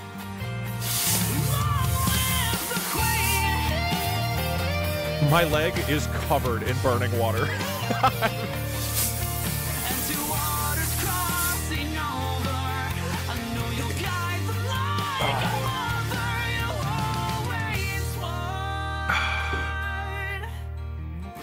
Happy birthday, Rosa. don't even know what she's doing. She's doing such a good job, though. Okay, well, I feel like we've hit our peak, but let's knock out 2 final challenges, yeah? This is a kind of great ending point. It feels a little weird to be like, hey, now let's play video games. Like, what's the deal with Joey? Am I taking this private tour away from a real one? I have no idea, Ludwig. Joey, if you're here and you want to petition Ludwig to not take this private Monterey Bay Aquarium tour from you. Oh, they're still battling. Oh, wait. Ludwig, I'm Joey. Ludwig, fair play. May the best man win. And Ludwig drops. Okay. All right, they're fighting for it. Joey, Ludwig said I'm winning this one, big guy. I'm just saying. Gloves have been thrown down. Well, I guess we'll load up tabs. We're playing video games. Let's knock it out. This could be quick. I have added 3 new factions. 4. Ocean Kingdom. Observe. Fishman. Clamian. Snail Scale, Bone Crusher, Riot Crab, Sharkmeister, Diver Giant, and Squid Goddess. You've also got Crab Man, Shrimp Woman, Fish, Shark Man, Bigger Fish, Sea Urchin, Boo, Anglerfish. Oh my god. We've also got Jelligard, Pufferknot, Hammerheader, Angler Beast, the Duck King. That's all. Okay. The Duck Soldier seems more powerful than Duck King, but sure. Oh, the Duck Peasant. And then in the final one, you have King Fish. Look at him. You've got Fish, and you've got Fish Attack Helicopter. Okay, so. Uh-oh. Is everybody okay? Run from the Kraken! Don't get a mod. Don't get a mod. Don't get a mod. Okay, they didn't take mods. They just took... Sorry to everybody who got killed by the Kraken. You are literally going to be banned for the remainder of the Sea Otters. I'm sorry. I hope you got to enjoy the time you did have with us as a part of the Rosa stream. You were here when we hit 1 million before the Kraken killed you, so that was cool. Ladies and gentlemen, we're playing some totally accurate battle simulator. I have downloaded a bunch of sea creature-themed modded units, and you guys will need to make an army entirely out of these units. Whatever army you create then has to defeat 3 randomly generated armies on the other side. I've written some code. Oh wait, I didn't write this code. This was written by a community member. A community member wrote some code. This code will create a random team made out of $10,000. So it's going to be up to you to build a team that can resist 3 randomly generated teams in a row. Now we are going to be using the tabs general for this, which means I will ask you what units and composition you want to use, and the general will relay that to me. Chat, what army would you like? Sergeant, listen up. The troops have expressed their strategic genius with remarkable clarity. Here are their primary directives. 1. Deploy the fish attack helicopters. They believe these units will provide aerial dominance and disrupt enemy formations with their unpredictable maneuvering. 2. Emphasize squid goddesses. These versatile units are expected to bolster our lines with their divine tentacle attacks and maternal defense capabilities. 3. Incorporate the Duck King. Many soldiers insist on integrating the Duck King into our forces. They believe his quacking charisma and regal authority will inspire our troops and demoralize the enemy. Execute these directives with precision and honor, Sergeant. Yes, victory at all costs. To start off, fish attack helicopters. Squid goddesses. I think I can only put 1. And the Duck King. Bam, bam, bam, bam. Okay, you've got 4 Duck Kings, a squid goddess, and 3 fish attack helicopters. And then I need to create your first opponent, who will be... Wait, 33 snake archers. You're gonna destroy them. Okay. Okay. Ladies and gentlemen, round number 1. All snake archers is what the other team rolled. But we have no idea how powerful the Squid King is. Or wait, Duck King? This is a chicken, clearly. Or the Squid Goddess or the attack helicopters. Let's see how it goes. Ready, set, go! The snakes start shooting. Whoa, okay. The attack fish helicopter starts shooting around at the snakes. Oh my god. What is the squid? Wait, they're just destroying. Oh, the attack helicopters are just shooting the shit out of the snake archers. This doesn't seem fair. It's just like a helicopter. How is that fair? Okay, all right. I am going to delete 1 attack helicopter. That's right. Every round it's going to get slightly harder for you. Level 2, 36 healers, 1 Jarl, and 8 berserkers. This is not a great team composition. Okay, this is the team you're going up against. It's got a, like, fairly weak front line, but a lot of healing in the back. If you can take out the healers, then the front will fall. But if you focus too much on the front line, you guys might actually be taken out. Ready? Oh my god, the Squid Goddess starts by jabbing all of them. Oh! The Berserkers jump forward towards the fish attack helicopters, but they are literally just attack helicopters and shoot them all to death. Squid Goddess is picking people up. They went through the front line to the back line. Oh my god! The healer needs to... Needs to take him out. Okay. That is handily winning 2 rounds. You guys picked very good units. So we are on to the final round. I need to take away 1 more. Chat, who would you like me to take out? Okay, 2 ducks. That means you're down to under $7,500. So you have a much, much, much smaller budget than your opponent. You've also gotten some kind of shitty army compositions as opponents. Your final opponent is 55 healers. Whatever, we're gonna send it. 55 healers is what it wants to go over here. This is literally worse than a Hobbit team, by the way. I'll give them a Shark King. No, I'll give them 1 fish. So at least there's a guy to heal. No, a sea urchin. That's $1,000. This guy could actually hold out long enough. You know what? I'm gonna really make this hard for you guys. 4 sea urchins. You are facing a team with double the budget. This is incredibly rigged now. Everybody ready? Final round. Go! Wait, the Squid Goddess just stabbed all of them. Hold on. The Duck King, this is not even close. Your armies and fish attack helicopters are insane. With that. Twitch chat wins 3 in a row. How many sea urchins does it take? 1, 2, 3, 4, 5, 6, 7. 3 times the size of your army. The combo of Squid Goddess and fish attack helicopters. She just freezes them, and then your attack helicopters kill them. Send as many sea urchins as you want. They don't stand a chance against Queen Rosa's forces. Victory at all costs. $50,000. You can't lose. Twitch chat designed the perfect army. And with that, Twitch chat has achieved victory at $1 million over 6 years. We're on to our final event of the weekend. Twitch chat beats 5 Peggle levels in a row. I have created a new coordinate system for you guys to be able to shoot. It allows you to be a lot more coordinated, but now instead of can you beat 1 level ever, it's can you beat 5 in a row. The stakes are way higher. As a reminder, 20 more minutes for the auctions. If you want to get any final bids, now's the time. They're gonna close automatically in 20 minutes. Ludwig's live streaming the auction, but he's losing. What is the stream about? Trying to win an auction. Simple $14,000 bid. This could be fun.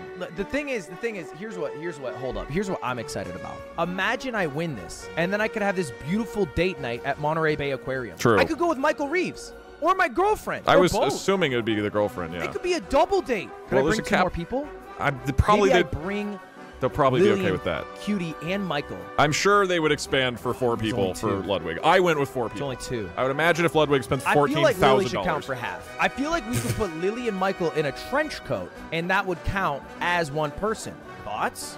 Okay. Fairly certain. It is time to put in a bid. Let's just see if Joey's really trying to play ball. Okay? Joey, the answer is fucking yes, because I started this at 3K. I was like, this would be fun. And then Joey hasn't quit. He doesn't quit. Okay. You gotta respect his chutzpah in a way. It's true. Well, good luck, Ludwig. We'll check back in on that in 18 minutes. We'll see who claims it at the end. What are we doing? Peggle. What power do you want? Why am I even asking that? I'll let you guys pick. This is one of those things where I'm like, hey, Twitch chat, what do you guys want to do? We all know what you're gonna say. We all know, but you gotta go through it, right? We showed up here to our job. My job is to go, hey, chat, which power are you gonna pick? And you guys are going, magic hat. And then we all act surprised, and I go, what? Not magic hat? And you guys go, lol, it's the best. We all have to show up to work and do our job, okay? Can Twitch chat beat 5 levels in a row? I am going to pit you against the 5 clawed levels, the lobster in the game. I will let you pick the power that you want using this coordinate system. If I press minus, joining the vote. It will begin the vote. He mispronounced beginning. Now you can type 2 numbers, and you can see the grid, and you can decide where you want it to go up. So you can see whatever the top 5 most popular coordinates are going to show up on screen. Whichever one is the bright green one, when I finish voting, will be selected. So if I press equals, voting finished. It moves the mouse there, and you guys have selected Magic Hat, which, for those who don't know Peggle, is the worst power. Ladies and gentlemen, after an incredibly fun weekend, let's begin the final challenge. 5 Peggle levels in a row is quite difficult. Good luck. Be joining the vote. I'm gonna just fire it off. I assume voting finished. Looks like people always want to begin with 69, but in this case, that was an actually somewhat decent shot. This is Magic Hat. It will spin a wheel, and then sometimes you get Magic Hat, which is not a very good power. Be joining the vote. And you are, I know that you're saying Pog and Woo in chat, but it doesn't make it good, just so people are aware. 69-69 is not actually a good shot in this case. You probably don't want to do that. Yeah, 70-20 is pretty good. Somewhere on the left is probably pretty good. You might want to try to clear out the left side, but 70-20 is good. Voting finished. Yeah, because that way it bounces into the left like that. Ooh, but then it bounces right. Well, you might get another magic hat. Yeah, that was unfortunate that didn't bounce left. So you definitely want to shoot on the left side. Well, you might want to take out the top right one first, and then you work to the left. No, I guess it doesn't matter. I mean, I won't try to tell you what to do too much, but... Oh, that was a bad... Well, you got lucky. Okay, never mind. I'm great. That was an amazing shot. That was amazing. Be joining the Actually, vote. incredible shot. Lud's winning. Okay, I do kind of want to check in. Oh my God, it's $16,500. That's nuts, man. All right, you guys are doing great on first level. I think you can take this out. The vote. In general, you want to work from top down, so you probably want to go, yeah, 40, 50 or so. That seems like a good shot. Shoot it. Voting finished. Oh, there's a blue one in the way. I didn't even notice that. Well, that's fine. You clear it, you get out of the way. I'm just actually going to let you do your own thing. I don't need to influence you too much. That looks like a good shot right there. 35-60. This is good. You're going for the bounce shot. Voting finished. That is a good shot. Hold on. I just realized. Okay. Be joining the vote. I won't tell you where to shoot at all, because that's too influential. I will do my best to time the shot, though. I could have timed that better to get you a free ball. So that's on me. And that way, if you don't get a free ball, you can genuinely blame that on me. Check this out. I'll time it what I do right here. Voting finished. It's going to bounce off the orange and then directly into the ball bucket. That was my bad, guys. Be joining the vote. Joey put 17,000. This is a tough shot, by the way. I think that's a good call right there. 40-70 or 40-75 or so. Okay. Voting finished. I timed that badly. That's on me.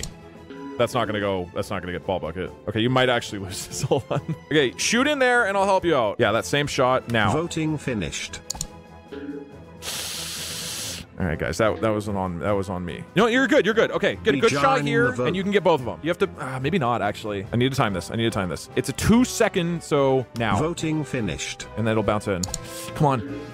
Gah! Okay, no, you can take the shot. Last ball, you can do this. Be joining the vote. Okay, this might be way harder than I thought. I haven't gotten you a single free ball, I don't think. 42-88 might not be safe. I'm worried it'll clip over this. No, that should be safe, just barely. Yeah, that's fine. That's fine. I'll let you guys call it. I'm not even gonna look. I'm gonna play victory music and I'm not gonna look. Voting finished.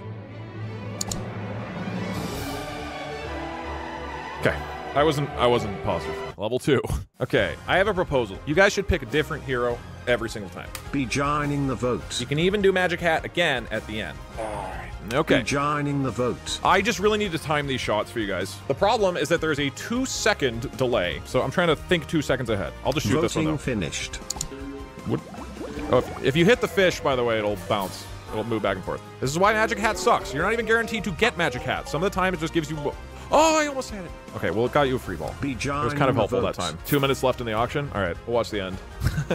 At 10:59, 1 minute before the bid, Ludwig drops $18,500. My God. They really want to go to the Monterey Bay Aquarium. Jesus, 19,000. Joey threw another one. It's going to be whoever can get the last bid in, I think. This is an obscene quantity of... Ludwig back with 19. He's trying to time it. We're at first! We're at first! Ludwig drops 19. Yes! He got it with like 3 seconds! Good games, Joey. Absolutely fucking phenomenal playing with you today. Holy shit! Yes! What a steal! There's more people watching his stream than mine. God damn it. That feels great. Joey, what a game. What a game. Push me to my damn limits. Tim, what are you linking me? What? Ticket... No, but like it's private. It's a private tour. You don't understand. They have different Sea Otters in the back that are cool, or that they Doug. What Doug? What did I just buy, Doug? Yeah. Doug? Right? They got really, it's like, bro, exclusive. You wouldn't. They got a kitchen. It's gonna be so sick, man. Hell yeah. Hell yeah, see, Doug just typed in chat. It's really exclusive. They got a kitchen for you to look at. In the they make the food for the otters in the kitchen. Okay, let me call Aiden just to tell him how much I spent. So, he's not mad, is he? Oh, tell me that you're not bidding more. Actually, no, I came to tell you I'm not bidding anymore. I'm done. Wow, you're done? Because you got it? Yep, I won the auction. He won! For how much? Like, how much did you, like 14K? Like the first number we said? First off, I feel like you have to understand it's a very exclusive tour. Very exclusive. There's a kitchen. Quote unquote, really exclusive, and they have a private kitchen you can look at in the back. There's a kitchen. Private kitchen you can look at? Kitchen Aiden. Yeah, you don't get to go in the kitchen. Yeah, and maybe there are secret animals back there, but I haven't 100% confirmed that yet. Can you eat there's secret animals in the kitchen? No, absolutely. You can't eat the secret animals in the aquarium. I didn't say you can. Can't eat the secret animal, you sicko? They were saying kitchen. They were saying you said kitchen. It's a kitchen for the animals. You cook for the animal. I could. You don't make cook them for no. You just look at ragu of sorts. Okay. You're making a meal for them. They're not gonna let you do that. Say the number again. $9,500. $9,500. You're mumbling. You're mumbling. I'm not mumbling. It's my connection. It was $19,500. Okay, that's under the cap. I told it's you. Under the cap, so it's fine. Hey, DugDug literally just messaged and said it was a steal. Like no one's ever got it this cheap ever. It's the first time they sold it. Technically cost me $100 yeah, but grand. no one's ever bought it this cheap before. It's also the most. I didn't get it. Anyone's ever paid for it. It's also the most. Oh, such a glass half empty guy. Like seriously. Have you seen Finding Dory? They were there, so it's famous. It's on TV. How many people do you get to bring with you? Do you get to? That's the best part. I can bring so many people. One. You can bring one person with you? Well, yeah, but if I need to bring more people, I can get them regular tickets. They're only $65. You have to pay more money. Yeah, well, they can't go on the tour, but they could go to the aquarium. I get to pay an extra. Unless they're 13 to 17, in which case it's 50. So. Does this count as a charitable donation at least? Is this a write-off? It does. Probably. Yes, it is a charity. Yeah, I don't know. Bring Joey.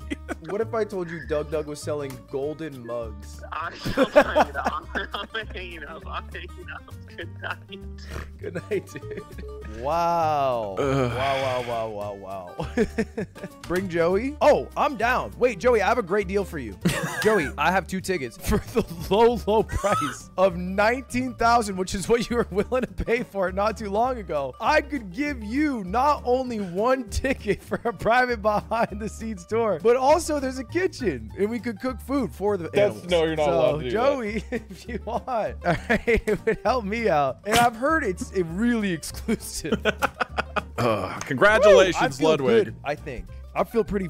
I feel kind of good. I think. Right. Congratulations, now. This is a Ludwig. good day. Hey, this is a good day. Joey. Hell yeah. You might not have won the tour, Joey, but you did get Ludwig to spend about $16,000 more than he intended, and that'll actually be great. This is actually cool that he's gonna go. I think he'll enjoy it a lot. Jokes aside, that's crazy amount of support, and you know I appreciate what Ludwig does a lot for the content creator community, and he gives a lot of money, and obviously he's playing it up a little bit. Like he did just voluntarily give $20,000 to support the Monterey Bay Aquarium, and I think he's gonna like it a lot, which is sick, because then we'll have another Monterey Bay Aquarium fan. This is like a great way to sneakily get Ludwig and maybe Cutie and others to check out the aquarium. Fair play all. I'll get there next year. Joey, thank you so much. That is super, super generous. The auctions have ended, and you can see we're at $591,000. Holy. So the auctions made $44,000. Oh my God. So congratulations to the winners of all the auction items. Monterey Bay Aquarium gift bag with the Selka paw print for $3,000 by Anonymous. The Ivy paw print, tiniest shark, congratulations. Gamerfish bathwater went for $1,500. Vesper winning one of the mug mugs for $3,000. I really hope that this is cool. I love the mug mugs, and the idea of having like ultra exclusive ones I think is really cool. So hope you guys enjoy. The golden painted Moss mug, congrats. Pungent, and then the 5th Stumpy. Damn, mug mugs popped off. It turns liquid to gold. Fizz, congrats on getting the custom voice line from Stanley. Evie winning the guitar for $2,000. Hope you enjoyed. Yep, lifetime total keeps getting higher. We didn't even need Ludwig's $19,000. The other items got to $26,000. That's crazy. Thank you again to the Monterey Bay Aquarium for submitting various items. Thanks to Davey for putting up items. Thanks to Point Crow for giving me a bunch of his dirty water. I asked for that, by the way. It's not like I was like, hey, can you give me something high quality? And he was like, I'll give you water. No, I like specifically requested that. I thought it'd be fun. Okay. We are at $596,000. At this point, there's no more things being dropped. By the time we finish Peggle, if we get $3,084 more, we will have broken $600,000, which is insane. I think the 19.5k from Ludwig hasn't been paid yet, just pledged, so it's not shown in the count yet. Wait, I'm pretty sure it just went in. I was waiting for us to get the last, like, $300, and then it jumped up. Ludwig paid, which means in total, we've raised $618,000 this year. Well over $1 million over the 6 years of Rosa birthday streams. Absolutely insane. Just completely ridiculous on every level. I'm gonna say it, we're a big fan of Rosa, the otter. While the final donations trickle in, let's crush some Peggle, and we'll close it out and celebrate the final total. Chat. Be joining the vote. What is your shot? That's a good shot. That's a great shot. So again, generally want to go top down. Promised you wouldn't influence. You're right, I'm influencing. That's going to bounce to the right, so... Voting finished. That's when I would... not timing the 2-second delay well. This looks good. I feel like this is a salvageable setup on the board. A lot of people want to go for 69. It's actually a reasonable strategy here just to shoot it down in there. You got Magic Hat. Okay, it actually kind of helped there. That should do well. Oh, crap. That was kind of on me. You still have 4 balls. This is good. As long as you guys take clean shots, you got this. That'll glance off of the other one. Yes! I got it in. Yes! That was a good shot. I timed that so badly. I'm sorry. 10-10 might actually clutch this. Good luck. Thanks, Doug. Thank you. Thank you for acknowledging my timing. I timed that perfectly. However, I did think it was going to bounce somewhere else, so that was not what I planned, actually. Right now, though, you guys have absolutely clutched. Finished. Level number 2. Okay, 2 out of 5. Level 3. This one's a little tough because of timing. One more chance. Be joining the vote. Maybe just on this level, you pick the owl. 40-70, crazy power. It's like an aimbot. I'm not going to look. I'm not going to influence the vote here. 3, 2, 1. Okay, we've got a good shot. Now we're gonna lose. Just hear me out. Do owl for the next 2, okay? Be joining the vote. 10-10 to open it. Finished. Pretty good shot. Hopefully it gets out of the corner. Beautiful. Double Zen. That's actually kind of iffy. You want Zen at the end, generally. It's still good at the beginning. So, wherever you aim, the owl is going to make your shot even better. Generally, you want to aim it kind of in the middle of something, or do whatever you want. Voting finished. So now it can slightly adjust and get a sick shot like that, which is absolutely dope. You have another one. Magic Hat would have been better. Did you see that shot? I don't know if you were watching because you were typing in about Magic Hat, but if you had been looking at the screen, you would have noticed how insane that shot was. We were already going to shoot that shot. Wow, so bad. Ooh, that was rough. Still got 7 balls. There's only 7 pegs left. If you hit a peg per shot, we're good. And then pop it like this. Goes to the left. Well, that wasn't my fault. It bounced a lot. But you got 2. 4 shots, 2 more balls. Let me time this. Maybe like there. Oh my god, I did that wrong! Never mind, we're good. Sorry, I freaked out. I almost threw that. I forgot that ones are floating in from the top. I will time this. I will make sure to dodge the one that's coming. And I go now. Voting finished. Oh, you sniped it! Wow! I thought you were gonna have to hit out the blue. Okay, that's 3 out of 5. Okay, round 4 with owl. Probably you want to shoot it kind of into the middle. Actually, there's a bunch of options. Oh, yeah, that's kind of a letdown, actually. That's going to bounce off the top. It's going to go left. I'm going to shoot it now, so that if the ball bounces down on the left side right now, it has time to go. Oh, okay. But I had the right idea. You are going for the green. They're good early on. I don't think you want them, like, right away, but they're good in the mid game and the late game. That was a great shot, by the way. I'm going to be honest. You guys have made some sick shots that I wasn't expecting to be as good as they are. Sending 50. Okay, that doesn't seem that good. Okay, that was kind of cool. Okay, that was sick as hell. Doesn't that give you so much dopamine in your brain? Doesn't Peggle just make things light up? You're just like, ooh, poggies. All right. Voting finished. See where this goes. Okay. Ooh, clearing out ones on the right. That's real. Oh my god, that's a shot. Cleared out the whole left side. I'll do my best to time it. I think now. Yes. Great teamwork. Doug is great at timing. One guy said it. That means everybody's thinking it. Okay, timing, I would go now. It's gonna bounce left off the wall and into the bucket. Or go to the right. Okay, I've kind of thrown some of these. I'm gonna be honest with you guys. It's a little scary. Okay, leave it up to me, chat. You wanna shoot here. That means I need to just bounce and get it into the ball bucket. Okay, 1. Why did it go up so high? Why did it go up so high? That's fine. It's just all up on you guys. I have definitely thrown quite a few of these. Beautiful. So you got a free ball from points there. 2 balls. Oh, God. Oh, there's too many balls in the way here. This is bad. This is really bad. 1, 2. I need to time this. Otherwise, we're throwing. Voting finished. I can do this. I can do this for chat. I didn't do it for chat. Okay, is there any way to make this shot? I mean, if you're really good at Peggle bounces, you can do this, but I don't know. Be joining the vote. Voting finished. Be joining the vote. I mean, technically, if you reset, that's not a loss. We can keep the chain going. Voting finished. So the level we were playing is right there. Okay, so technically we haven't lost the level. We've won 3 in a row. Voting finished. Right, and now you're going for Magic Hat, of course. You know what? I deserve that. Let's go. Why are you shooting 50-50 again? This was a terrible shot. We learned this last time. We did it. Whatever. But it's a Magic Hat 50-50. That's true. It is midnight. If anybody's feeling sleepy right now, just get a quick little burst of energy.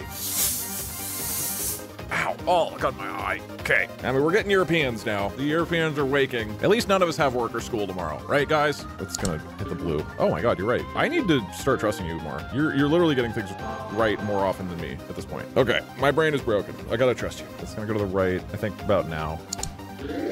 God, that's such a sick shot. Happy birthday, Rosa. Good point, Quick Sparse. It is now officially Rosa's birthday. I moved it up by 1 day this year. Technically, it wasn't on her birthday, and now technically, it was on her birthday. This might just fly out of the donut, but I'll time this perfectly. Check this out. I go now. Oh, never mind. You got it. You got the donut. Great shot. And a free ball off of points. Oh my God, we're nuts. The finish line. I can see it. I just need to time it well. Right then. Check this out. Perfect. Okay, whatever. Now it's open. Right? It should bounce up and now bounce. You got magic hat. Great job. Okay, I would suggest that you bounce along the left side because the magic hat will almost guarantee clear this, I would guess. That would be, no, but I don't know if that would do. I don't know. We're playing, not you. Be joining the vote. You know what? You are right. I will trust the chat. Why would you go 10-10? That is a bad idea. I will trust you. Voting finished. Oh my God, that was an amazing shot. I need to trust the chat. I don't understand how this keeps working. Oh, I didn't realize it was... I'm amazing. Exactly what I planned. Beautiful. You guys are absolutely insane right now. You literally are seeing the Matrix in a way that I can't, and we've got 1 level left. The final Claude level of Peggle Deluxe. Through sheer formality, be joining the vote. Please pick your hero. Good luck, chat. What is your opening move? There's nothing I can really do to time this. There's too many pegs. And you get magic hat. Great. Okay, that was actually kind of sick. Okay, magic hat is fucking right now. And you got multi-ball, which both have magic hats. You got double magic hat. That's so rare. Be joining This is so stupid. Somehow you guys are playing the best ever. See what happens when you let us cook. I keep thinking it's gonna be for the content, and then it just turns into a sick-ass play every time. Let's go, chat. It is midnight. It's been 11 hours. 21 hours of streaming total over the past 2 days. We've raised $621,000. Let's close it out with a Peggle. Clutch. That's gonna bounce up off the right. It's gonna go to the right. Voting finished. It's gonna go to the right. It's gonna go to the left. That one was on me. That'll bounce left for sure. I can time this. I can time this for you guys. Leave it up to me, chat. It went to the right. Leave it up to me, chat. We still have 4 balls. Guys, don't freak out. We can do this. Let's not point fingers at who may or may not be throwing here. If we put our heads down and try our hardest, we can do this, guys. It went to the left. Okay, run for the hills. Let's get the hell out of here. All right, you of your own accord reset. I couldn't have possibly stopped you. Here we go. Going 50-50 right down the middle. Actually kind of works. Got into the fisheye. Free ball. Beautifully timed by me. Thank you, me. Doug, please, my dog and I both want to go to sleep. Stop throwing. I can almost guarantee I want to go to sleep more than you. Okay, that seems like a good shot. Oh, drop. Beautiful. Drop in the bucket. I'm going to do it right now. It's going to shoot off that. It's going to bounce to the left. And then it falls perfectly into the bucket, except there was a blue one in the way. It still goes in. Teamwork. We're going to bed, chat. Now we just take out the middle. This is for sure. We have 8 balls. Be joining the vote. We can all go to bed. Voting finished. I didn't even look at the ball bucket. That's how confident I am. We're locked the fuck in. Let's go. We're still wanting to send 50-50. Honestly, it could work. We're too locked in. We missed every single orange, but we're too locked in as a team. We can't miss the ball bucket. We are so goddamn clutch. Oh, oops, I pressed the wrong button. We're fine. This is fine. That was somebody else. People are dead set on, I don't think 69-69 is gonna work. It's gonna miss. I'm gonna time this. We're locked in. I'm gonna save it. Don't worry.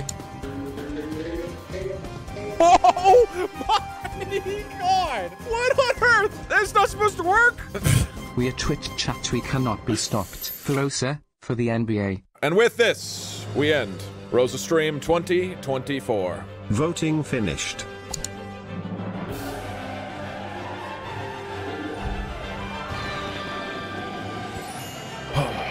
Okay, if you have $1 sitting around, now's your last chance. We gotta call it. 3 more minutes. At 12:30, that's the total. We are calling it. We have raised so much money this year. Thank you to everybody. You know what? We'll throw Long Live the Queen up there again. Long live the Queen. We are at $623,000. The best peggle of our entire fucking lives. Love you all. Go to bed. Yeah, time to go to bed. Thank you all so much from the Monterey Bay Aquarium staff. It's humbling, and Possum and Rosa swimming around in sea otter heaven with a million shrimps shining down upon all of you. The Monterey staff is really genuinely appreciative of this stuff, you guys. All right, let's call it. It's 12:30. In 5, 4, 3, 2, 1.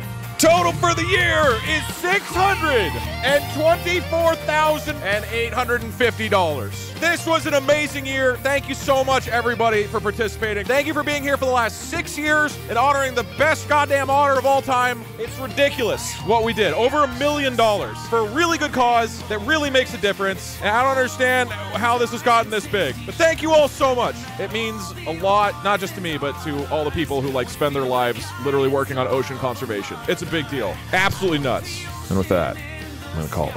Thank you, everybody, for being here. It was very, very meaningful. Actual legitimate final total, I feel bad like cutting it off, is, it's still going up. Hold on. Pineapple got the last one, I think. Ladies and gentlemen, on year 6, the final amount is $625,000. Okay, I'm gonna go clean off all the fog juice that's all over my sweaty otter costume. It's gonna be wild. Thanks everybody for an amazing year. I appreciate all y'all very much. Thanks for being incredibly generous. Okay, and with that, we'll call it for the night. Thank you so much, everybody! Happy birthday, Rosa.